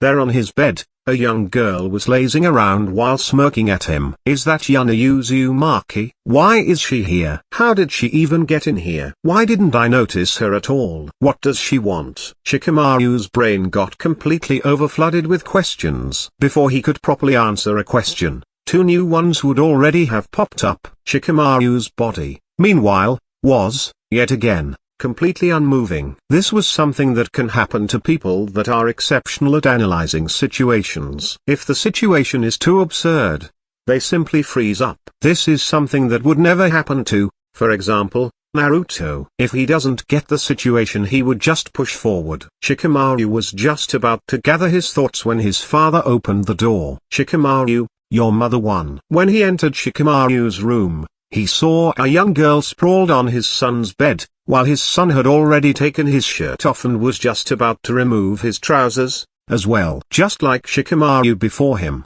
he froze up for a moment, but since he was an experienced shinobi unlike Shikamaru, he quickly started to realize what was actually going on. Well, that was, at least, what would have happened if Yuna didn't pour any oil into the flames. She nervously got up from the bed. She looked incredibly uncertain about the situation and was clearly uncomfortable. As soon as she stood up, she gave a bow towards Shikaku's direction. "Hello, Lord Nara. I am in the same class as your son, and today, after class, he ordered me to follow him home, because he wants to have some fun." This time, Shikaku truly froze up, as his mind came to a complete standstill. Shikamaru's condition wasn't much better either, especially if you consider that the color of his face was turning paler by the second. He was, however, already making plans on how to defend his case, while simultaneously making plans on how to survive on the streets of Konoha, in case his father actually believes Yuna and kicks him out of the house. Shikamaru knew that his father wouldn't be frozen like that for long, so he had to quickly structure his arguments. Before one of the two Naras could react, however, the sound of 2 knees hitting the ground was heard, followed by 2 hands, and then "Fahaha!" Loud laughter echoed through the room. The one who was laughing was naturally Yuna. Shikamaru and his father, meanwhile, were completely gobsmacked. They could only stare blankly at the young girl that was currently rolling around on the floor while laughing boisterously. Chapter 31. An Uzumaki Clan Secret. This chapter is updated by novels.pl. What in the world is even going on right now? Shikamaru Nara was confused. No. He wasn't just confused, he was completely incapable of understanding his current situation. He was currently peeling potatoes with his mother. That part was still fine. He would rather do something else, but he could at least understand why he was doing it. The problem was that a young girl with shoulder-length, crimson-red hair, that was interlaced with blue strands, was currently standing next to his mother as well and was skillfully peeling potatoes, too. "Oh my dear, you are really good at this." "Yeah, I have been cooking for my little brother since we were 3 after all." Shikamaru could feel anger burst out of his mother for just a moment before it was replaced with sadness. Why did mother get angry just now? Why did she suddenly get sad? No. Wait. Why did Yuna have to cook for Naruto when she was only 3 years old? "Shikamaru, your hands stopped moving." Although Shikamaru heard his mother, he didn't answer her. He only nodded his head and mechanically restarted peeling potatoes. He was still deep in thought, coming up with scenario after scenario of what might be the truth. Yuna naturally also noted how the emotions of Shikamaru's mother changed. This immediately gave her quite a bit of information. As expected, this couple probably knows my true identity, and they might even have wanted to adopt us or know some people that wanted to do so. Well, I don't need to be a genius to know who blocked that attempt. Hee. Just you wait, Danzo, I will do all kinds of fun things with you when I can finally get my hands on you. Now, no need to worry so much. It's not like I had a bad life so far. Yoshino Nara, Shikamaru's mother, was rather shocked at how easily Yuna not only read her emotions but even interpreted them. Exactly how much does she know about herself? I have heard that she knows about the Kyuubi. But is there more? Does she know about her parents as well? Yuna could more or less guess what she was thinking but decided to not bother her anymore. After they finished making and eating dinner more or less wordless, Yuna decided to finally get to the most important part of today. "Shikaku, do you mind if we talk about something in private?" Although it felt weird to him that such a young girl was casually talking to him with his first name, he simultaneously felt that it was weirdly fitting for her to do so. Shikamaru, on the other hand, had another bomb detonate in his head. He already spent their whole dinner pondering the situation,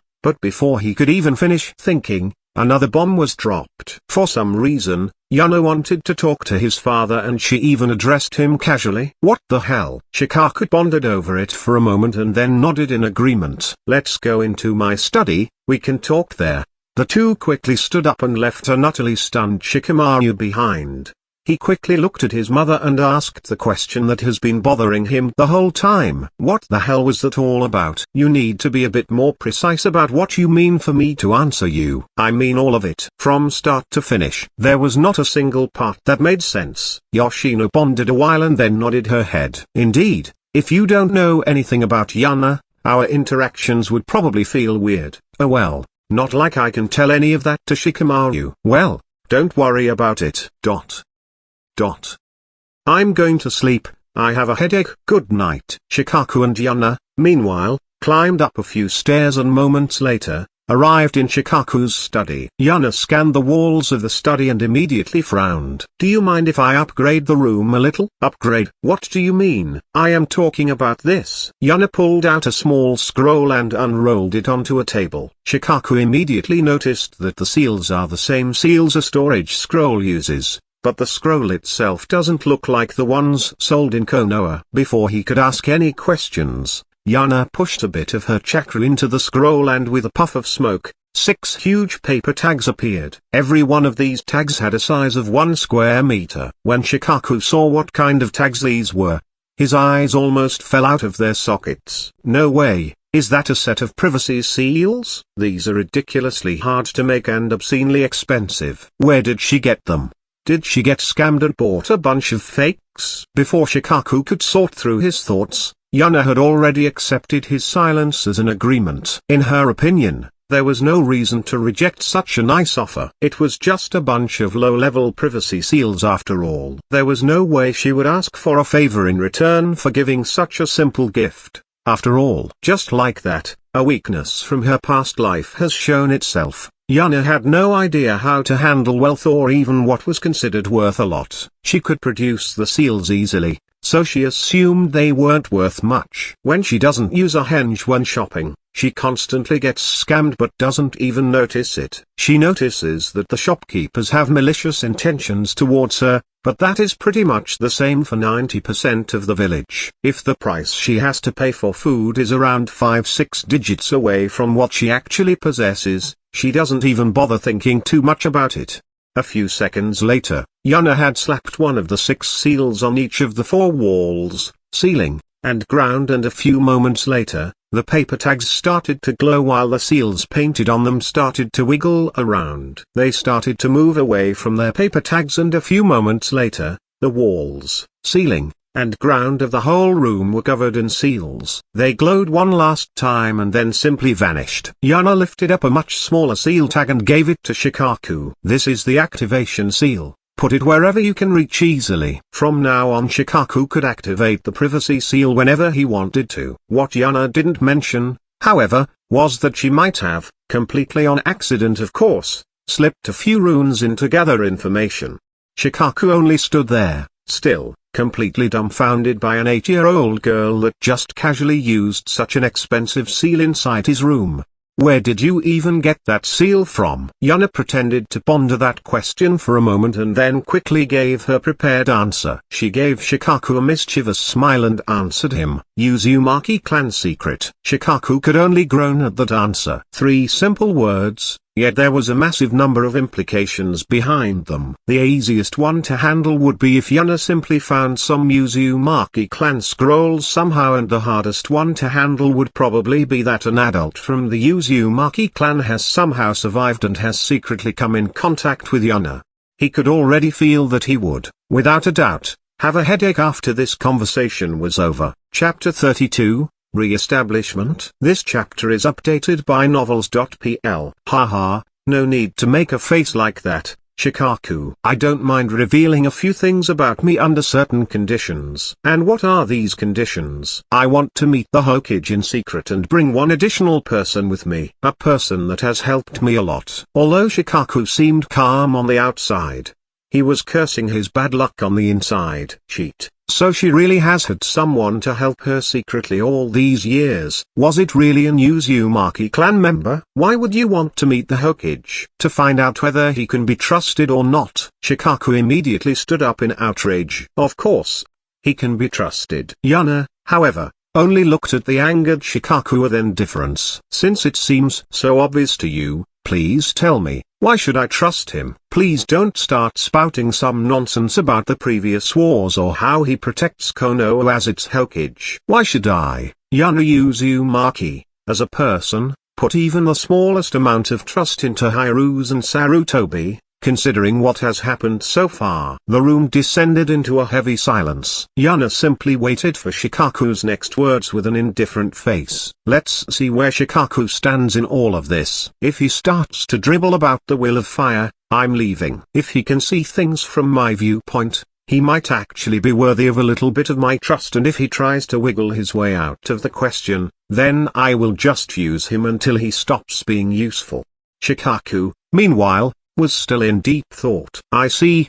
From her perspective, she was abandoned by the village at the age of 3. She has, since then, shouldered everything on her own and in the process even protected her little brother from harm. When she heard Hokage-sama's speech at the academy entrance ceremony and heard him say how he considers the whole village as his family, she definitely wasn't elated like the other children. She probably felt sick hearing it. That was probably the moment she lost her trust towards him as well. Sigh, what a mess. I see the village has truly wronged you. Yeah, but I stopped giving a shit about that years ago. I am not here to assign blame or seek compensation. I have my own goals, and to reach them, the Hokage's help would be useful, but not strictly necessary. Useful, but not necessary. Since it is something she wants Hokage-sama to help with, it probably isn't something bad for the village. And what are these goals? Knowing what I am dealing with might make it easier to convince Hokage-sama to meet you in secret. Yuna pondered for a while and then nodded her head in acknowledgement. Fair point. I'm willing to tell you the goal that's relevant to the situation, but only if you tell the Hokage about it in this very room. Why would I do that? The Hokage's office also has a privacy seal. Because there is a certain person close to him that I trust even less than the Hokage. Shikaku's eyes widened for a moment, as the figure of a certain bandaged person came to mind. Does she know about Danzo? How much does she know about him exactly? No, more importantly, did she just hint at Danzo being capable of spying into the Hokage's office? There is no way he would do. He might actually do something like that. While Shikaku was judging whether Danzo really would do something like this, Yuna tried to hide her smirk. Another little stab at his reputation, and if they actually find something, it will be a pretty good stab, as well. Yuna took out another scroll and casually tossed it towards Shikaku, who, despite being caught off guard, easily caught it. Guess I might as well sweeten the deal a little. Inside that scroll is a ceiling tag that helps detect living beings. Just activate it and you should be able to see the presence of people in a radius of 100 meters. It is a one-use item and stays active for about a minute. If everything goes well during the meeting, then these will be sold in Konoha for a reasonable price in the future. Of course, the one I gave Shikaku is a little bit special. I might have, yet again, completely by accident, of course, hidden some seals in there to spy on the Hokage office. Shikaku, meanwhile, had to hold himself back from salivating over the possibility of such a sealing tag. Scouting would be so much easier with this. It would be like every one of our scouts had a limited form of the Byakugan. Since she hinted at there being a spy inside the Hokage office and tossed me a scroll that could detect hidden people seconds later, her intentions are rather easy to read. She wants me to show off the scroll right in front of Hokage-sama. Guess I will have it tested for traps and then I might as well give it a try. There is still something else. Considering Yuna just took out a seal I have never even heard of, the likelihood of another Uzumaki clan member being involved pretty much became 100%. This, however, could be a great chance for Konoha as well. Having someone from the Uzumaki clan inside the village, who is willing to sell his seals, would be an amazing boon for Konoha. Alright, I agree. I will only speak about this whole conversation with Hokage-sama when I am in this room. Good. Here is my goal. I want to re-establish the Uzumaki clan, but this time, as one of Konoha's clans. Yuna had actually been thinking about this for a while now. She wants to establish her own base of power. She might be a powerful individual, but some things are almost impossible to do alone. Especially, when it comes to gathering information. The more she spreads her net, the harder it will be to sort through everything. From what she has heard, the people of the Uzumaki clan are all fiercely loyal to their own families. There will certainly be some survivors from the lands of whirlpools. If these people hear that the Uzumaki clan is gathering again, they will, without a doubt, come over as quickly as possible. As for why she wants to do so inside Konoha instead of the land of whirlpools, she would rather not have her new base of power be overrun by the 3 villages that did it the first time, just a few years after rebuilding it. Shikaku, meanwhile, was busy picking up his jaw from the ground. That was certainly quite the bomb Yuna just dropped on him. I see. Re-establishing the Uzumaki clan. That certainly is a grand goal and explains why she wants Hokage-sama's help. The best way to do this is probably to do it stealthily. Collect a lot of members without anybody noticing and then let them have a compound for their clan before anyone even gets a chance to complain. That's probably also why Yuna doesn't want even a single person more than necessary to know about it. It took the combined efforts of 3 villages and heavy casualties to take out the Uzumaki clan the first time. There is no doubt that they'll be far from being that powerful if we manage to gather them now.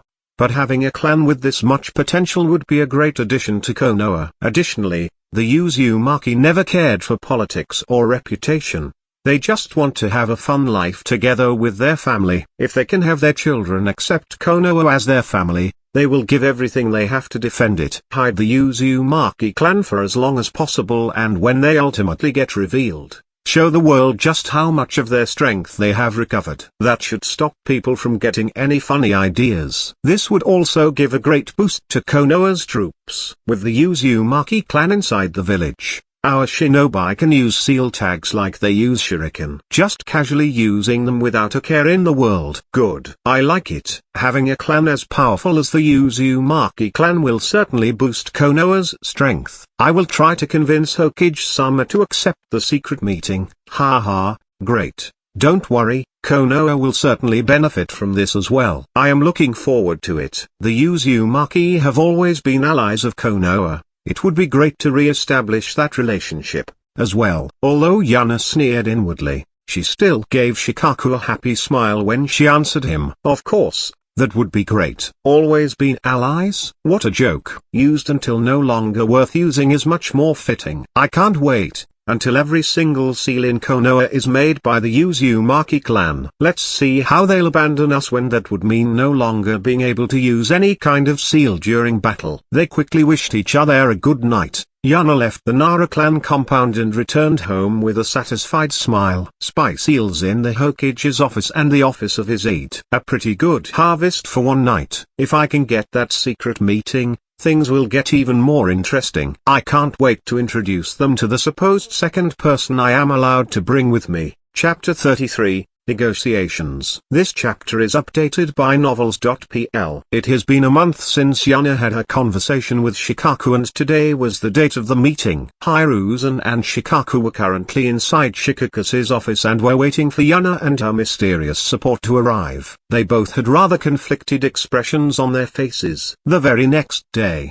after Shikaku met with Yuna, he had some people analyze the ceiling tag for traps, and after finding nothing suspicious, Shikaku activated it with Hiruzen's consent inside his office. The result: an additional presence was found inside, and the moment Shikaku wanted to move, the person had already killed itself with poison. Neither Shikaku nor Hiruzen had a single doubt who that person was working for, but had absolutely no way to prove it. They waited another 5 minutes before someone knocked on the door. Hiruzen quickly told the person to enter, and the door was opened. The first person to be revealed was naturally Yuna herself. She had a casual smile on her face as she walked into the room, seemingly not the slightest bit pressured by the presence of the Hokage himself. The next person who entered was a very old-looking woman. Her face was marred with wrinkles and her steps were slow and careful. Despite being very old, however, she still had the Uzumaki clan's trademark red color. Her hair, however, had a much lighter color than Yuna's. Shikaku really wanted to curse when she saw the old woman enter. He was hoping Yuna's helper would be someone much younger and easier to influence. This woman, however, seems to be even slightly older than Hokage-sama himself.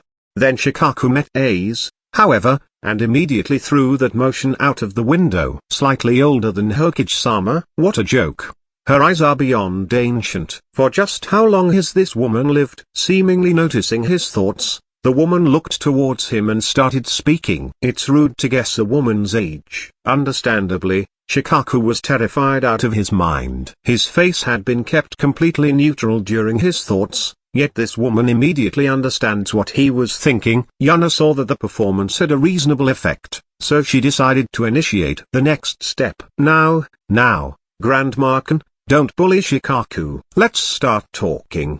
The old woman, Kan, immediately had a doting smile on her face as she answered Yuna. Haha, it is the privilege and enjoyment of the old to scold the young. Princess Yuna, you should let an old woman have some fun. Yuna only rolled her eyes before she answered. Fine, Grandma Kan. Hiruzen and Shikaku, meanwhile, were slightly disturbed by what just happened. To be more precise, they were disturbed by a single word, princess. They both decided to shelf that for now and ask about it later. For now, they had to greet their guests. Greetings, I am Hiruzen Sarutobi, the current Hokage of Konoha, and this is my aide, Shikaku. Nara Kan slightly shook her head at that greeting. Oh my, kids nowadays are so stiff. Oh well, the name is Uzumaki, an old woman that enjoyed teaching kids when the land of whirlpools still existed. You already know her, but I will introduce her anyway. Princess Yuna Uzumaki, eldest,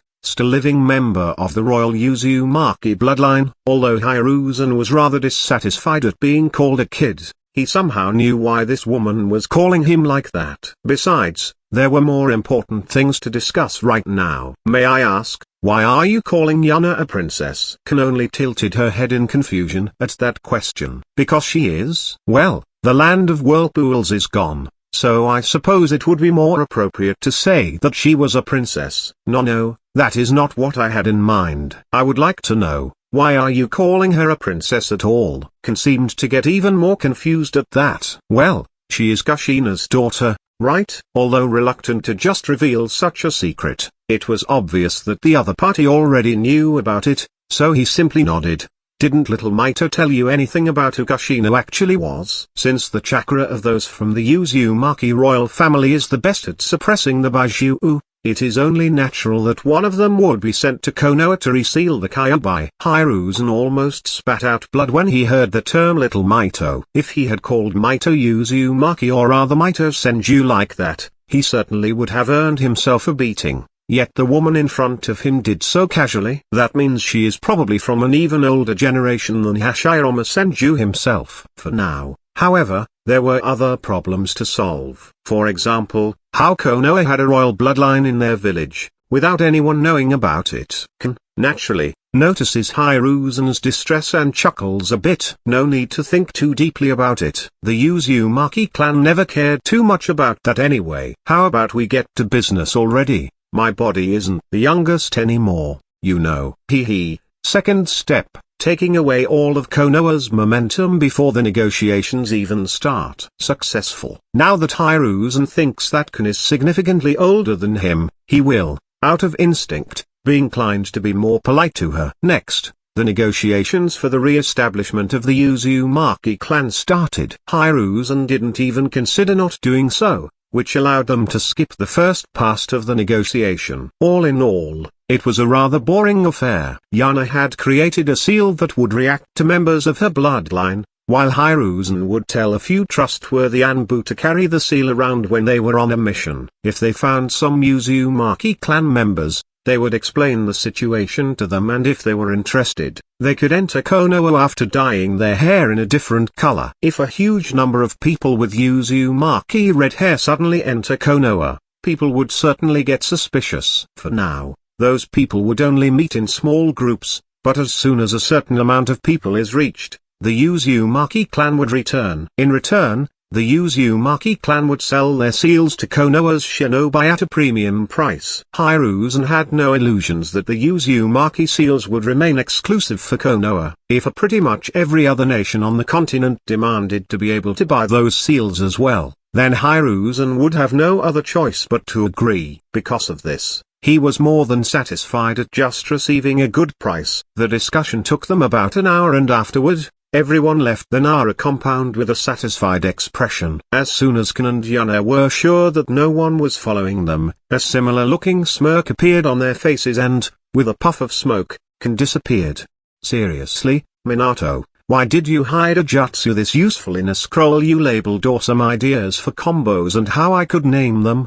Yuna was truly satisfied with today's meeting. The trade conditions were appropriate, and from now on, Uzumaki clan members would slowly gather in Konoha. That, however, wasn't even the best part. The best part was, without a doubt, that Yuna literally didn't expose any significant secrets about herself. All the abnormal things she did when she was younger would, from now on, simply get the she got help from an adult or the she used a seal she got from her guardian treatment. Chapter 34, Chains. This chapter is updated by novels.pl. It has been a year since the secret meeting with the Hokage. At this point in time, Yuna could occasionally see Uzumaki clan members walking on the streets of Konoha. If you know what you have to look at, they are pretty easy to spot. None of them are happy with the color of their hair. Another thing that has slightly changed is that the success rate and accuracy from scouting missions have increased. Yuna has also noticed that Hiruzen had,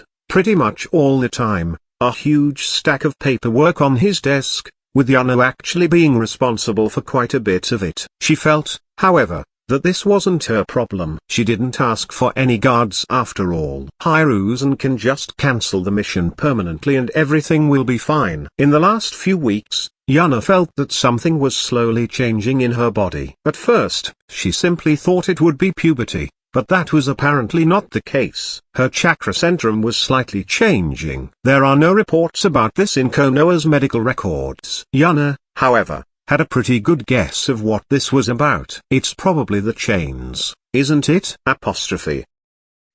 I would rather you don't awaken them. Sorry, that's not an option.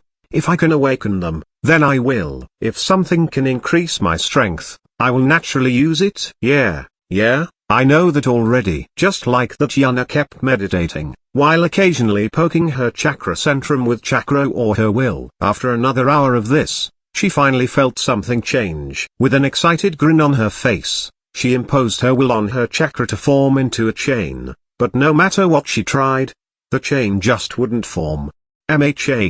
How weird. My instincts are telling me that I can form my first chain, but something is still missing. She kept pondering a while longer when the realization finally hit her. She almost wanted to hit herself for missing something this obvious. I am not Kushina. Why am I trying to form the same chains that she has? Yuna didn't even need to think a second longer to understand what kind of chains she would form. She exerted her will on her chakra yet again, but this time instead of just having it form a chain, she simultaneously had it take on a certain chakra nature. This was not easy, even for Yuna, who already managed to gain a monstrous amount of chakra control, but she didn't mind. Or rather, she was happy about it. She just found another exercise to push herself even further. It took her a whole minute to finally reach her goal. A single crystalline, snow-white chain was coming out of her back. The moment it appeared, the temperature in the room immediately dropped. Yuna, however,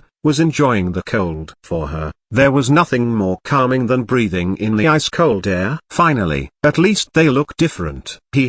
Indeed. Now let's start perfecting it and then I can start working on the second one. Yuna's face distorted in a weird combination of glee and madness. Just how much have I missed this? The exhilarating feeling of getting stronger? And soon, I will finally experience that again, won't I? In this new life of mine, it should be possible again.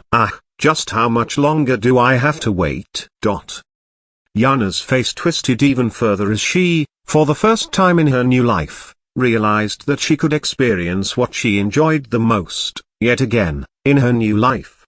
A few weeks later, Yuna was, yet again, lazing around in the academy. Teachers would only teach a class for a single year, So they had a new teacher now, and this one seems to hate the twins significantly less than the previous one. This naturally meant that he would get hit with cakes significantly less than the previous one, as well. No one bothered to think too deeply about it, except for one, Shikamaru Nara. He immediately noticed that the cake attacks were significantly reduced and tried to understand the difference between their current teacher and the old one. He easily deduced that the difference was how they treated the twins, and after collecting data for a few more days he confronted Yuna. "You are the one responsible for the cakes, right?" Yuna, however, only smirked at him and then gave him an answer. "Prove it." Shikamaru could only gnash his teeth at that. She basically admitted that she was the culprit, but Shikamaru still couldn't do anything. Just a statistic of two things that seemed to correlate wasn't enough. He needs to find out how it is done. He had to do it to satisfy his curiosity and thirst for knowledge. As for helping out the teachers, he couldn't care less. If they can't even see through the pranks of one of their students, then they deserve to be pranked. Yuna, on the other hand, was currently preparing herself for the arrival of IT. She could already feel IT approaching the classroom, and just as she finished protecting her ears with chakra, IT arrived. "Today I'm sitting next to Sasuke-kun." "No, I am." "No, I." A gaggle of girls stormed the classroom, screeching at each other to sit next to their beloved. Yuna was already getting a headache just from seeing it. Why are these women even at the academy? They clearly just want to become a trophy for some powerful figure and have no interest in becoming shinobi. Well, rather than being a trophy, they probably think they are the princess that gets saved by a knight. A shinobi in golden black armor tight-fitting clothing to make it easier to kill people stealthily. For a brief moment, she imagined Sasuke in golden armor with a heroic expression on his face, and she couldn't help but chuckle a little. Unfortunately, that startled the witches. "Is there something funny, idiot twin?" Idiot twin was the nickname that was given to Naruto and her last year, and Yuna found it rather hilarious. Imagine people that think they will survive a battlefield, because a kid with anger management issues will protect them, calling you an idiot. That was just too hilarious. Yuna was still musing about what to answer when the next person was already pitching in. "That's right, idiot. Got something to say?" "Yeah. What?" As more and more insults kept being thrown at her, she considered if she should just kill all of them and be done with it, but then decided against it.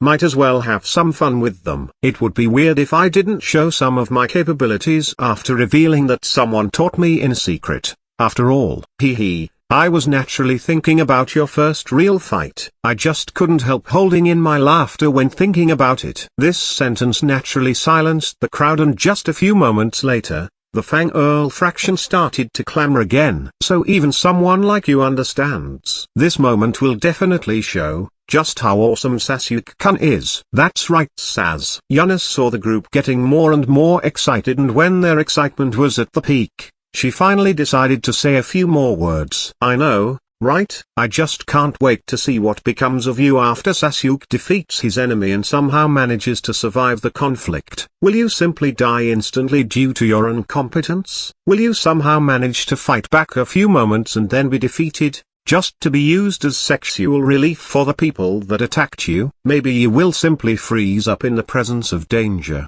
be captured, and then sold as a sex slave later on. So many exciting possibilities, don't you think?" After these words, a heavy silence descended onto the room. After a few more seconds of silence, a young girl with long blonde hair that was bound into a ponytail approached Yuna and threw out a punch.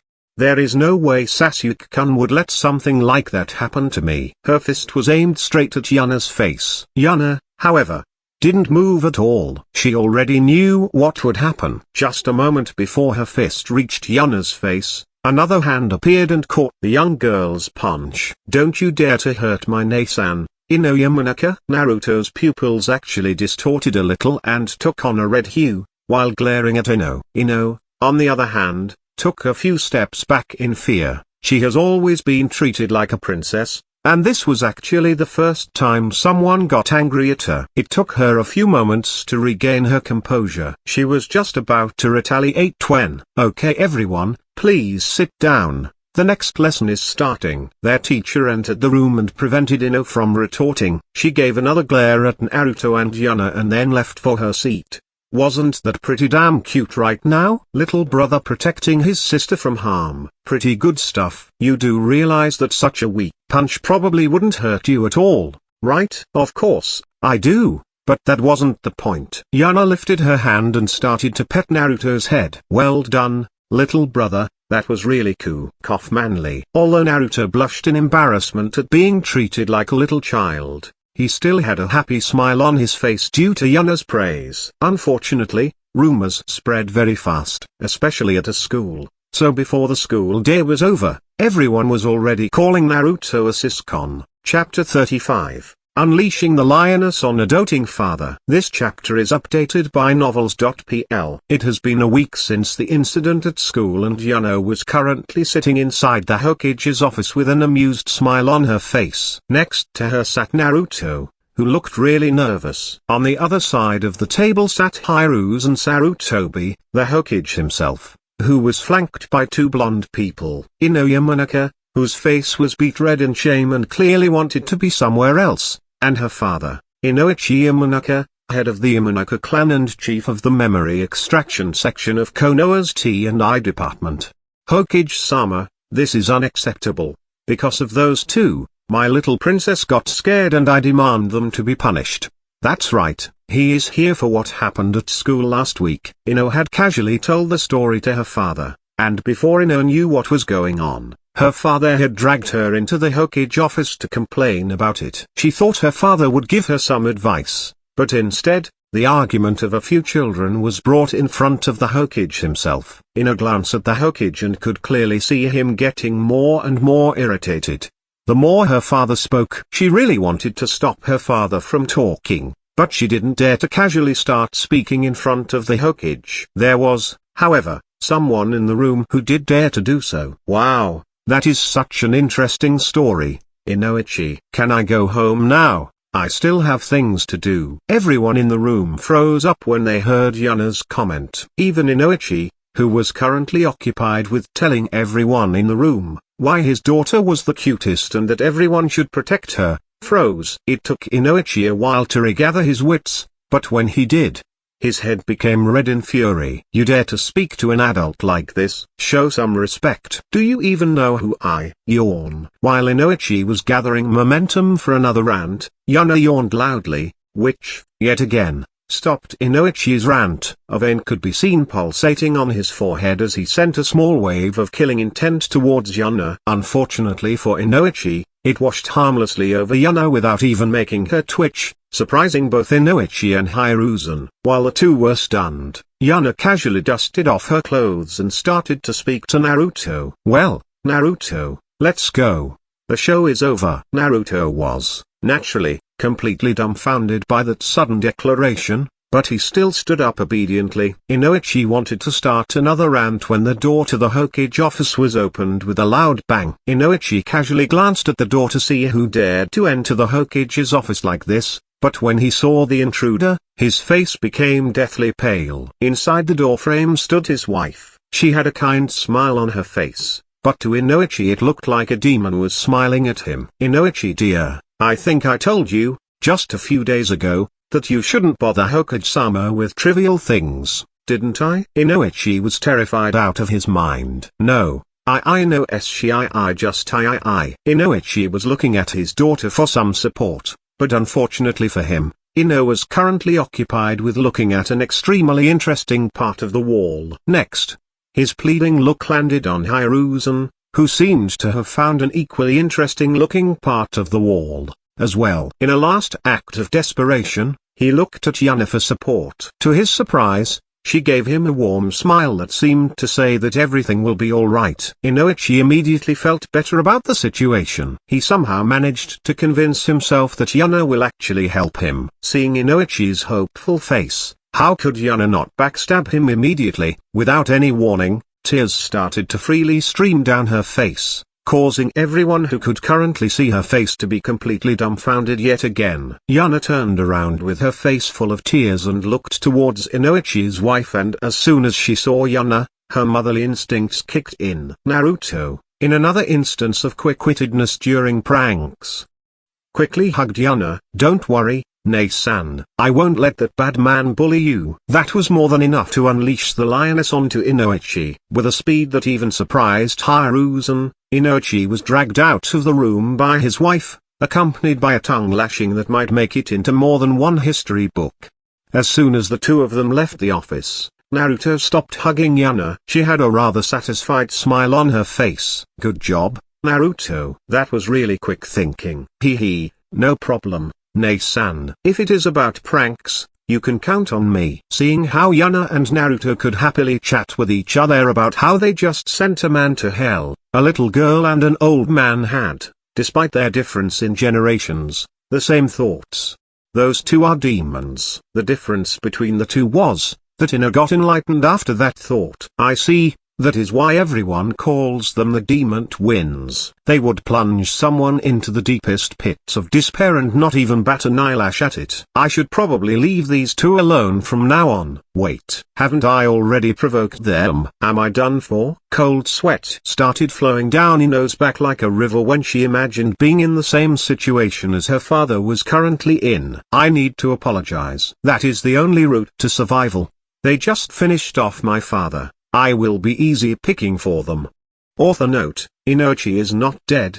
He just wishes he was. Ino quickly said her goodbyes to the Hokage and then left his office. Hiruzen, meanwhile, was getting flashbacks of the scoldings he had received from his wife and was zoning out more and more. Ino quickly caught up to the twins and stopped them. Please wait a moment, I want to say something. Yuna and Naruto turned around with an indifferent expression on their faces. They, naturally, didn't have a good image of Ino, so her next words were rather surprising for them. I would like to apologize for what happened in the classroom last week. No matter how angry your comments made me, I shouldn't have tried to attack you. As for today, I'm sorry about it, as well. Naruto had no idea how to deal with the situation. This was pretty much the first time someone outside of those he considered family apologized to him. Yuna on the other hand thought about it for a moment and then nodded her head. You have no need to apologize for what happened today. You clearly didn't want it to happen either. As for what happened in the classroom, how about we make a little deal? I would like you to do something. I will completely forgive you if you do it. At first, Ino was rather happy that Yuna didn't hold a grudge against her for what happened today, but when she heard that Yuna wanted her to do something, she was terrified out of her mind. She couldn't even imagine what kind of terrifying task Yuna had for her. Despite that, she decided to push on. She would rather do something terrifying than to be forced into a dead end without knowing about it, like her father. Alright, what do you want me to do? Seeing Ino's I will put my life on the line expression, Yuna couldn't help herself but chuckle a little. It is nothing hard, you know. The next time you are alone with Sasuke, I want you to ask him the following question. If you had to kill everyone you know, including me, to get your revenge, would you do it? Although Ino was confused by this question, she was also elated by this. There was no way her Sasuke-kun would do something this cruel, after all. Considering Ino entered the classroom with tears streaming down her face and sat as far away as possible from Sasuke the next day, that assumption was probably not correct. Chapter 36, Ino Yamanaka. This chapter is updated by novels.pl. The academy just finished and Naruto, Hinata, and Yuna were currently on their way home. While Yuna had a rather casual smile on her face, Hinata and Naruto seemed to be rather awkward about something. They were constantly exchanging glances and then looked at Yuna, seemingly waiting for her to say something. Unfortunately, she never did say anything. After another few minutes of awkward walking, Hinata finally decided to say something.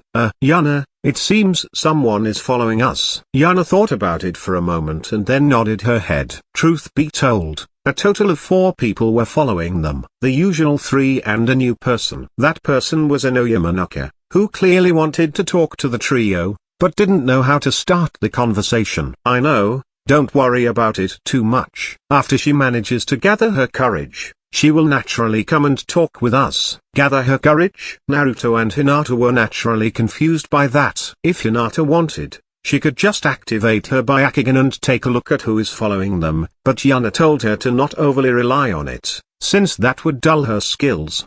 Yep, the person who is following us is actually Yuna. please wait a moment. I want to talk with you. The trio turned around and Naruto's and Hinata's eyes widened in shock after seeing Ino Yamanaka appearing behind them. They both couldn't understand why she still wanted to talk with Yuna despite what happened yesterday. Yuna, on the other hand, wasn't that surprised.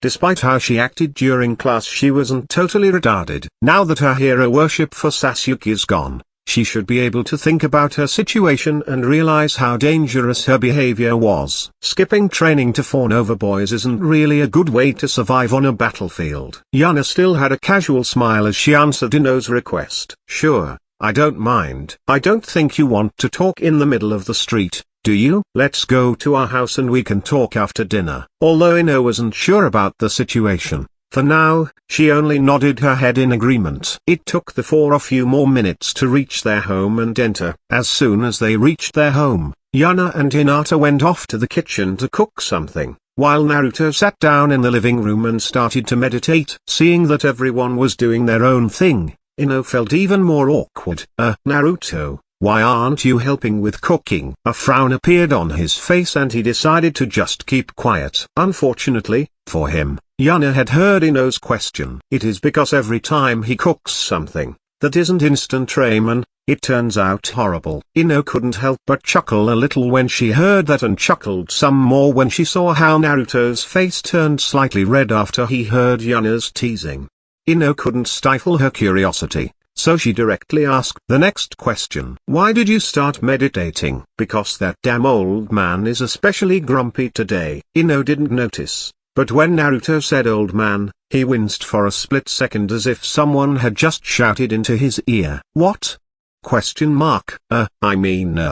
Don't worry about it. Ino gave him a suspicion-filled glare, but Naruto already went back to meditating in an attempt to prevent further questioning. Unfortunately for him, he managed to awaken Ino's curiosity. Why do you look so different from Yuna, despite being twins? Why wouldn't I? We just met on the streets someday and decided to become twins. Why is Hinata living here? She is our daughter. Why does everyone hate you? I am too good looking, so people get envious, and my sister is the reincarnation of a demon. Why do you two have whiskers? It is the physical representation of the demon inside us. Didn't you say only your sister is the demon? I said people are envious of how handsome I am and didn't say that there are no demons sealed inside me. Is anything of what you have just told me true? No idea. If you could reread my answers to me, I might be able to cherry-pick a truth or two out of it. Ino couldn't help but pout angrily at Naruto since she received no information at all from her interrogation. Why aren't you telling me anything? A smirk appeared on Naruto's face, as he was prepared for that question. His face became solemn, as he pretended to be a wise man. A shinobi's greatest weapon is their secrets. Ino got even angrier when Naruto acted like an old man teaching a child a life lesson. Naruto, however, thought that her angry face was rather cute. After all, when Yuna is angry at him, she just keeps smiling at him. An angry Yuna smiling at him is something that could appear in his nightmares. He has learned by now that making Yuna angry is not a good idea. While the two people were quarreling, Yuna re-entered the living room and saw the spectacle before her. She couldn't help but smirk a little at such a good opportunity.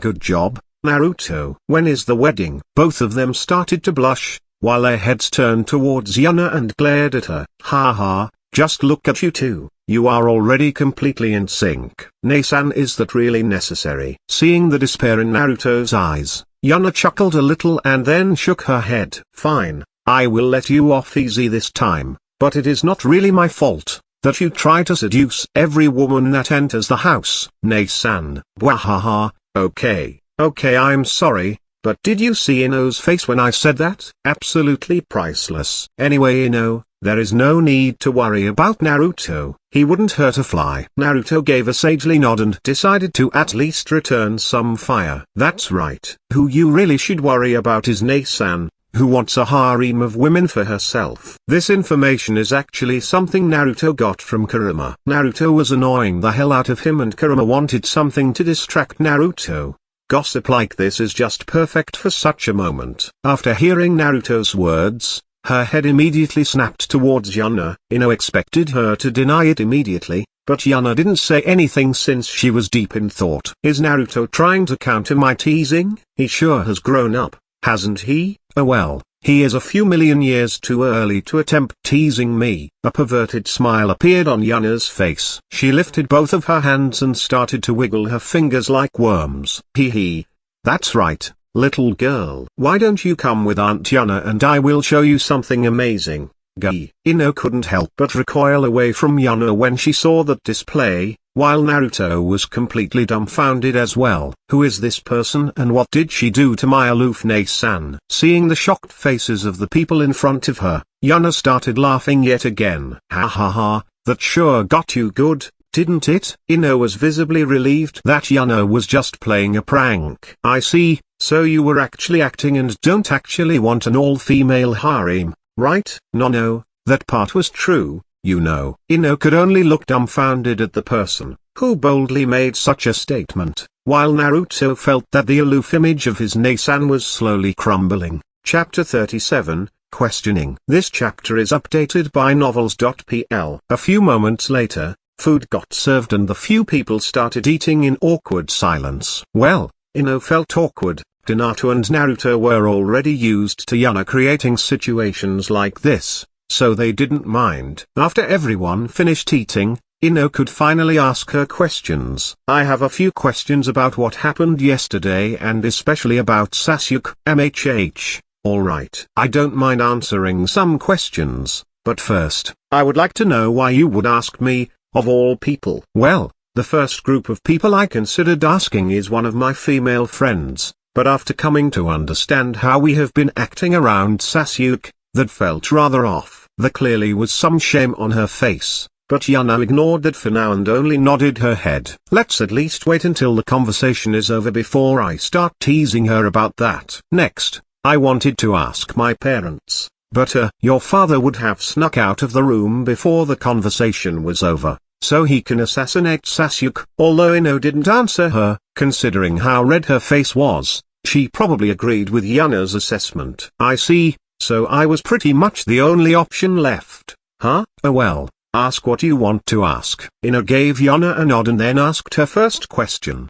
Did you know Sasuke would answer like this? Yuna? Yes, I did. How did you know that he would have no qualm abandoning me? Yuna took a while to ponder how exactly she was supposed to answer this question. After all, because it's obvious, doesn't seem to be that great of an answer. Well, how should I put it? I am good at reading people. Very good, in fact. The way he moves.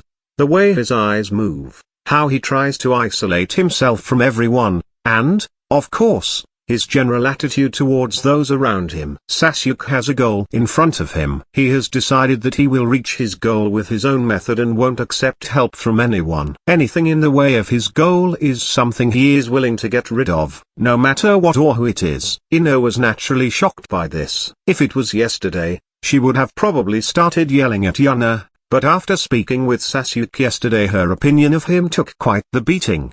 What is his goal? I believe that is not something I should tell you, but if you want to find out, it is pretty easy to investigate. This felt rather weird to her. Yuna basically said, it is a secret, but it is easy to find out. Why doesn't he want any help? Whatever his goal may be, wouldn't it be easy to achieve with more people? Yuna couldn't help but chuckle at that. Of course, it would be easier, but if he asked people for help, then he wouldn't be able to monopolize all that angst and hatred for himself. Seems like he is following the footsteps of his ancestors. If it is about brooding, then no one can compare with the Uchiha. He doesn't want any help, because he is constantly telling himself that only the weak need help, that only he can do it, and that everyone else will just get in his way. Let me be serious with you, Ino. Just leave him alone. Attempting to help him will only make him angrier. I personally don't mind helping someone in need, but that is only when that person wants help. If you need help, but don't want it, then why should I bother? Ino didn't answer. She just sat there, deep in thought. I had a crush on Sasuke, but now that I know he would happily sacrifice me for his goal, those feelings are gone. Yuna told me that Sasuke has some grand goal he wants to accomplish. Do I want to support him? Yuna is right. If he doesn't want help, why should I help him? Although it took Ino a while to think everything through, Yuna quickly noticed that she has made her decision and nodded in satisfaction. Seems like she is at least capable of thinking things through, probably, when her head isn't occupied thinking of Sasuke all the time. Thank you for answering my question. But there is actually something else I want to ask about. This actually got Yuna quite curious. What else could there be? That incident in the classroom was probably the first time we talked with each other, after all. Go ahead, then. Ino cleared her throat, quickly stood up and pointed her finger at Hinata, who was currently chatting with Naruto. What the hell is this all about? While Naruto and Hinata were puzzled by what Ino was talking about, Yuna only had one thought. Oops. Hinata was the first to react to Ino's question. Sorry Ino, but I am not sure what you are talking about. I'm talking about you, of course. Who are you? Where is the shy and meek Hinata, that couldn't even get a sentence out without stuttering? Hinata completely froze up when she heard Ino's question. As soon as she got home, she dropped the act she kept up at the academy and completely forgot that Ino didn't know her secret. Her first instinct was to look towards Yuna for help. But both she and Naruto had vanished, and considering the background noise, were currently cleaning the dishes.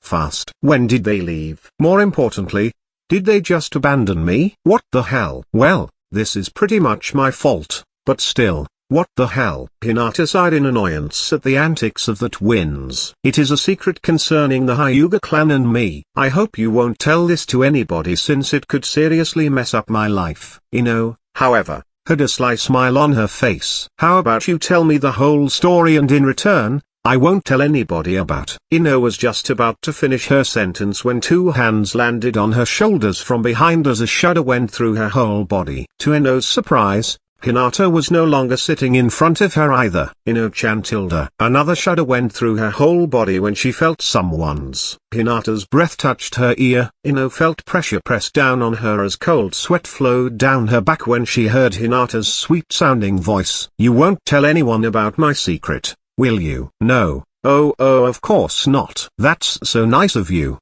Ino-chan. Hinata disappeared again and reappeared on her chair with a kind smile on her face. Ino, however, was terrified out of her mind. What the hell was that? What was with that speed? What about the pressure? Has Hinata already spent some time on a battlefield? Are the twins like this as well? More and more questions kept popping up in her head, but she didn't dare ask any of them. Hinata's kind smile prevented her from asking more questions. Hinata has, of course, never stood on a real battlefield, but that doesn't mean she isn't used to combat. When she fights against Yuna, she always attacks with the intention to kill. Yuna taught her how to fight lethally and non-lethally and told Hinata that during fights with Yuna she should always go all out, since this is the fastest way to grow stronger. At first, Hinata was worried of actually killing Yuna during combat, but that notion quickly got thrown out of the window by Hinata. Even getting a proper hit in is almost impossible. No need to even talk about killing her. Just when the silence became suffocating for Ino,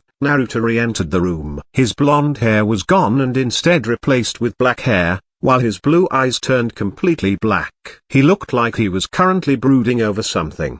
He didn't acknowledge anyone in the room, walked towards his chair, sat down and started looking out of the window. Ino found this scene slightly familiar, but didn't know where to put it, while Hinata was trying to suppress her laughter. She already could guess what would happen next, and as she expected, the door burst open, revealing Yuna with platinum blonde hair and light blue eyes.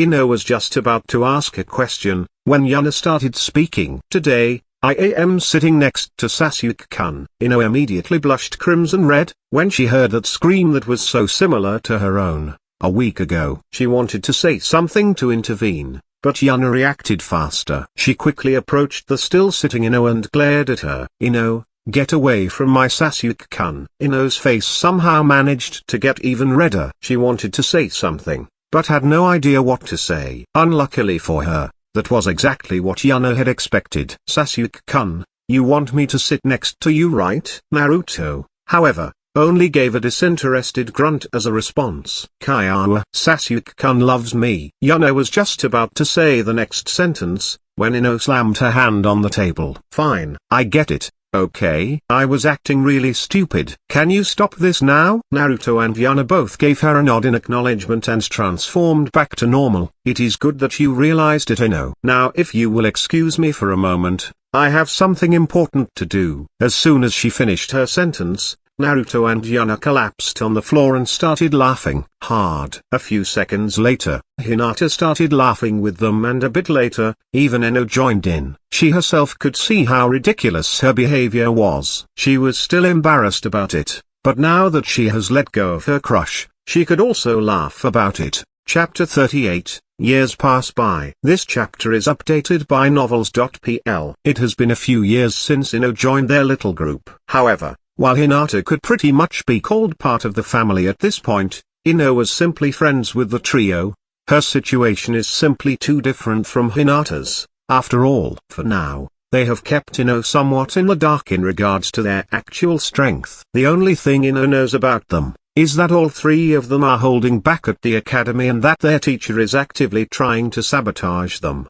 Yuna was rather satisfied with her growth in strength. She has managed to form her second chain and is just one step away from forming the third. She also attempted to teach them to Naruto, but that didn't go well. Naruto has either no affinity for them, or simply can't use them at all. Hinata, on the other hand, had no talent for sealing and instead focuses on other things. She found out that her chakra nature was water, so she started learning nature transformation. She was actually rather close to perfecting it. Additionally, Hinata decided to pick up a sword to increase her repertoire and have a plan for when closing tenketsu isn't an option.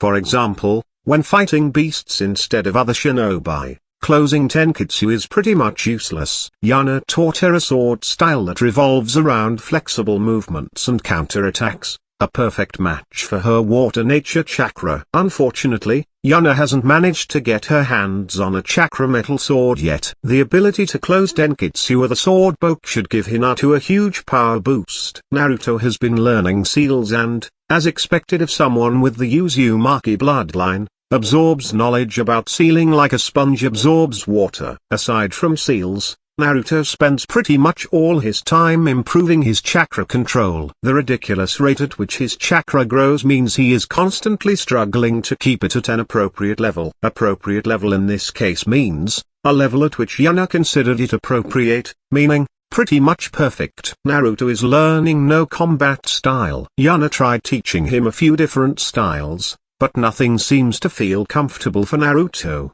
So Yuna simply continued honing Naruto's battle instincts instead of bothering about a combat style. Although Ino wasn't training with the trio, she was also getting stronger at a decent pace. Since she had two parents that are both shinobi, it is rather obvious who helped her train. Seeing that Ino is finally taking becoming a shinobi seriously, her parents were naturally elated as well. On the day Ino asked her parents for help with training, there may or may not have been a lot of reports of people hearing someone scream, "My little princess is growing up," followed by the sound of a pan hitting her head. It was the start of the trio's last year at the academy and Yuna was rather happy about the current situation. Except for one, all of Sasuke's fangirls were gone, which, truth be told, was not surprising for Yuna. Why would trash that doesn't train and only fawns over a boy make it through the academy? After all, the only reason why the last girl, Sakura, was still here, was apparently because she has quite the good head on her shoulders. She somehow managed to ace every theoretical test so far, which genuinely surprised Yuna. At the start, Yuna was certain that every time she wrote a word that starts with an S, it would automatically come out as Sasuke. But that doesn't seem to be the case.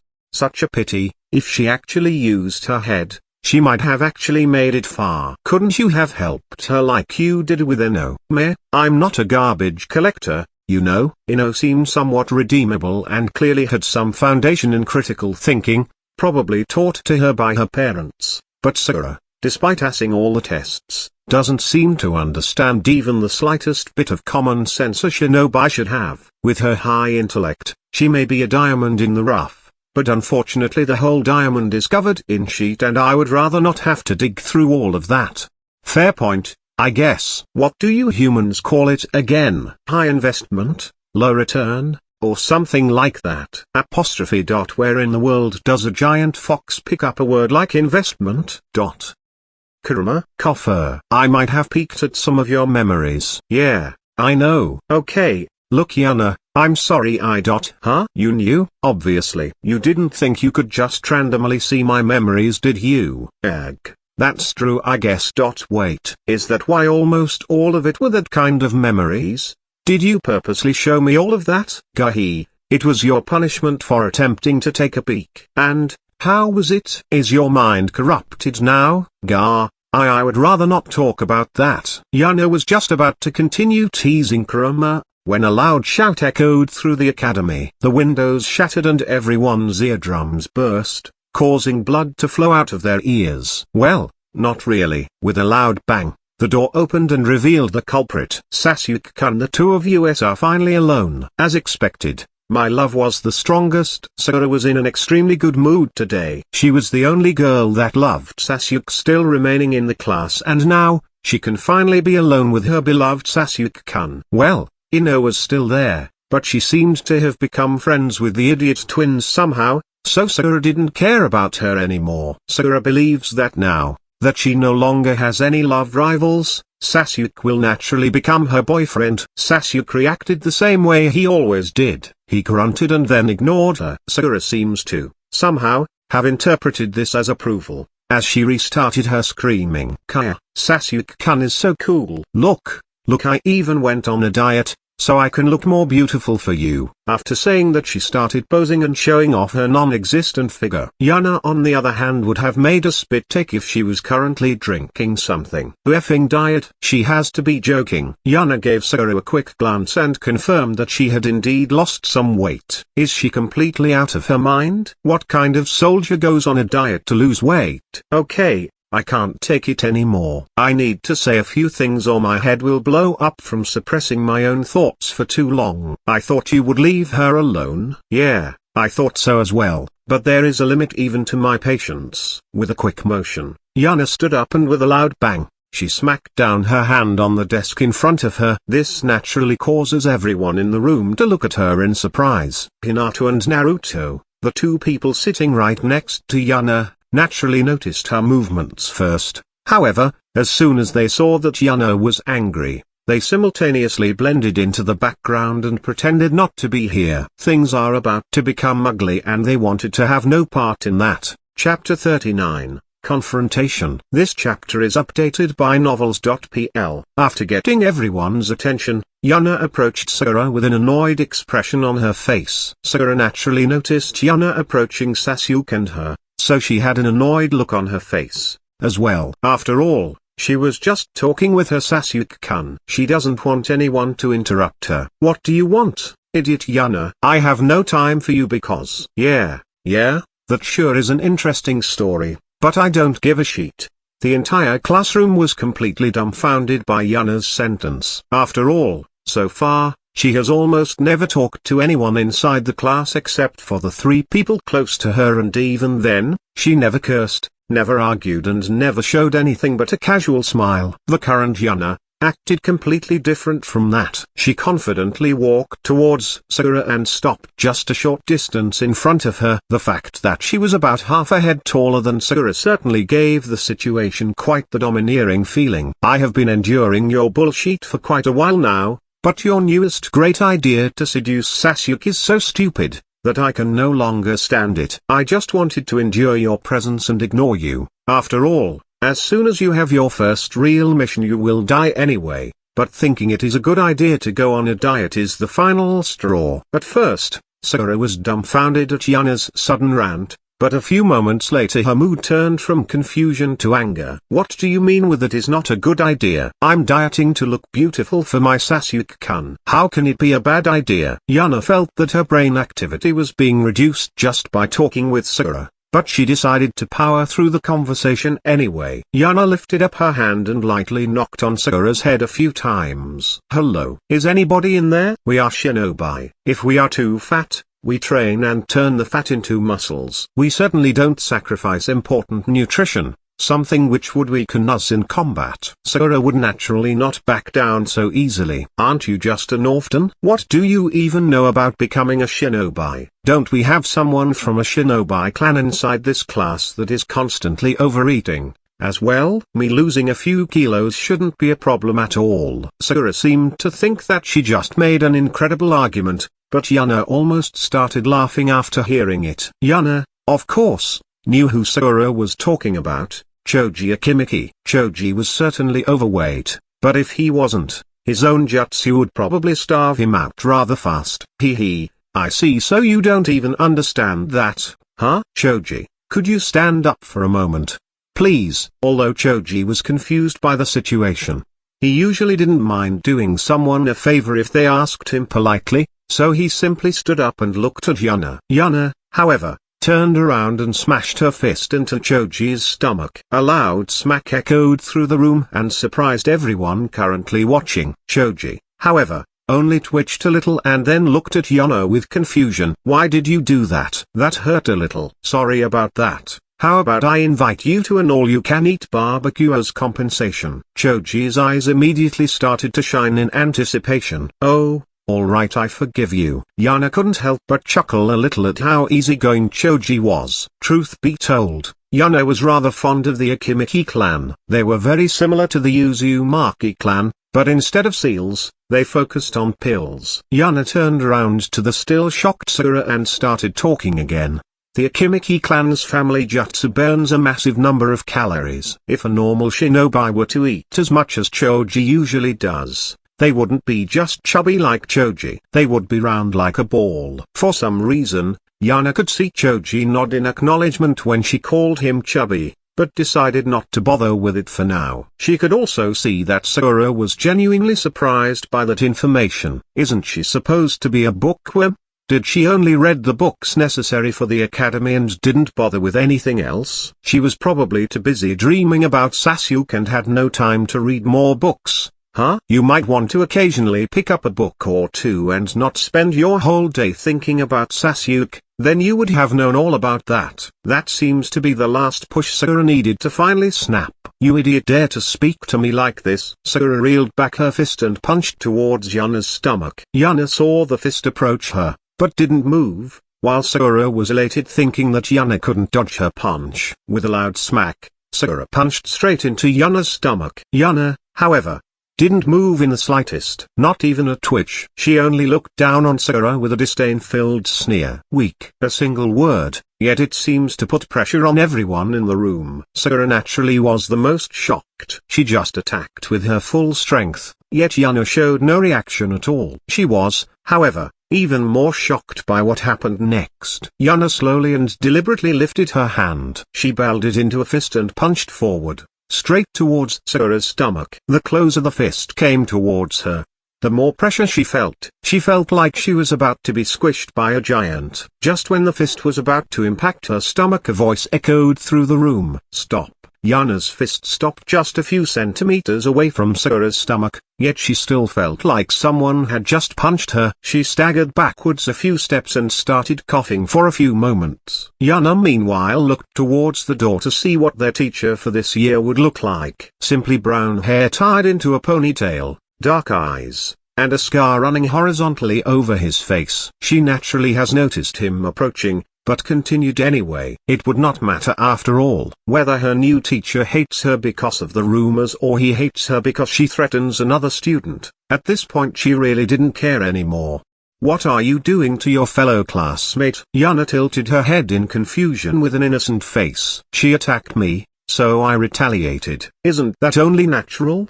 Bullshit. I didn't see her attacking you at all. Yuna considered just ignoring the teacher in front of her, but rather interesting idea suddenly popped into her mind. She quickly scanned the surroundings to make sure the puppet was still watching her, and then she started her act.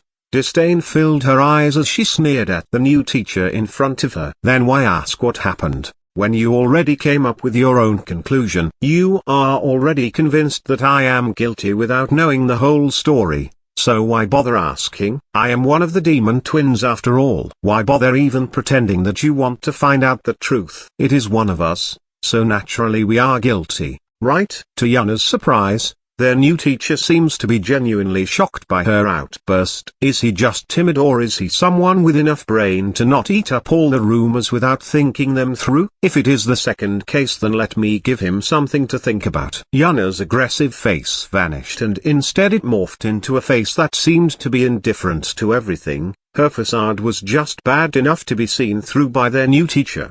Oh well, it has always been like this, so who cares? She simply went to her seat and sat down without saying anything more. Naruto and Hinata, meanwhile, pretended to be worried about her, but couldn't wait to get home, so Yuna could tell them what exactly she was planning. They didn't even think for a second that Yuna was truly angry about the situation, because if she was, that teacher in front of them would have already experienced hell by now.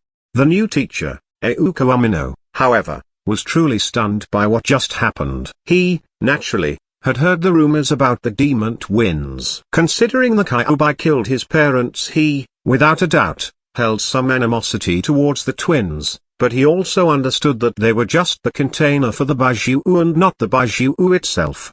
So, when he saw that one of the twins was about to attack a fellow student, his mind immediately decided to trust the rumors without giving it any thought. Yuna's words after his accusation hit Iruka quite hard.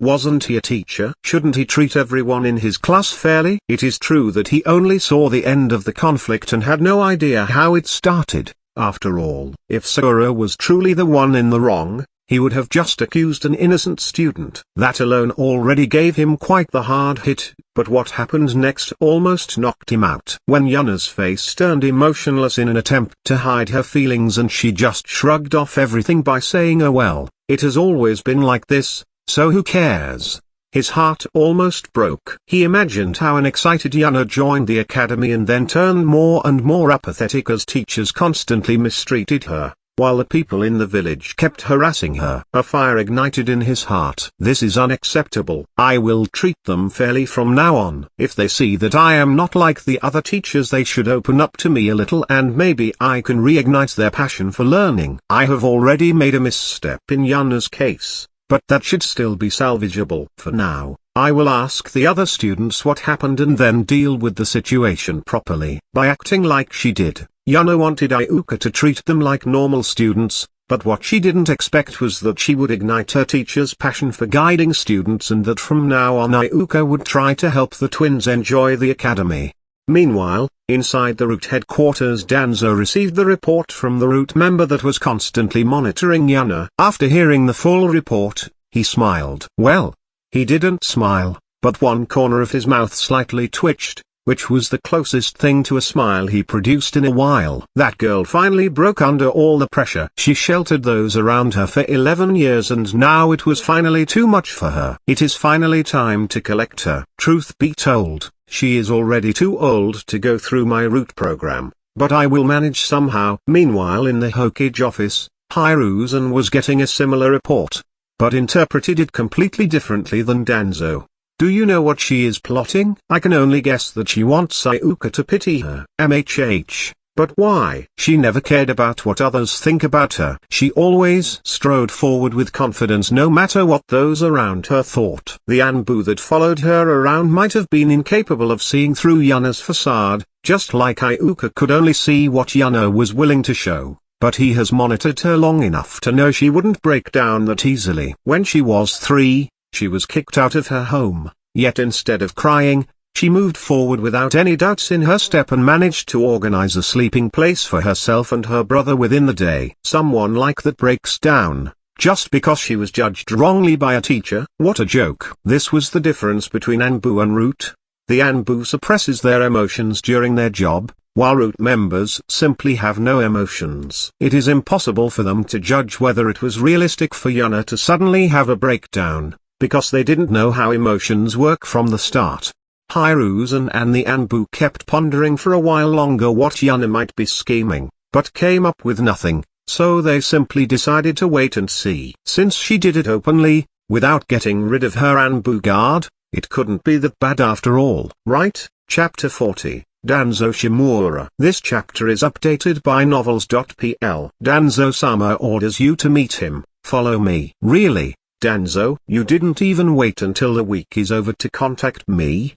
How impatient are you? It is the day after Yuna's outburst inside the classroom. She just wanted to get some shopping done, but as soon as she left the house, the puppet that was usually watching her appeared in front of her. Yuna checked her surroundings for a moment and smirked. Oh my, you even brought 7 of your friends with you. Are we having a party? Ah, but I guess you would need that many to knock out my Anbu guard, wouldn't you? The root in front of her, of course, didn't react at all. Yuna couldn't help but pout. Talking with an emotionless puppet is so boring. Lead the way already. I still have some shopping to do. Without saying anything else, the root turned around and started walking away, with Yuna following behind him. What none of the root members noticed was that as soon as everyone left, a second Yuna appeared. There is no way she would brazenly stroll inside the enemy's stronghold without insurance. After all, since she didn't plan to fight anyway, she just sent in a clone,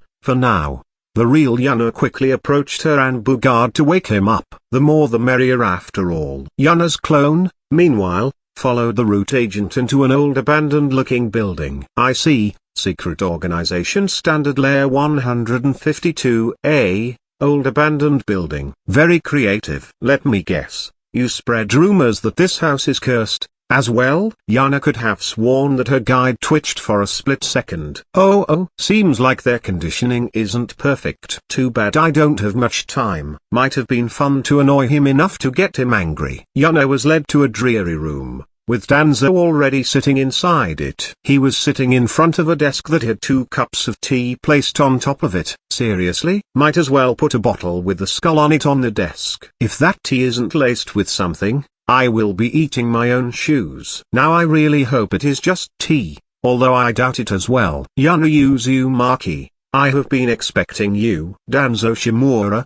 I wondered when you finally want to meet me. I'm surprised you know my full name. Yuna only rolled her eyes at that. Your puppet has been stalking me this long and you think I wouldn't know you? Anyway, let me tell you why I called for you. Changing the topic, huh? Oh well. Let's see what kind of spiel he has prepared. I am sure you have noticed that a lot of people in the village don't like you and that you are also aware of the reason. Yeah, it is because a certain person has been spreading rather ridiculous rumors. Although Danzo didn't show it on the outside, Yuna could tell that Danzo lost control for just a split second. Hee, getting nervous already? I haven't even started yet.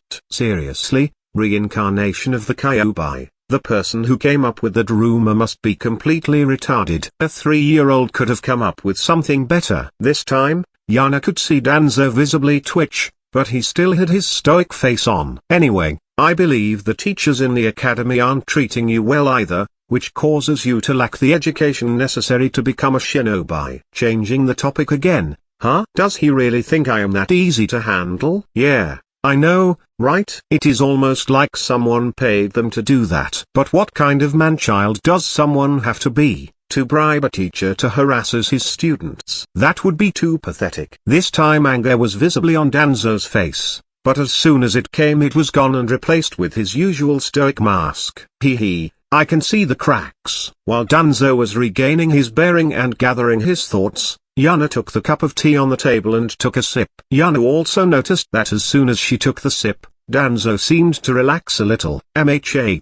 Let's see. Seems to be poison to weaken my will and muddle my thoughts. Oh well, let's flush it out. Yuna stealthily circulated her chakra once and neutralized the poison. The poison itself was pretty weak and neutralizing it like this is something every experienced ninja could do easily. Danzo, naturally, wouldn't know how experienced Yuna was. He probably chose something not too strong, since he doesn't want to kill me or make me retarded, after all. Danzo was just about to speak when Yuna stole away his initiative. Pretty decent tea, but the poison distorts the taste a little. Let me give you a little advice. Let the tea brew longer to make the taste more intense. That way, the poison will be harder to taste. This time, Danzo completely froze up. Not in 100 years had he expected that Yuna would notice the poison. What happened next, however, shocked him even more. Yuna took another sip of tea, frowned, put a cube of sugar into the tea, stirred it, and took another sip. Yuna nodded with a satisfied face. Sugar is also pretty decent at masking the taste. Anyway, you still haven't told me why I am here. I took Danzo quite a while to regather his thoughts. Yuna's loud slurping while drinking her poison tea certainly didn't help speed up the progress, either. Anyway, as the container of the Kyuubi, you are a valuable asset for the village. It is very important for you to get a proper shinobi education. True. I always wondered why no shinobi family came to adopt us. Almost like someone was preventing them from doing so. But there is no way someone would block the village's important Jinchuriki from getting a proper upbringing. That would be the height of stupidity. Yuna took another sip of tea, while she observed Danzo from the corner of her eyes. Danzo's face was currently twisted in anger, and for a split second, a bit of killing intent leaked out. Weird. Has it gotten a little colder? Danzo immediately rebuilt his facade when he heard that and reined in his killing intent. Ugh, must have been my imagination. How about you join my organization? I can probably train you and even teach you how to control the Kyuubi's power. Wow, you heard that, Kurama? He can teach me how to use your power. Since he seemed to be more proficient in it than you. Do you want to ask him any questions? What a joke. This guy really thinks he is the only one that can think for himself and that everyone will easily fall for his traps. Such an obvious lie, yet he spouts it so confidently. That's right. It sounds confident because he actually is confident. He genuinely believes that, if it is him, he can do it. Yuna pretended to be interested and answered Danzo. Ugh, you can teach me how to control it? That is amazing. Danzo was just about to ride on his high when Yuna immediately shot him down again. Let me guess. I have to become emotionless like the 8 puppets that are hiding in this room? Danzo widened his eyes in surprise when Yuna accurately told him the number of root agents inside the room. He is slipping up more and more. Seems like I was correct. Then let me guess some more. For you to help me, I only have to accept a little cursed seal, right? But I'm sure it will only prevent me from speaking about you, right? And you especially wouldn't slip in a seal that would make it impossible for me to disobey your orders, right? As soon as she finished her little speech, she deliberately glanced in the direction of the only person in the room that had such a seal on him. This time, Danzo completely lost it. His face twisted with anger as he gave an order. Capture her. The 8 people in the room instantly started charging at Yuna. Yuna however didn't move at all. Moments later she was tied to the chair and had a kunai on her neck. Well, this is rather rude. Don't you think? How am I supposed to drink my tea if I am tied up like this? I have had enough of these games. I wanted to make you loyal to me through proper methods before I put this seal on you, but you leave me no choice. Pull out her tongue. You have some weird fetishes, old man. Before anyone could move, however, Yuna had already shown her tongue, while Danzo's face twisted even further in anger. He ignored it, for now. Took out a stamp and stamped it on Yuna's tongue. I have had enough of you joking around. From now on you are no longer allowed to make jokes. Yuna felt that something was trying to influence her mind, but didn't bother with it. She pretended to chew on something and then spit a black blob of ink on the table. Tastes like shit. I will have to give you a negative customer review. Danzo, however, didn't even hear her speak. He was staring at the blob of ink on his table in absolute bewilderment. He couldn't believe that someone could remove his seal so easily. Are you worried about the ink stain? Just rub some alcohol on it. That makes it easier to remove. Danzo awoke from his stupor and crossed eyes with Yuna. There was only one question in his mind. How? Yuna could only roll her eyes at him. Just put the alcohol on a piece of wash rag or something. It really isn't that complicated. Danzo, naturally, had no idea what Yuna was talking about.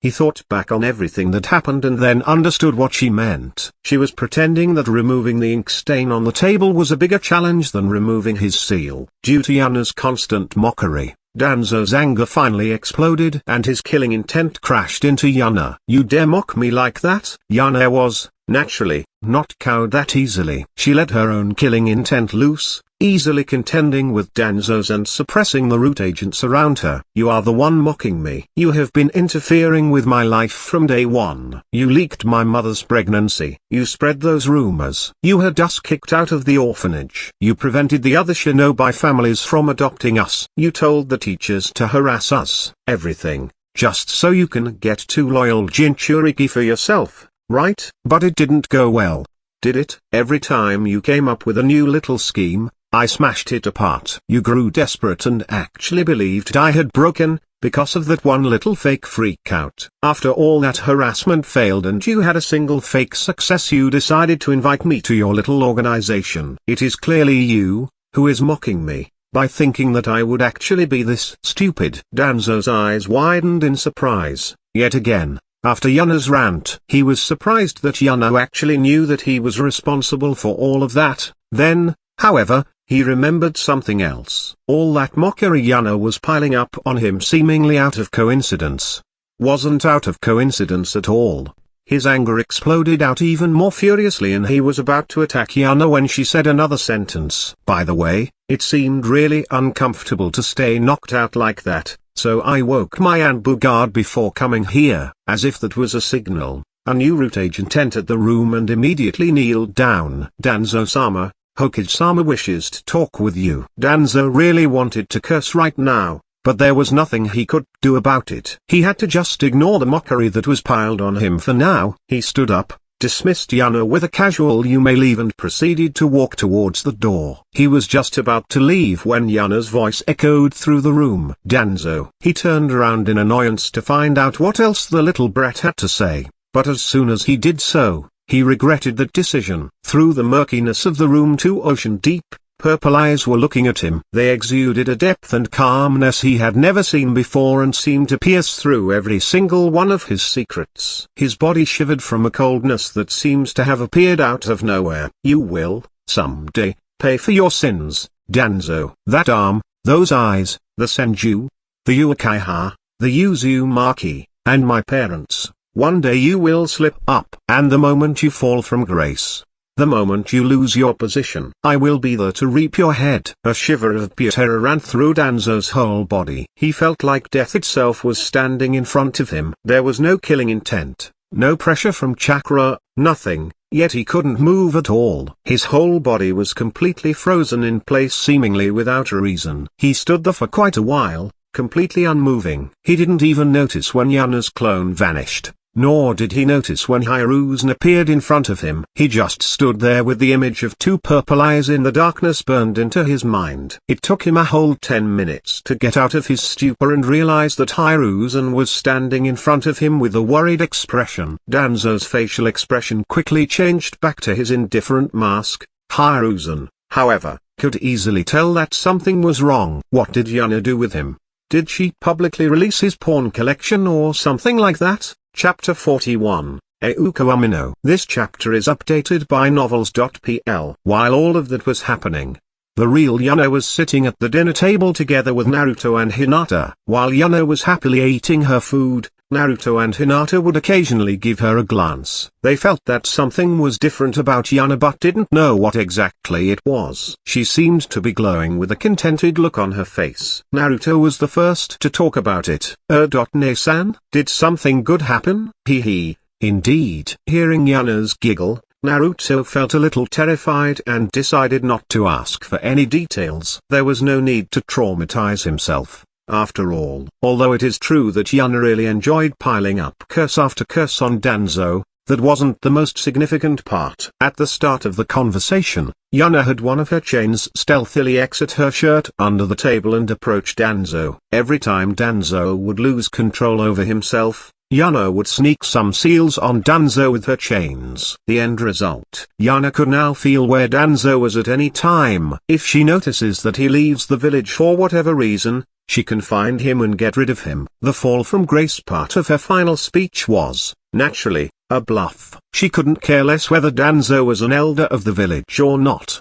The moment Yuna got a chance to get rid of Danzo without catching any flag for it, she would do so. She has already prepared some safety nets in case Danzo would target those close to her, as well. A few armbands that were stuffed to the brim with seals should do a pretty good job. After seeing Yuna's slightly insane smile, Naruto and Hinata shuddered and decided to call it a day. The next day when the trio arrived at school, they were met with a rather weird event. Iruka was greeting them in front of the academy with a happy smile. Oh, it's good to see you again. Good morning. Although Yuna didn't think Iruka would change his attitude towards them overnight, She saw that he was genuine in his goodwill. She, naturally, wouldn't slap a smiling face, so she just smiled at him casually and greeted him back. Good morning. Although Hinata and Naruto felt a little weird, they also greeted back obediently. Good morning, Iruka-sensei. Iruka was actually taken aback by the rather normal greeting.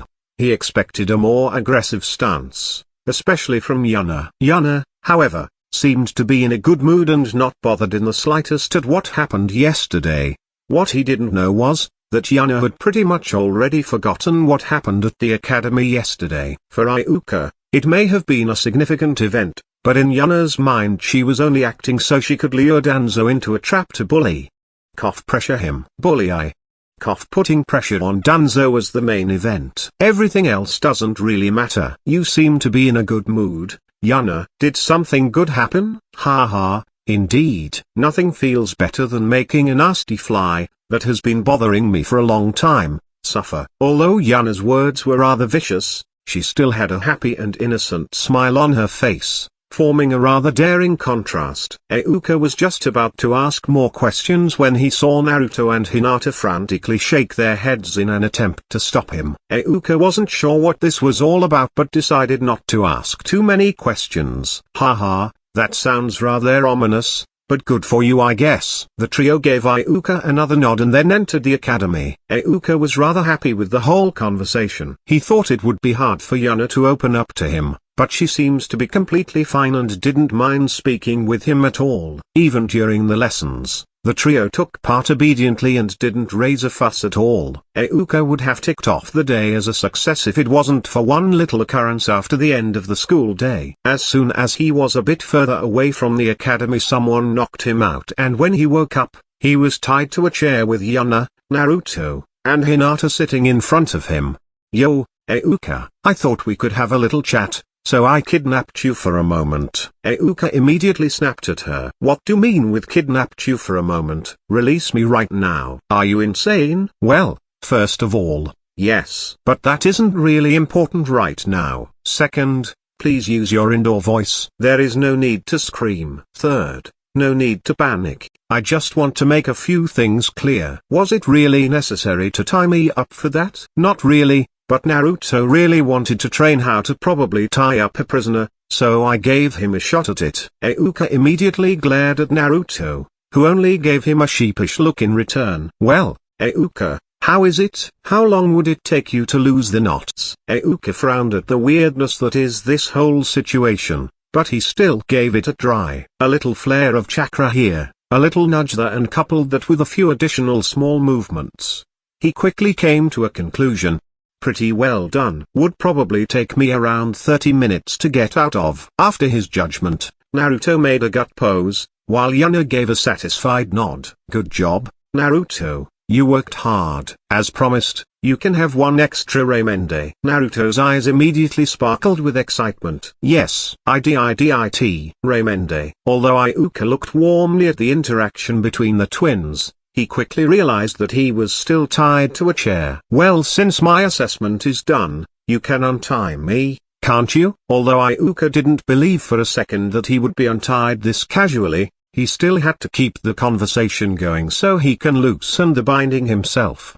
His estimate of 30 minutes was naturally a lie. He would only need half that time to get free. Yuna's next sentence, however, truly surprised him. That's true I guess. Yuna gave Naruto a casual nod and the next moment Naruto's right hand blurred. A split second later, the ropes tying Iruka to the chair were cut. Although Iruka could see Naruto's movement, he still was incredibly surprised by it. Around mid or maybe even high-level genin speed. And what is with that accuracy? During throwing practice at the academy, he barely managed to pass 50 points. Seeing Iruka's dumbfounded expression, Yuna could only chuckle. Hee, as you can see, we have quite a few secrets. You are someone that seems to hold no animosity against us. Coupled with the fact that you will be our teacher for a year, we decided to reveal a few things to you. Iruka felt something was slightly weird after that proclamation. From what I can see, Naruto was clearly hiding his strength. Quite a lot of it. I can only assume that Hinata and you are doing the same. I have never heard anything about that.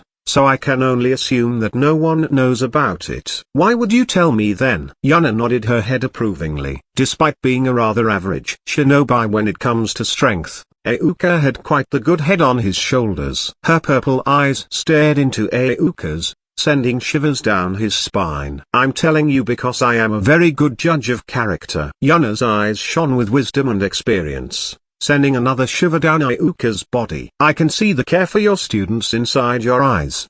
The care for the village and your loyalty to the Hokage. I only need a single sentence to make you keep our secret. The Hokage is aware that we are hiding our strength. Although, Iruka was still uncomfortable from being stared at by Yuna, hearing that the Hokage knew about it made him visibly relax. Yuna then proceeded to tell them their reason for hiding their strength. Well, some of their reasons. Hinata, because she doesn't want to be on the radar of her clan, and Naruto and Yuna, because they don't want the people that hate them to think that the demon twins are getting too powerful.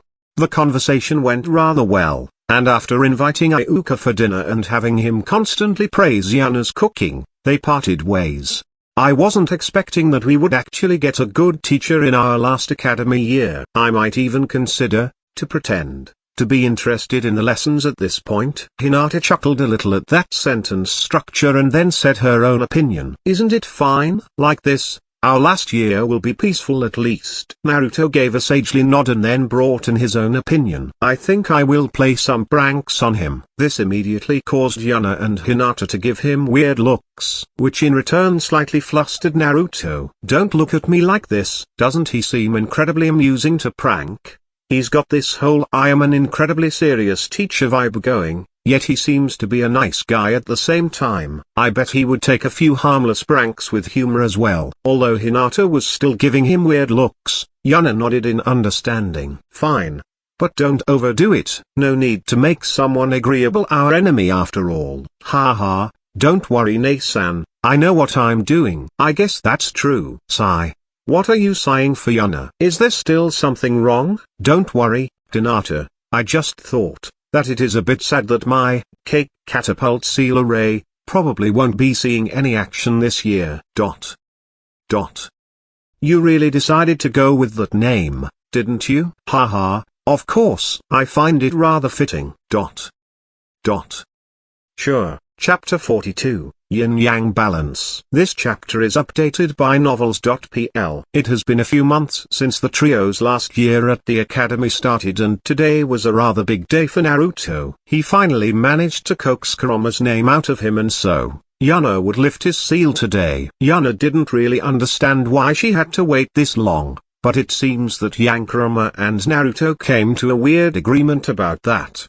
At this point in time, Hinata had also met with Kurama, but their meeting was rather uneventful. Hinata held no grudge against Kurama, while Kurama has pretty much watched her grow up, so he doesn't mind her presence, either. The trio was currently sitting cross-legged and had their fists bumped together between them. Moments later, they arrived at the cross-section of their mindscapes. Yuna still had her huge forest, covered with soft powder snow and huge glaciers as a backdrop. Naruto had created a huge sprawling beach covered in white sand and crystal clear, blue water. Yuna decided to not make any comments about the completely out of place, 10 stories tall building with Ikiraku Ramen written on it. Hinata had created a serene-looking forest with gentle streams of water flowing towards the center of it. In the center of her mindscape was a huge lake, and in the center of that lake was a small island with an even smaller building, an exact replica of their current flat. This, naturally, earned her quite a bit of teasing,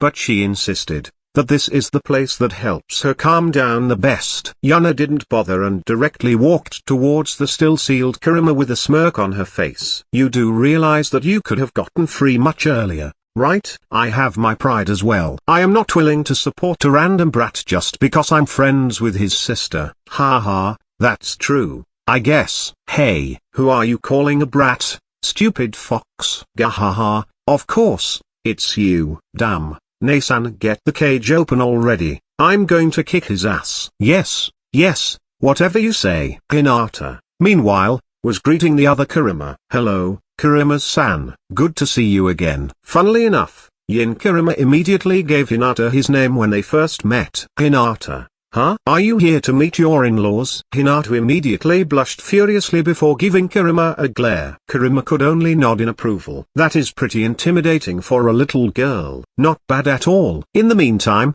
Naruto finished his quarrel with Kurama's yang half and Yuna was getting ready to lift the seal. Like the first time when she tried to remove the paper tag on her own seal, the chakra sealed inside it started to move and manifested into Minato Namake's. This time, however, he didn't try to stop Yuna. He may not have the memories of his other sealed part, but he had much more time to observe what happened in the outside world and came to the conclusion that Yuna, very likely, had befriended the fox. Considering there was another Kyuubi in the background that was currently getting scolded by Hinata with an amused expression on his face, fortified that notion. Yuna didn't bother to waste any words. She immediately materialized the key for the seal and unsealed it, and as soon as the gate was opened, Kushina appeared with an awkward expression. She had sealed part of herself inside the seal, so she could help her children suppress the Kyuubi. But what was with the current situation? Naruto was certainly fighting the Kyuubi. He was climbing all over his body while trying to push bogies into his fur, while the Kyuubi was trying to get rid of him. The other part of Kurama that was here, as well, for some reason, seems to be currently losing a different kind of fight. He was currently receiving a tongue lashing from Hinata. While he found it rather amusing at the start, the more Hinata talked herself into a frenzy, the more strained his smile became. Seeing that the situation was completely out of control, Yuna heavily clapped her hands together to get everyone's attention. Okay, enough playing around. It is time for the main event, so everyone gather here. Although only Kurama knew what was about to happen next, everyone gathered anyway. However, when Kushina saw how close Naruto and Hinata were, she couldn't help but tease him a little. Oh my son sure has grown up well. This young and already has a girlfriend. To her surprise, however, Naruto only gave her a weird look. What are you saying,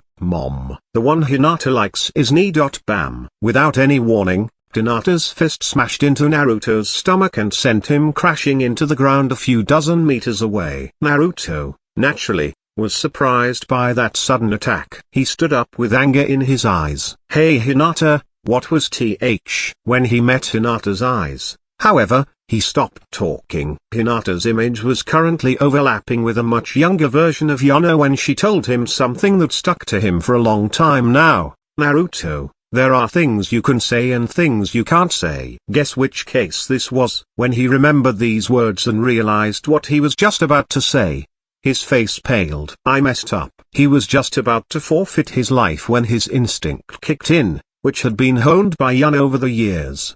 That's right, Nasan always tells me to trust my instincts. Nasan's teachings are always right, so it will work out somehow. Naruto immediately entrusted his body to his survival instincts.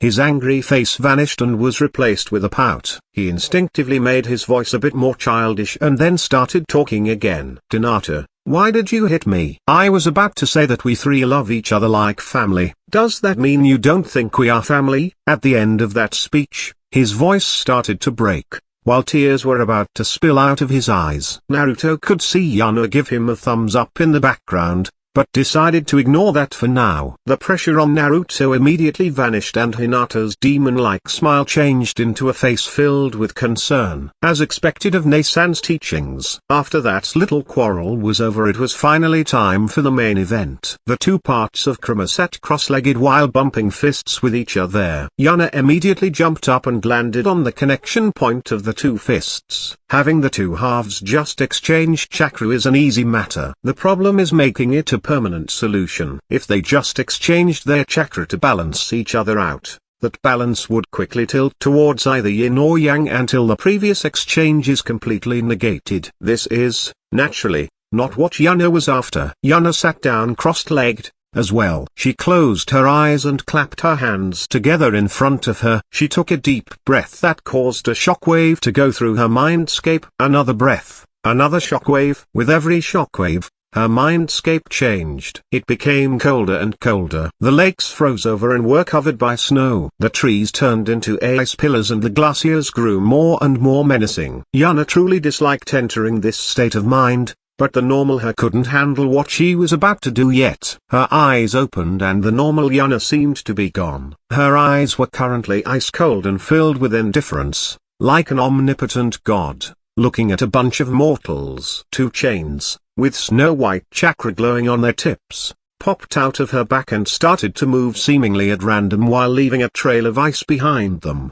While Hinata had no idea what was going on, Naruto could at least understand that Yuna was currently drawing seals. Kushina and Minato, however, were completely gobsmacked by what they were currently looking at. They were not only experienced shinobi but could also be considered high-level seal masters, so they understood what Yuna was currently doing. To their eyes, the movement of the chains seemed absolutely perfect. A machine-like precision with no unnecessary movements. After a few minutes of creating seals, the sealing array was done. The whole thing started glowing and then it started to slowly rotate around the still unmoving Kuramas. Yuna, however, was far from done. As soon as the first seal started moving, she started creating a second one interwoven into the first. The moment she started, a third chain popped out of her back. However, there was no joy on Yuna's face. It was just as indifferent as it was previously. A few seconds later, she perfected the control over the third chain and controlled it to assist the previous two. After about 30 minutes of work, Yuna was finally done. A total of 9 three-dimensional sealing arrays were interwoven into each other. A masterpiece that only the very best of the Uzumaki clan could replicate, yet there was still no joy on Yuna's face. Her face was still indifferent as she activated the seals. Yin-Yang Balance, a short name, totally different from her usual naming sense. When the seal activated, the two Kuramas were pulled into each other.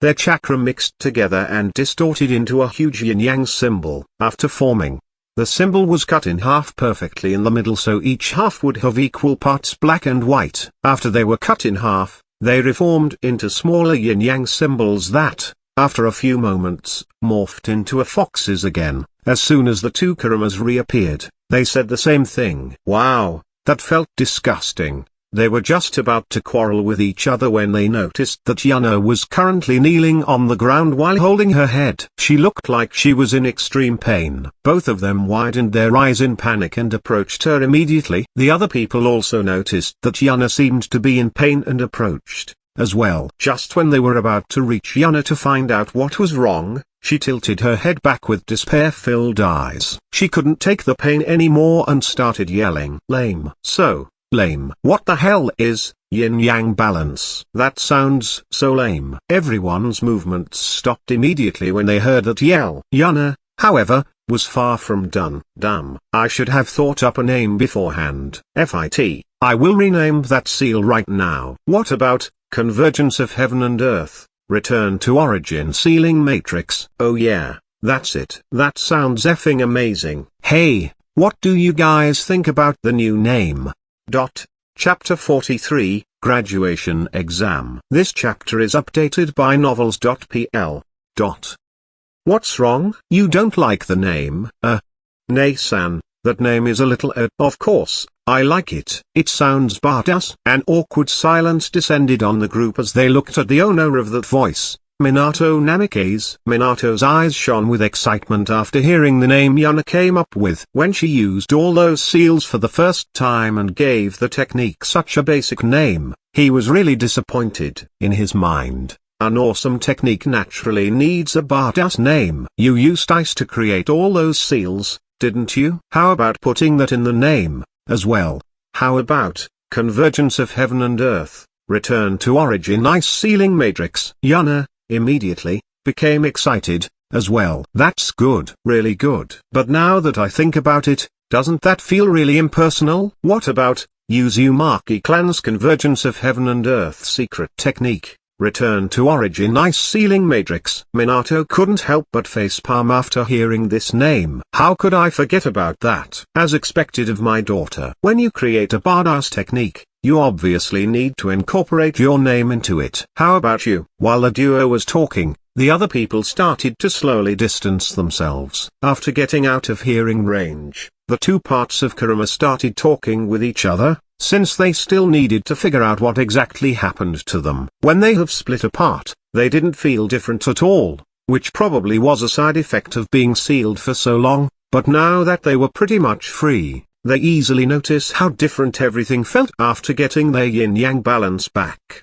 Naruto, Hinata, and Kushina on the other hand simply started chatting about nothing and everything. This was another good chance for Naruto to learn more about his mother, so he would naturally take it. Like the first time, Minato was the first to disappear and Yuna returned to the rest of the group with a satisfied smile on her face. No one dared to ask what kind of name the two came up with. A while later, Kushina disappeared, as well, and, yet again, Yuna could only smile wryly when Kushina said her last words. "Live well, my children." Naruto was, naturally, crying pretty hard again. It took Hinata and Yuna a while to calm him down, but when they did, the two halves of Kurama had also finished their discussion, so it was time to leave their mindscape. It would take Naruto a while to use Kurama's chakra probably, but that was not something that couldn't be solved with a healthy dose of training, so Yuna didn't worry about it too much.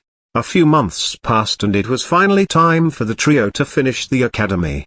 The only noteworthy thing that happened in these months was that they got a new teacher that seemed to be exclusively responsible for their physical education. Yuna didn't bother to remember his name, but she was pretty sure it started with Mezu. Truth be told, Yuna was rather fond of him. It is rare to find someone that sells himself as a big shot but is actually a comedian in disguise. The first time he entered the classroom, he actually displayed his pathetic amount of killing intent in an attempt to get the respect of the children in the class. Then, he proceeded to hold a speech at how pathetic it was, that the previous teacher couldn't even dodge something as huge as a cake being thrown at them, just to be hit by a cake straight in the face the moment he finished that sentence.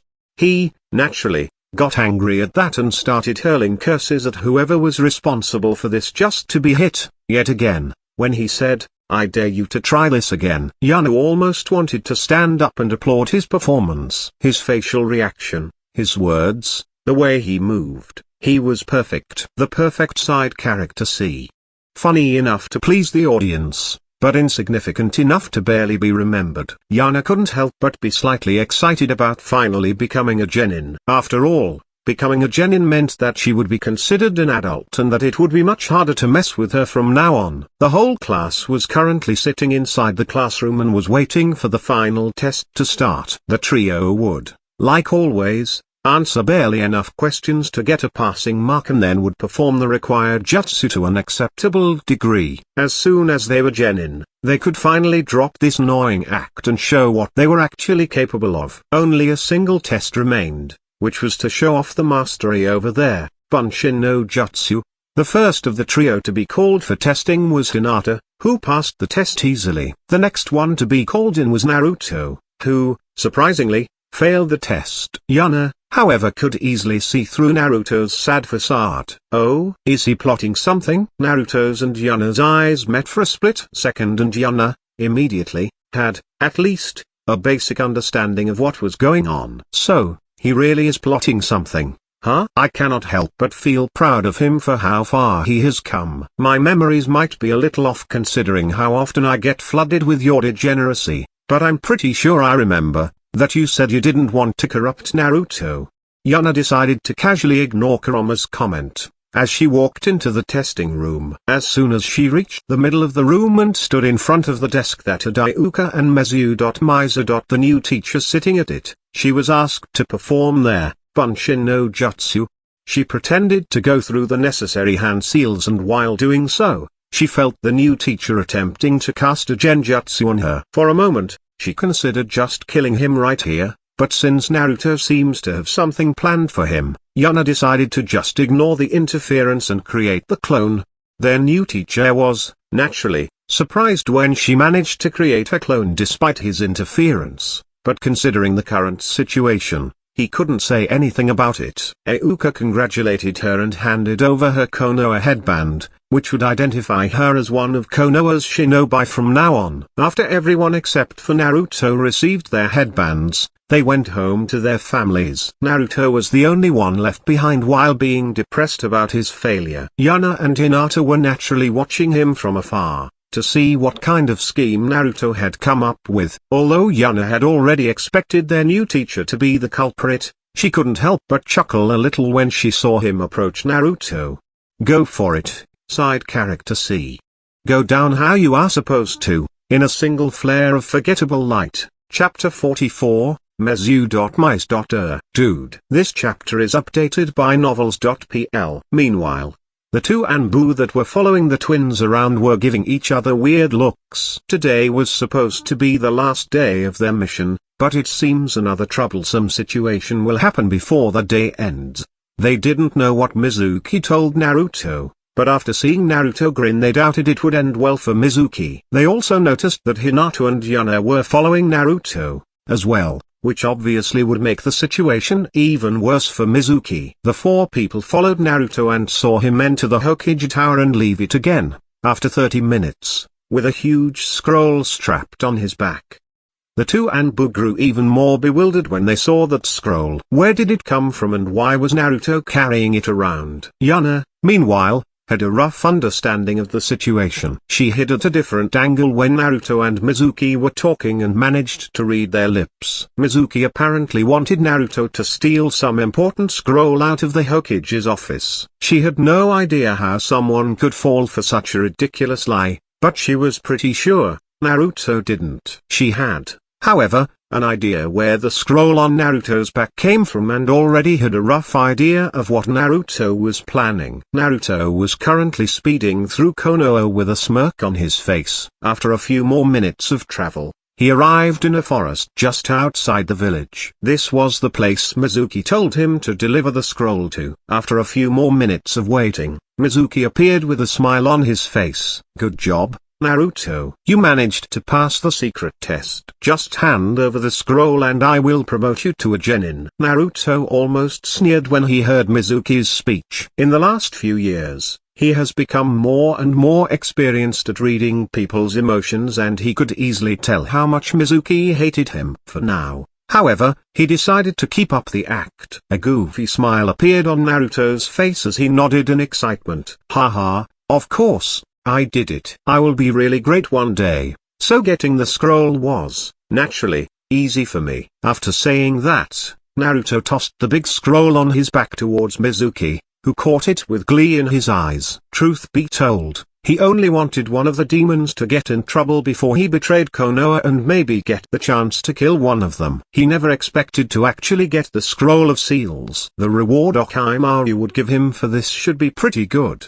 He couldn't help but get excited at the prospect of becoming one of Orochimaru's most important shinobi. Haha, well done Naruto. Here is your reward for getting the scroll. It's death. Mizuki quickly sank both his hands into the small bags on his belt and moments later, 4 shurikens were flying towards Naruto. Although Naruto was slightly surprised at suddenly being attacked, he didn't panic at all. Yuna had trained him for a long time now and constant vigilance was something that has been pretty much engraved into his bones. He saw the shuriken flying at him and decided to get killed by them. Naruto didn't expect Mizuki to hate him enough to actually attempt to kill him, but for the sake of his prank, he decided to just go through with it. Simultaneously, he decided to make the whole thing much more vicious as revenge for actually attempting to kill him. What Naruto didn't expect to happen, however, was that just a moment before the shurikens were about to hit him,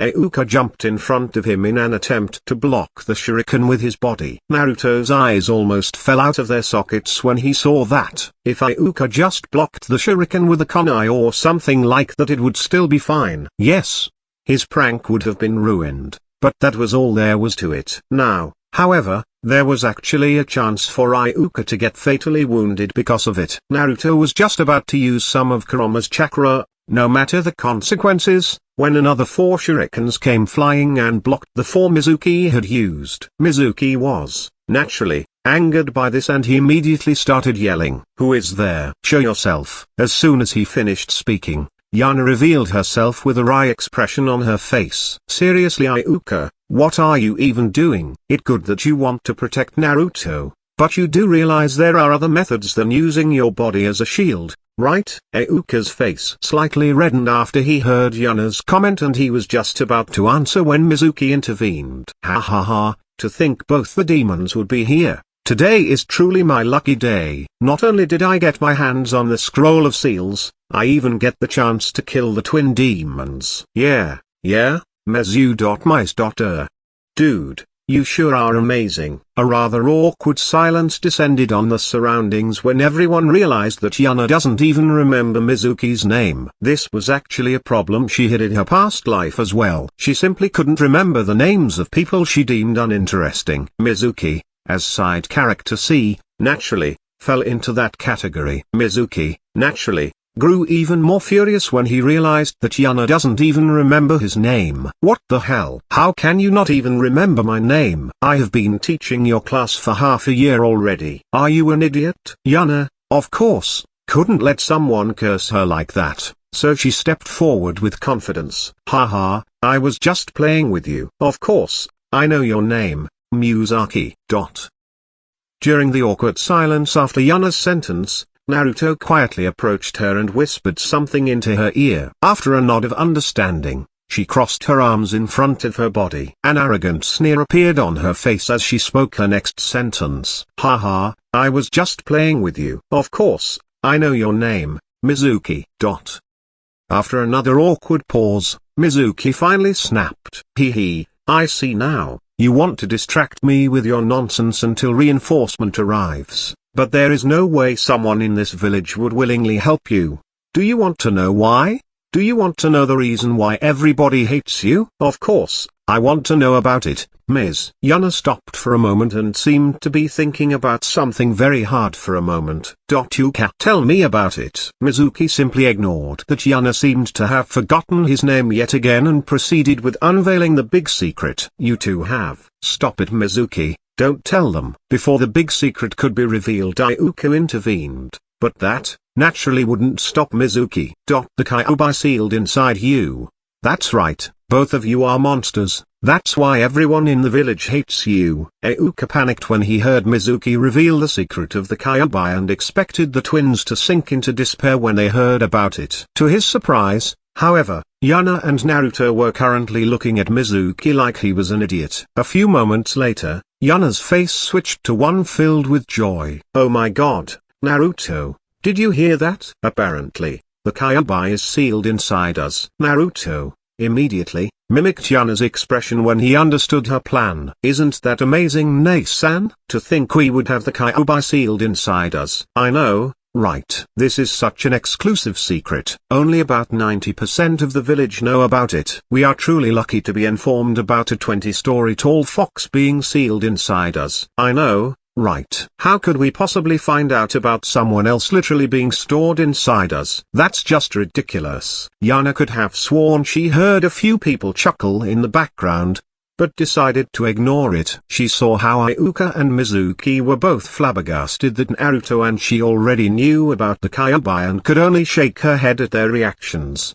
Seriously? Why do these people think we don't know about it? Our birthday is literally the same day as the attack on Konoha and everyone is calling us demons. If you are capable of adding one and one together, it is rather obvious what is going on. Yuna had already lost interest in the current situation, so she decided to end it now. Oh well, Naruto, let's end this. Just knock him out and we can get this over with. Okay, Nei-san. Without another word, the scroll on Mizuki's back disappeared into a cloud of smoke, and as soon as the cloud disappeared, a second Naruto was revealed, standing next to a knocked-out Mizuki. Seeing what happened just now, Yuna couldn't help but ask a question. I am just curious, but what was your actual plan for the prank? Naruto nodded in understanding and started to explain what he had planned out. I thought he wanted the scroll to get stronger himself and would take it home after getting it. After he went to sleep, I would knock him out and then paint his whole house orange, like the whole thing. After he tried to kill me, however, I changed my plans. I wanted to pretend that I died after being critically injured by his shuriken, and after he took my shadow clone and scroll form home, I would still knock him out. This time, however, I would search for his pawn collection. You told me every man would have, tie him up and place him together with his collection in the middle of the market. Yuna felt a shiver of pure terror going through Iruka and the two Anbu guards but decided to ignore it. You do realize that even if you did it, you wouldn't be promoted to genin, right? This time, Naruto actually froze up. He didn't think about that at all. He only had his successful prank in mind, without thinking about the consequences. Seeing that Naruto was pretty close to crying, she could only shake her head in exasperation. Fine, Naruto. Don't worry about it. Ne-san will help you solve your problem. Yuna still had a rather effective trump card against the Hokage, and although she would rather preserve it for more serious issues, if it was for Naruto, she wouldn't mind using it. There is no need for that. Surprisingly, Iruka had something to say. He approached Naruto and took off his shinobi headband with the Konoha symbol on it. Due to your outstanding service towards Konoha in not only reporting about a Chunin attempting to betray Konoha but even knocking him out, I will use my authority as a Chunin teacher to promote you to a genin. Yuna was rather suspicious about that kind declaration. After all, Naruto didn't report anything and certainly didn't do it for the sake of Konoha. But after seeing Naruto's relieved smile and seeing that the Anbu guards didn't seem to mind, she simply stopped worrying about it.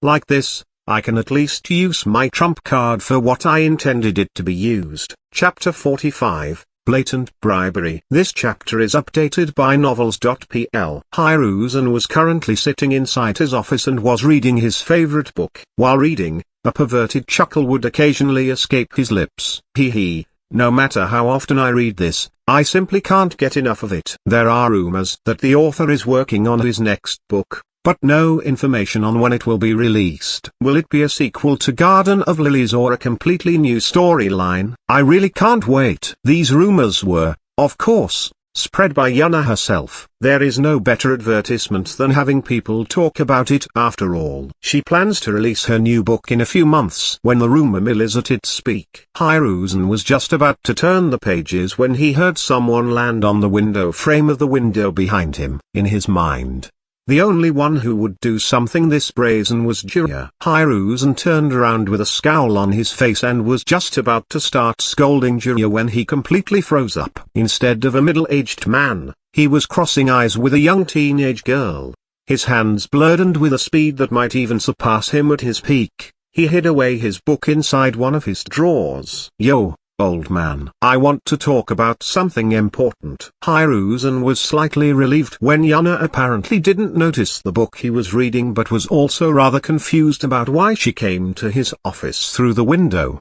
I'm, naturally, happy to help you with your problems, but why did you decide to come through the window? You should know that my job is very important and not everyo. I saw the book you were reading. As I said, whatever it is I can help you with, I will naturally do so. Haha, that's good, but you should know that the matter I want to talk about is really important. After that sentence, Yuna discreetly pointed at the trigger for the privacy seals. Although Hiruzen had no idea how Yuna knew of the correct position, he simply decided to ignore that for now and simply activate the seal. He was currently thinking about how he could convince Yuna that he wasn't brazenly reading porn inside his office. Alright, we can talk freely now. What is so important that you had to interrupt me finding out about Konoha's current trends? I am here to make a little deal with you in regards to the team assignments. There are a few things I would like your support with. Oh, by the way, I know that book was released years ago. Hiruzen could feel a dagger pierce his heart after Yuna revealed his lie,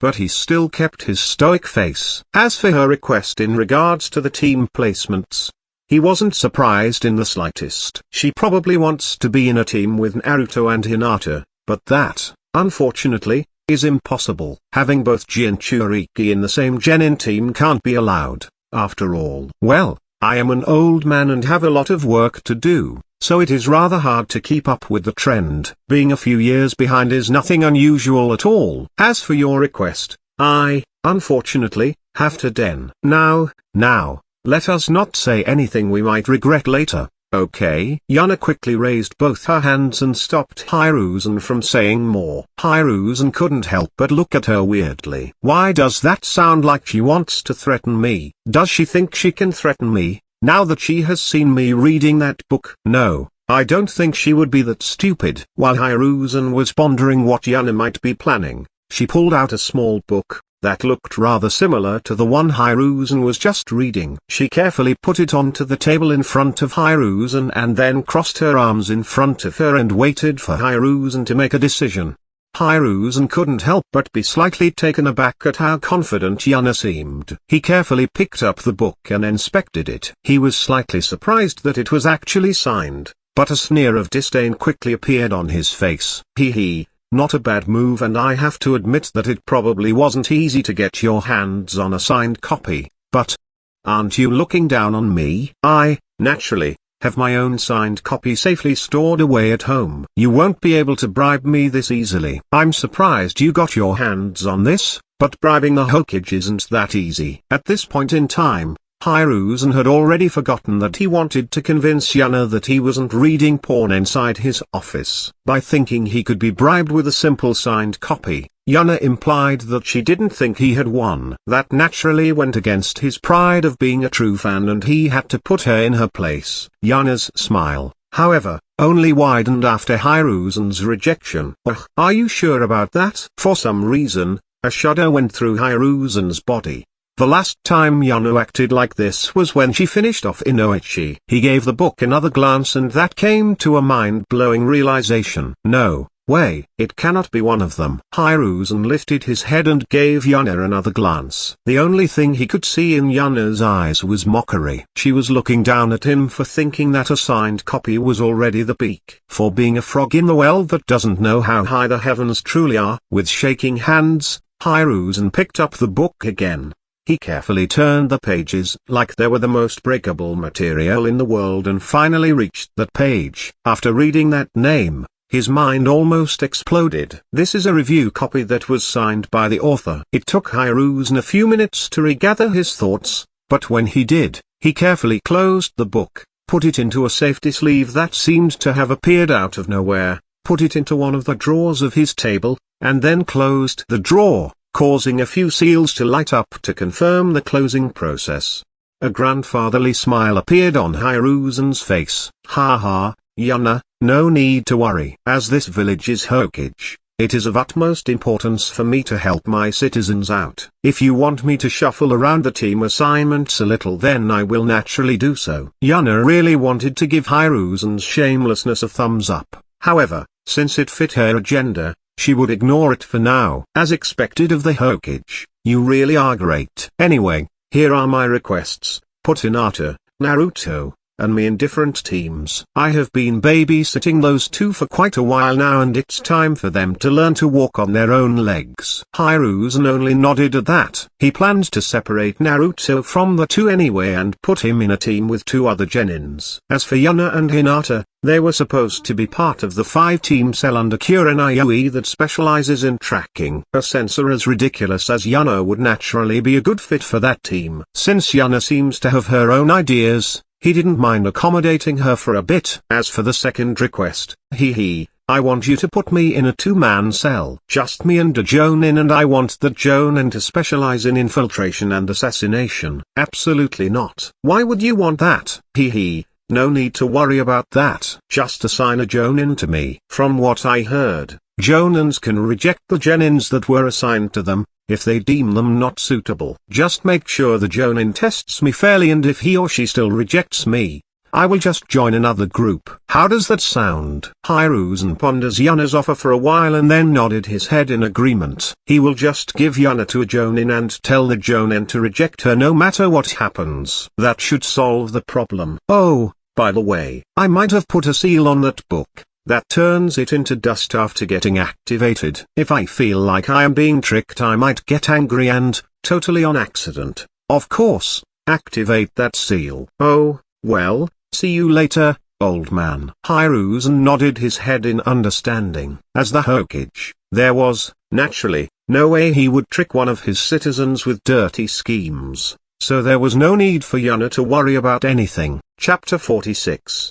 Kakashi Hatake. This chapter is updated by novels.pl. Yuna, Naruto, and Hinata were currently standing in front of the academy. It was finally time for them to meet their new Jonin senseis. Well, Naruto and Hinata would. Yuna's sensei, apparently, is still outside of Konoha on a mission. All three of them wore rather similar looking pants. But, while Naruto's were orange, Yuna's were ice blue and Hinata's were violet, that looked suspiciously similar in color to Yuna's eyes.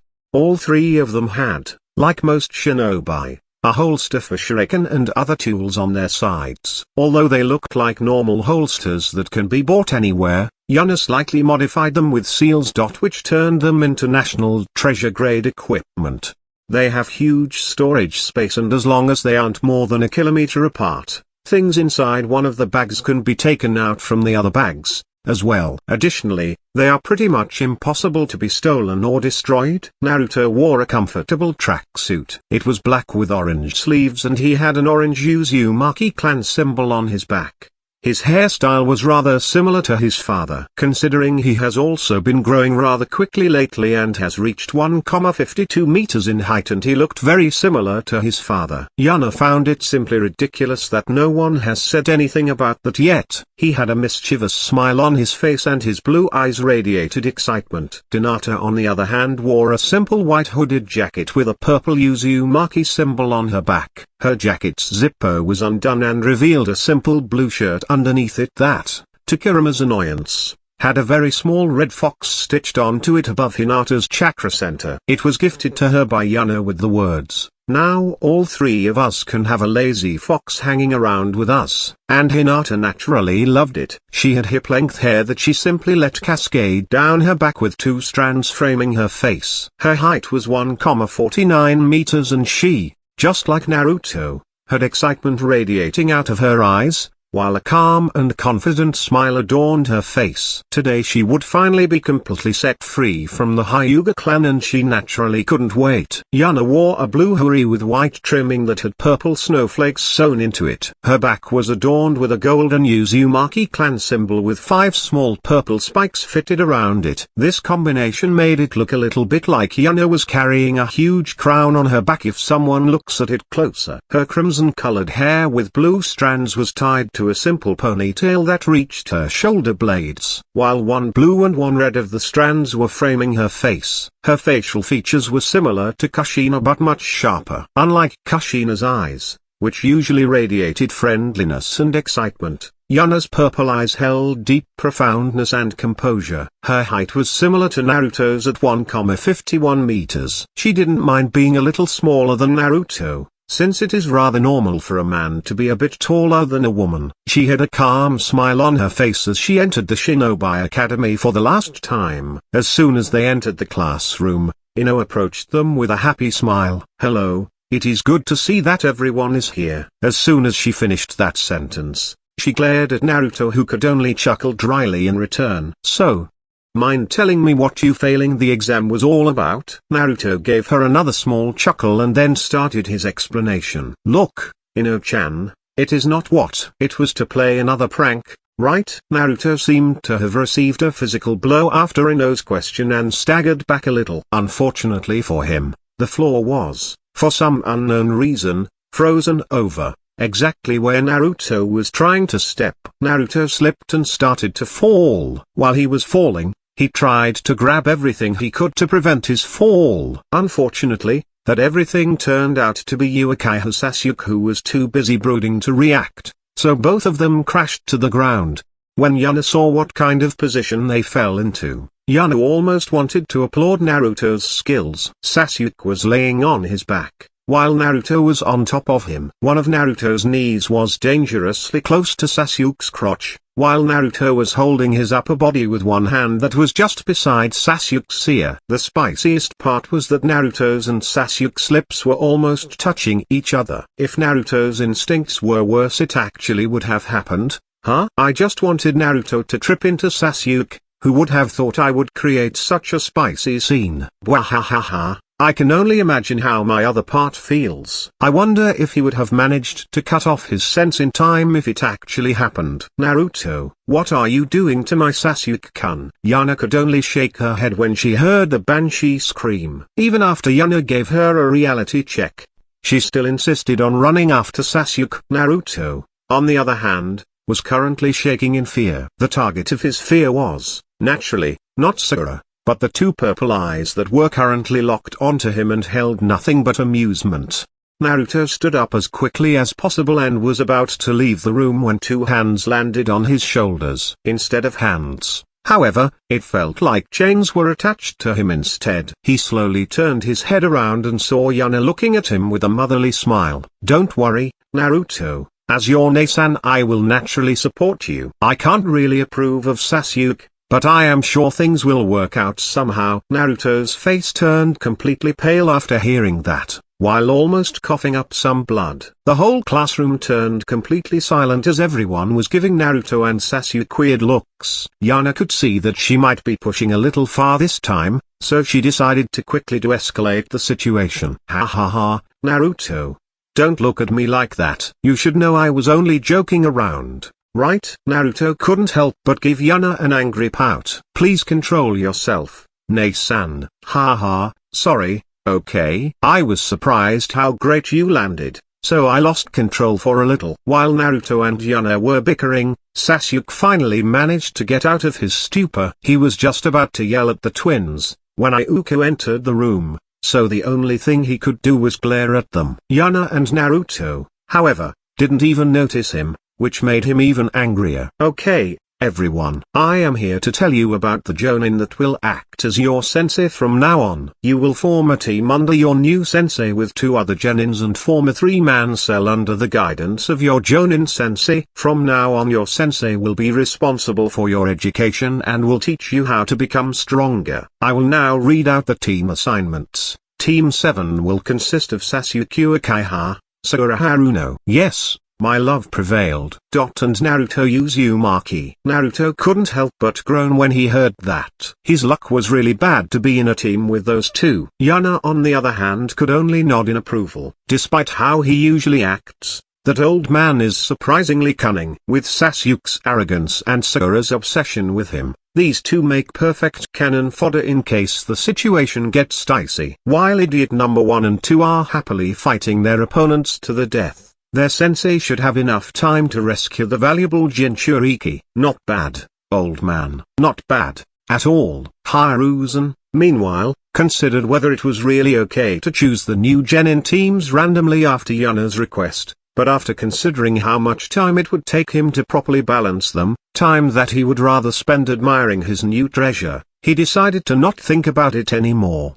Back in the classroom, Iruka continued his announcement. As for your Jonin sensei, it will be Kakashi Hatake. Apparently, Yuna Uzumaki will temporarily be part of Team 7, as well, since her Jonin is currently on a mission outside of Konoha. Oh, that was unexpected. I'm temporarily in a team with Naruto. Is the old man trying to butter up to me now? Hiruzen, meanwhile, was kowtowing in front of a shrine that had multiple books placed on it. At the very top of it, was the treasure he acquired just a few days ago from Yuna, the review copy of Garden of Lilies. I offer my prayer to Eros-sama, the god of gentlemen. The team assignments continued and about a minute later, everyone was assigned to a team. Hinata was together with Kiba in Izuka and Shino. Kiba was rather brash and loud, but he at least seemed loyal, while Shino seemed to be calm and collected, which was slightly surprising to Yuna. In her previous life,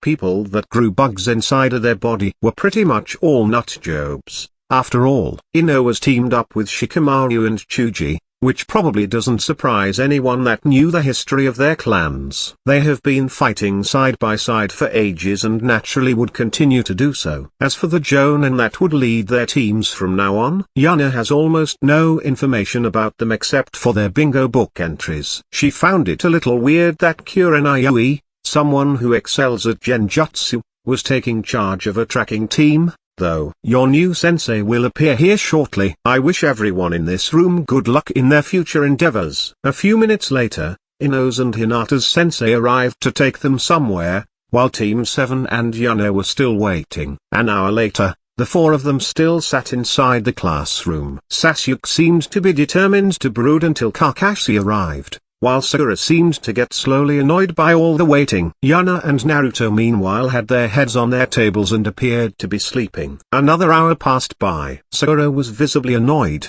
while Sasuke was continuing to brood. Yuna and Naruto were still sleeping with a calm smile on their faces. Meanwhile, Kakashi was looking at his new students and shook his head. They show no signs of wanting to be a team. Guess this is another failure. Those two twins are even sleeping. They seemed to have no awareness of their surroundings at all. Oh well, guess I'll wait another hour. After saying that, he pulled a book out of his back pocket and started reading. Ah, Red Rose Sensei, just when will you release your next masterpiece? Another hour passes, and as soon as Kakashi decides to stop observing their classroom, Yuna and Naruto wake up from their sleep. They glanced at each other for a moment and then nodded their heads. Naruto stood up with a smirk. He walked towards the door and placed a chalk sponge on top of it. What are you doing, idiot? He is a jonin. There is no way he will fall for that. Naruto smirked at Sakura before answering her. The more layers you add, the harder it will be to find the core. Sakura had, naturally, no idea what that meant. She was about to retort, when the door opened and Kakashi entered, just to have a sponge fall on his head. Even Yuna couldn't help but raise her brow a little when she saw him actually fall for that. Is he trying to teach us something with this, or is he just not attuned to attacks without killing intent? How can I say this? My first imper. Kakashi, however, couldn't finish his sentence, as a barrage of wooden shuriken were shot at him. His single visible eye widened in surprise as he quickly dodged all of them with minimal movements. He was just about to dodge the last one when he noticed that a cake was being hurled at the exact location where he wanted to dodge to. He quickly pumped chakra through his body and twisted away his head to barely dodge the cake, and after he managed to do so, a single chalk sponge landed onto his head. This, immediately, silenced the room. Kakashi quickly scanned through the faces of his new team to understand the situation. Sasuke and Sakura seemed to have no idea what just happened, while Yuna and Naruto had an annoyed pout on their face. He was just about to put more thought into it when Naruto interrupted him. You know, Sensei, that would have been much funnier if you weren't hit by the first sponge, you know. You are right, Naruto. Why did we even bother with that elaborate setup if we could have hit him that easy? What a waste. Silence descended on the room before it was broken by Sakura. Wait. You are responsible for the cakes. Chapter 47, Introductions. This chapter is updated by novels.pl. The 5 people sitting on the roof of the academy currently had a rather awkward atmosphere surrounding them. Sakura was staring daggers in an attempt to find out how those cakes kept appearing. Sasuke was brooding especially hard while thinking about that surprisingly well-coordinated surprise attack he just witnessed. Kakashi seemed to be deep in thoughts as well. He was pondering how the twins managed to set all of that up in the short time it took him to reach the classroom. Naruto and Yuna on the other hand were waiting for Kakashi to start talking with casual smiles on their faces. Kakashi noticed that the mood was getting more and more awkward, so he decided to just start the conversation. Anyway, let's start with introductions, shall we? How about we start off by you saying a few things about yourself, like your likes, dislikes, hobbies and dreams for the future. Sakura was the first to answer. Sensei, shouldn't you talk about yourself first? Huh? I guess that's true. Let's see. My name is Hatake Kakashi. My likes and dislikes. I don't want to tell you about them. My dream.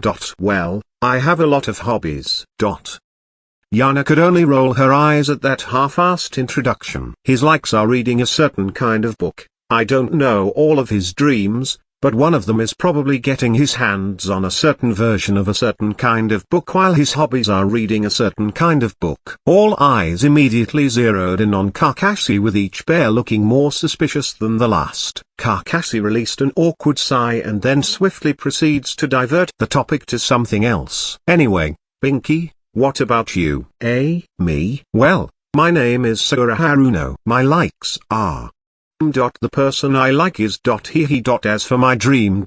Oh yeah. During her introduction, Sakura was constantly glancing at Sasuke, who ignored her completely. Kakashi on the other hand was already getting a small headache. More interest in boys than in becoming a shinobi. Huh? This will be really bothersome. As for my dislikes, the demon wins. Yuna only rolled her eyes at Sakura, while Naruto had a wry smile on his face. He didn't do anything at all. Wasn't Nasan the only one bullying her that one time? How come I am mixed in there? as well. Seems like at least Naruto isn't hostile to Sakura, despite her apparent dislike for Naruto. I see, thanks for that. Unique.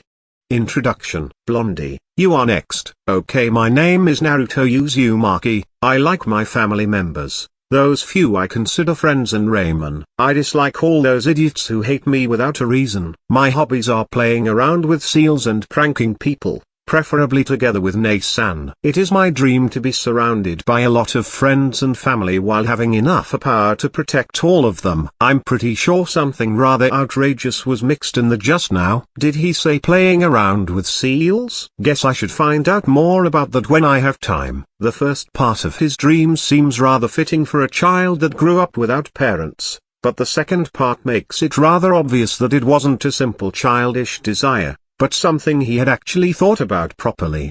He grew up rather interestingly, and it is pretty obvious that his big sister played a huge role in that. Alright, you are next, Grumpy. Although Sasuke was annoyed by that nickname, he decided to just get the introductions out of the way. My name is Sasuke Uchiha. I dislike most things and don't like anything in particular. Rather than a dream, I have a certain ambition. I want to resurrect my clan and kill a certain person. Well, it is like I thought. Before Kakashi could disperse the dark atmosphere, Yuna's laughter echoed on the rooftop. Ha ha, damn, Sasuke, that is pretty good. To think our dreams would be this similar. I didn't expect to find a kindred soul in you. Everyone gave Yuna a weird glance when she said this. Only Naruto could more or less guess what she meant. Oh, well, might, as well, start my introduction. I'm Yuna Uzumaki. Like Naruto, I like my family members and friends. Additionally, I enjoy fighting and pranking people. I dislike people that think they are big shots because they are related to someone important. As for my dreams, just like Sasuke,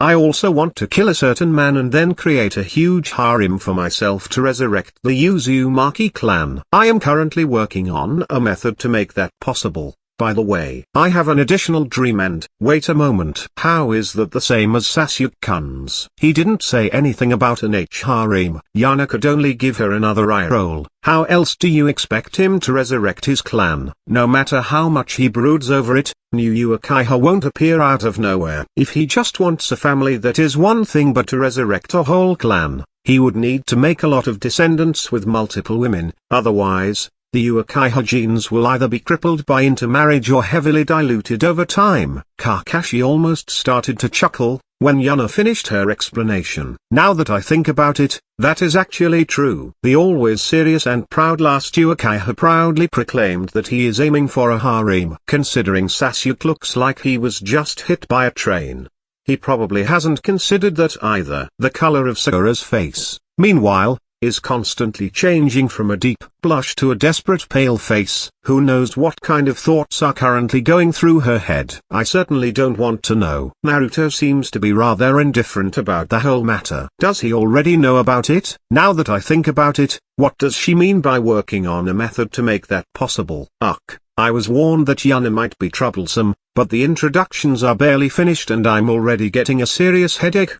Thank you for another enlightening introduction. Now that whoa there, hold your horses. I was just about to unveil my additional dream when Sakura interrupted me. Aren't you interested? Somehow, Kakashi felt that saying yes would be a mistake, but he couldn't help but get curious about it. Fine then, go ahead. Hee. Okay. My final dream is. Yuna's grin widened and her eyes shone with fierce determination. Kakashi was already regretting that he didn't stop her. To surpass everyone who stands in my way and eclipse this world's most powerful being. If another 12-year-old had said that, Kakashi would have probably dismissed it as a random child's ramblings. But Yuna's eyes were telling a different story. Unbendable confidence and willpower were radiating out of them as if she held no doubt that she would reach her goal and that it was just a matter of time. If that's all there was to it, he might have still dismissed it as a child not knowing what kind of nonsense it was spouting. But Yuna's smile that was laced with a thirst for battle told another story. She isn't unaware of the hardships. She welcomes them. Considering she mentioned that she likes fighting rather casually in her introduction, I wasn't paying much attention to it. but that seems to have been an oversight. Rather than saying her dream is to become the strongest, isn't it more fitting to say she wants to fight against the strongest? Luckily, she will switch to another jonin soon. I really don't want to deal with someone this thirsty for battle. Kakashi could see that Sakura and Sasuke were eyeing Yuna like she was an idiot, and his instincts were telling him that, if one of them said something dismissive about her dream right now, there will be a lot of trouble. So Kakashi quickly intervened. That is rather ambitious, but I guess you can't reach high if you don't aim high. Nice one, me. That should de-escalate the situation for now. Anyway, tomorrow we will be having a survival test. Those that don't pass, will be sent back to the academy. No matter how much you beg or cry, if your Jonin sensei doesn't accept you, then too bad. Yuna is actually excluded from the test since I am not her official Jonin sensei. Haha, no way. Don't be like that, Kakashi.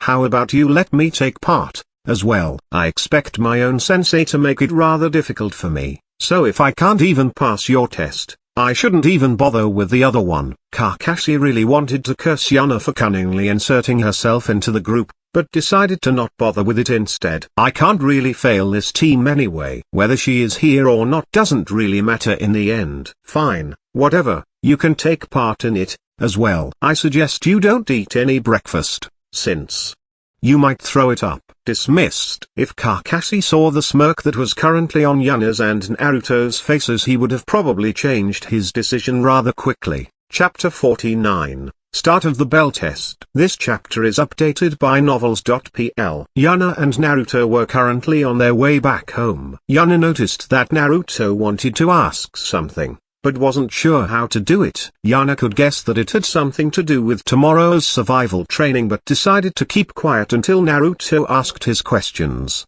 It took a few more minutes for Naruto to finally open his mouth. Na-san. I have a question. Yuna only responded with a light hum, which Naruto interpreted as a go-ahead. In the academy, most exercise we learned about during class is centered around teamwork, right? Yuna only nodded her head even though she had no clue. She spent most lessons zoned out. After all, then why is our first lesson after the academy an exercise that could break apart our freshly created team? Yuna nodded in approval. Naruto really has grown up well and started to doubt the things most people would deem absolute truths. For example, their teacher's words. Well, Naruto, then what do you think will happen? What will the test be about? Naruto ponders for a while and then comes to a conclusion. It will probably force us to work together as a team. Or, seeing that Yuna wasn't entirely satisfied with his answer, he kept pondering. Yuna seems to agree that it will have something to do with teamwork, so he only had to think in that direction. A few minutes later he came to a conclusion. We will not be forced to use teamwork. There will be no mention of teamwork at all, and there might even be circumstances that discourage it. Kakashi-sensei probably wants us to learn the importance of working as a team. Yuna nodded in approval. Well done,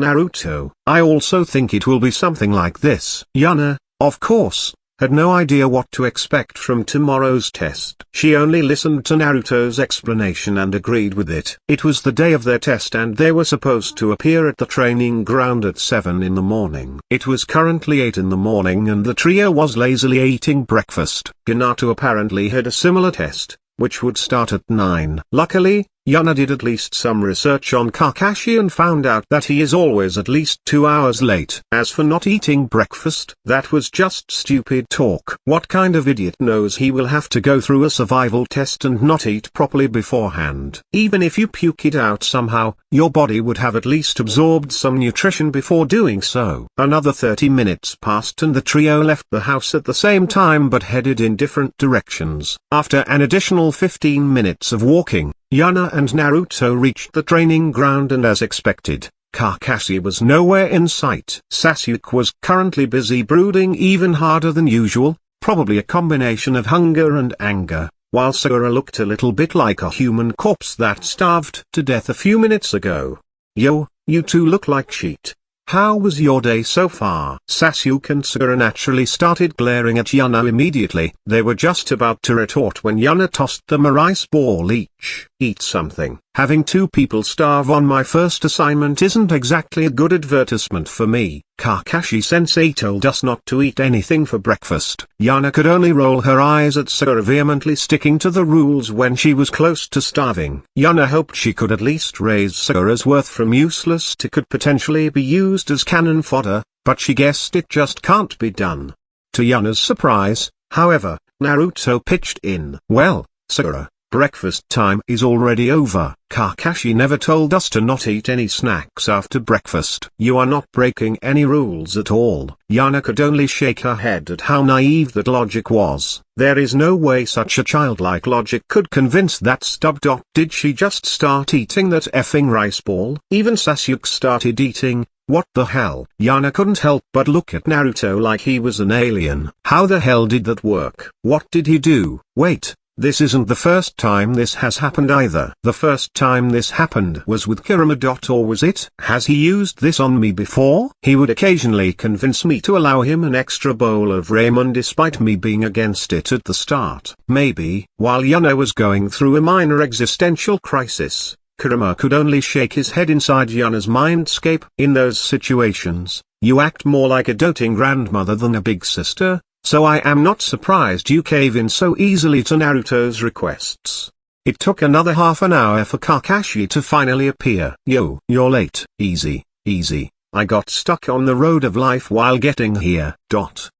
Anyway, here is your test. Kakashi took out a timer and set it for noon and then took out 3 bells and bound them to his belt. Before the alarm rings, you have to get one of the bells. Everyone who doesn't have one will be sent back to the academy. What? But there are only 3 bells. Correct. One of you will be sent back no matter what. My test, my rules, there is nothing you can do about that. Sakura and Sasuke clenched their fist, while Naruto and Yuna gave each other a glance. The two of them have become rather experienced at communicating with only their eyes, and only a few moments later, they broke eye contact. Kakashi noticed their silent communication as well and couldn't help but get slightly curious at what those two had planned. Well, let's begin. The test starts now. Naruto, Sasuke, and Sakura immediately dashed away and hid inside the nearby forest. Yuna, however, was still standing in front of Kakashi with a relaxed smile on her face, and her arms crossed in front of her chest. Aren't you a little off, Yuna? Hee. Not at all. I have done my research after all. I know your weakness and will naturally exploit it. Oh, my weakness? Now I am getting rather interested. Let's see what you got. Shinobi Fighting Lesson Number 1 Taijutsu. After that sentence, Kakashi took a book out of his back pocket and started reading it. Yuna, however, only smirked at him. Seems like my theories about you were correct. Then let me show you what I got. Rich second generation hidden move. Slapping your enemy's face with wealth. Similar to Kakashi, Yuna pulled a small book out of her back pocket. To Kakashi's surprise, it was the very book he was currently reading. Although he was a little surprised by that, he didn't care too much about it. Then, however, Yuna turned the book around, opened it, and revealed the last page. The first thing Kakashi noticed was the author's red roses signature being present. This truly surprised him, since there are only very few signed copies out there. Kakashi, of course, had his own signed book, so he quickly recovered from his shock. It seems you have researched me rather well, but this alone won't be enough to shock me. Yuna's smirk, however, only got bigger when he heard that comment. She was in a rather similar situation a few days ago, after all. Without saying another word, she opened the book on a very specific page and showed it to Kakashi. Kakashi's one visible eye immediately widened, when he realized that Yuna was implying that she was currently holding one of the review copies of his favorite book in her hand. She said she could guess one of my dreams. Did she know I wanted this book? How did she find out about that? Kakashi didn't even notice that he had already revealed his Sharingan to make sure he wasn't tricked by a genjutsu. His Sharingan started spinning with lightning speed and scanned through the 2 pages, currently revealed by Yuna.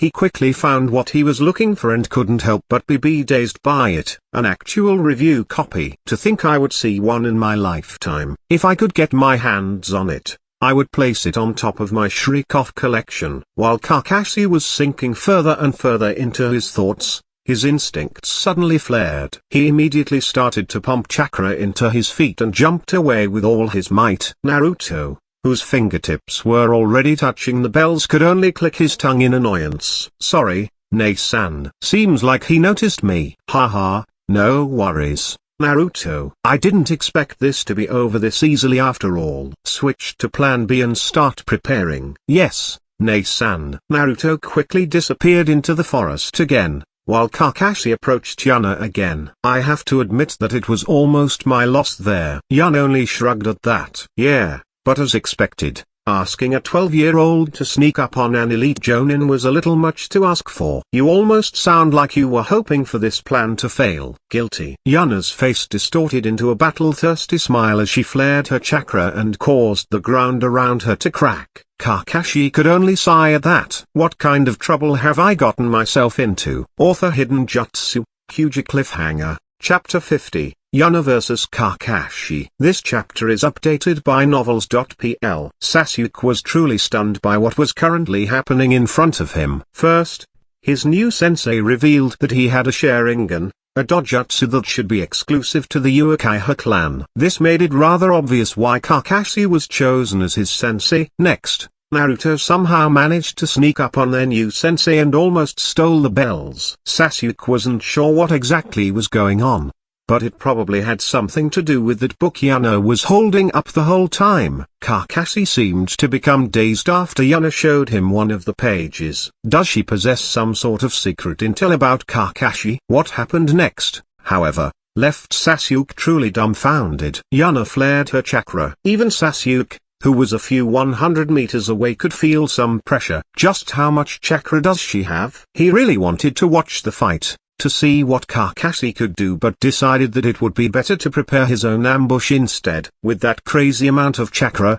she should be able to hold Kakashi back for a while. I will use that time to prepare an ambush to get the bell instantly. Just when he was about to leave, he saw Naruto approaching him. "What do you want, idiot?" Naruto could only shake his head at the unreasonable insults. "Let's work together. There is no way we." "Not interested. I don't need help from anybody, and especially not from you." "Get lost. I have a belt to get." Naruto could only shrug at that. He could explain the true goal of this test to Sasuke, but why should he bother? Yuna had already explained to him the end result of this test, so he might as well have some fun with it.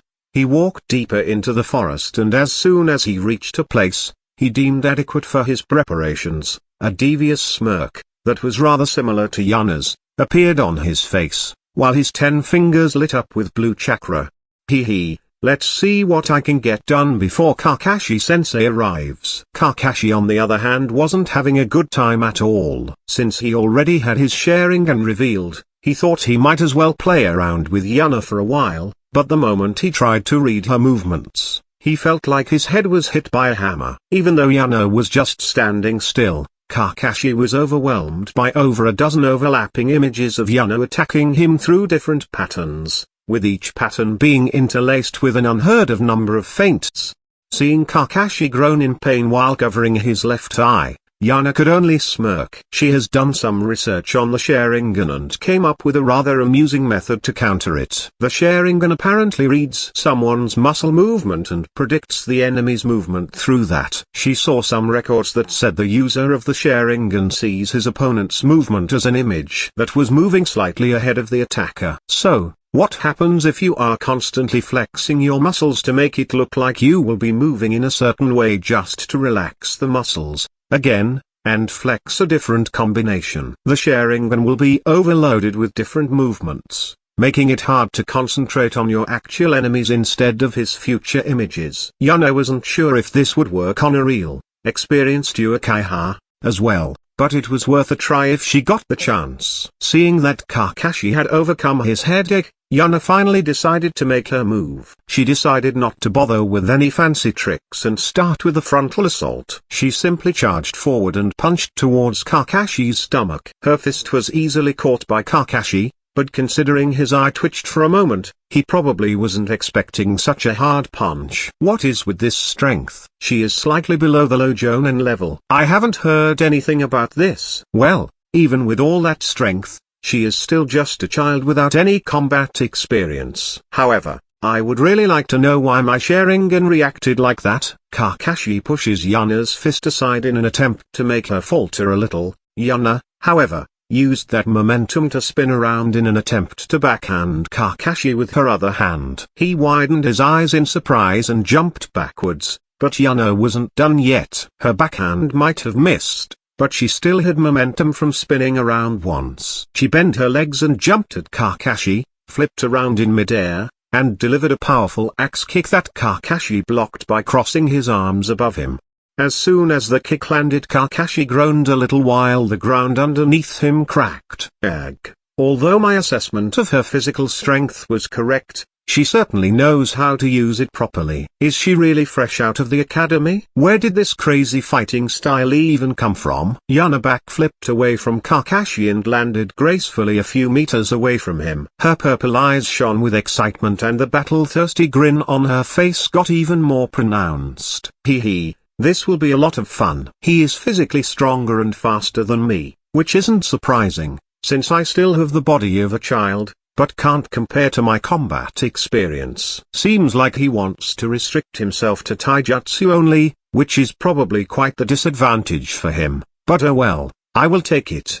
Kakashi, however, could only bemoan his fate when he saw the excitement in Yuna's eyes. Whoever her sensei will be, I hope he or she comes back as fast as possible. Like that, the two kept going back and forth for another 10 minutes, when Kakashi decided to end this, so he could test his actual students. Yuna immediately noticed that something changed and concluded that Kakashi decided to flip the table and stop playing around. Since he prepared a trap for me, it is only common courtesy to walk straight in. I don't think that is how it works. Hush. Now, I need to concentrate to counter the trap. As Yuna expected, Kakashi showed an opening that she could use and swiftly punched him in the stomach. As soon as her punch landed, she knew something was off, and when the Kakashi she just punched turned into water, she knew for certain what happened. A water clone? Huh? Haven't seen those before. Yuna immediately noticed Kakashi crouching behind her. What kind of weird-ass attack pose is that? Hidden Leaf Ancient Taijutsu Supreme Technique, a 1000 years of pain. Seeing what kind of attack Kakashi was using, Yuna's eyes turned as cold as ice while her face turned into a vicious smirk. Kakashi's attack was just about to hit, when the Yuna in front of him puffed into a cloud of smoke and vanished. Heavenly forbidden divine art. Yuna's cold words that seemed to be completely detached from emotions echoed over the training ground, sending shivers down the spines of everyone who heard them. Kakashi frantically scanned the battlefield in an attempt to find Yuna, but couldn't see her at all. Monkey King. Kakashi looked down and saw Yuna was laying between his legs with her right hand making a grabbing motion. Steals. Kakashi shuddered in terror when he realized what was going on. He started to frantically pump chakra into his legs in an attempt to get away from his current position.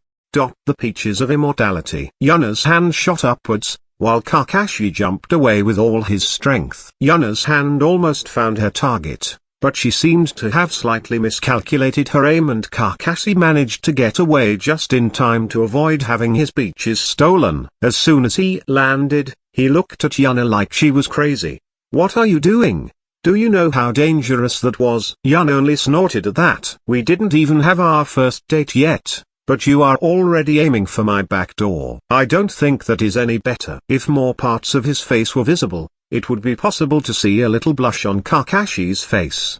Let's forget about that for now. Yuna rolled her eyes at how shamelessly Kakashi swept the whole matter under the rug. Fine, you probably want to play around with your actual team now to test their teamwork, or lack of it. Kakashi widened his eyes for a moment when he heard that Yuna figured out his test and gave her a suspicious look. No need to look at me like that. I slept pretty much throughout the whole academy years and didn't even know that teamwork was one of the main subjects taught. Naruto figured it out on his own and told me about it. Kakashi grew even more suspicious when he heard that. Then why didn't you bother about it and attack me alone? There are actually 3 reasons. First, I simply wanted to fight a strong opponent like you on my own. Kakashi only nodded. He has expected this to be one of the reasons. This, however, would mean that she would rather fulfill her selfish desire, instead of supporting her team. A team that currently had her little brother in it. Second, no matter how much time I take away from Team 7,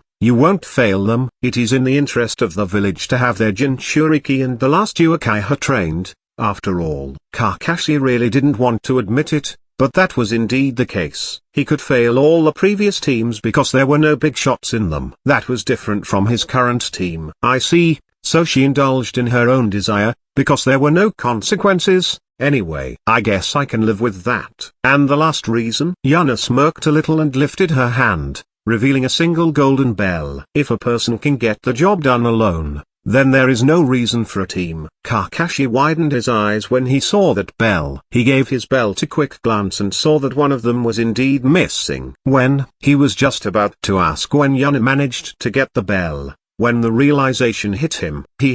That's right. Instead of stealing some peaches, I would rather go for a bell. Kakashi could only sigh in defeat. Whatever, time to find my students. Haha. Have fun. I should have bought Naruto a lot of prep time, so there should be quite the show waiting for you. Kakashi almost staggered when he heard that. Should I just retire? I hope Naruto isn't as bad as his sister, because if he is, my hair might fall out from stress. I still need to coax that review copy out of Yuna, as well. I wonder what she wants in return.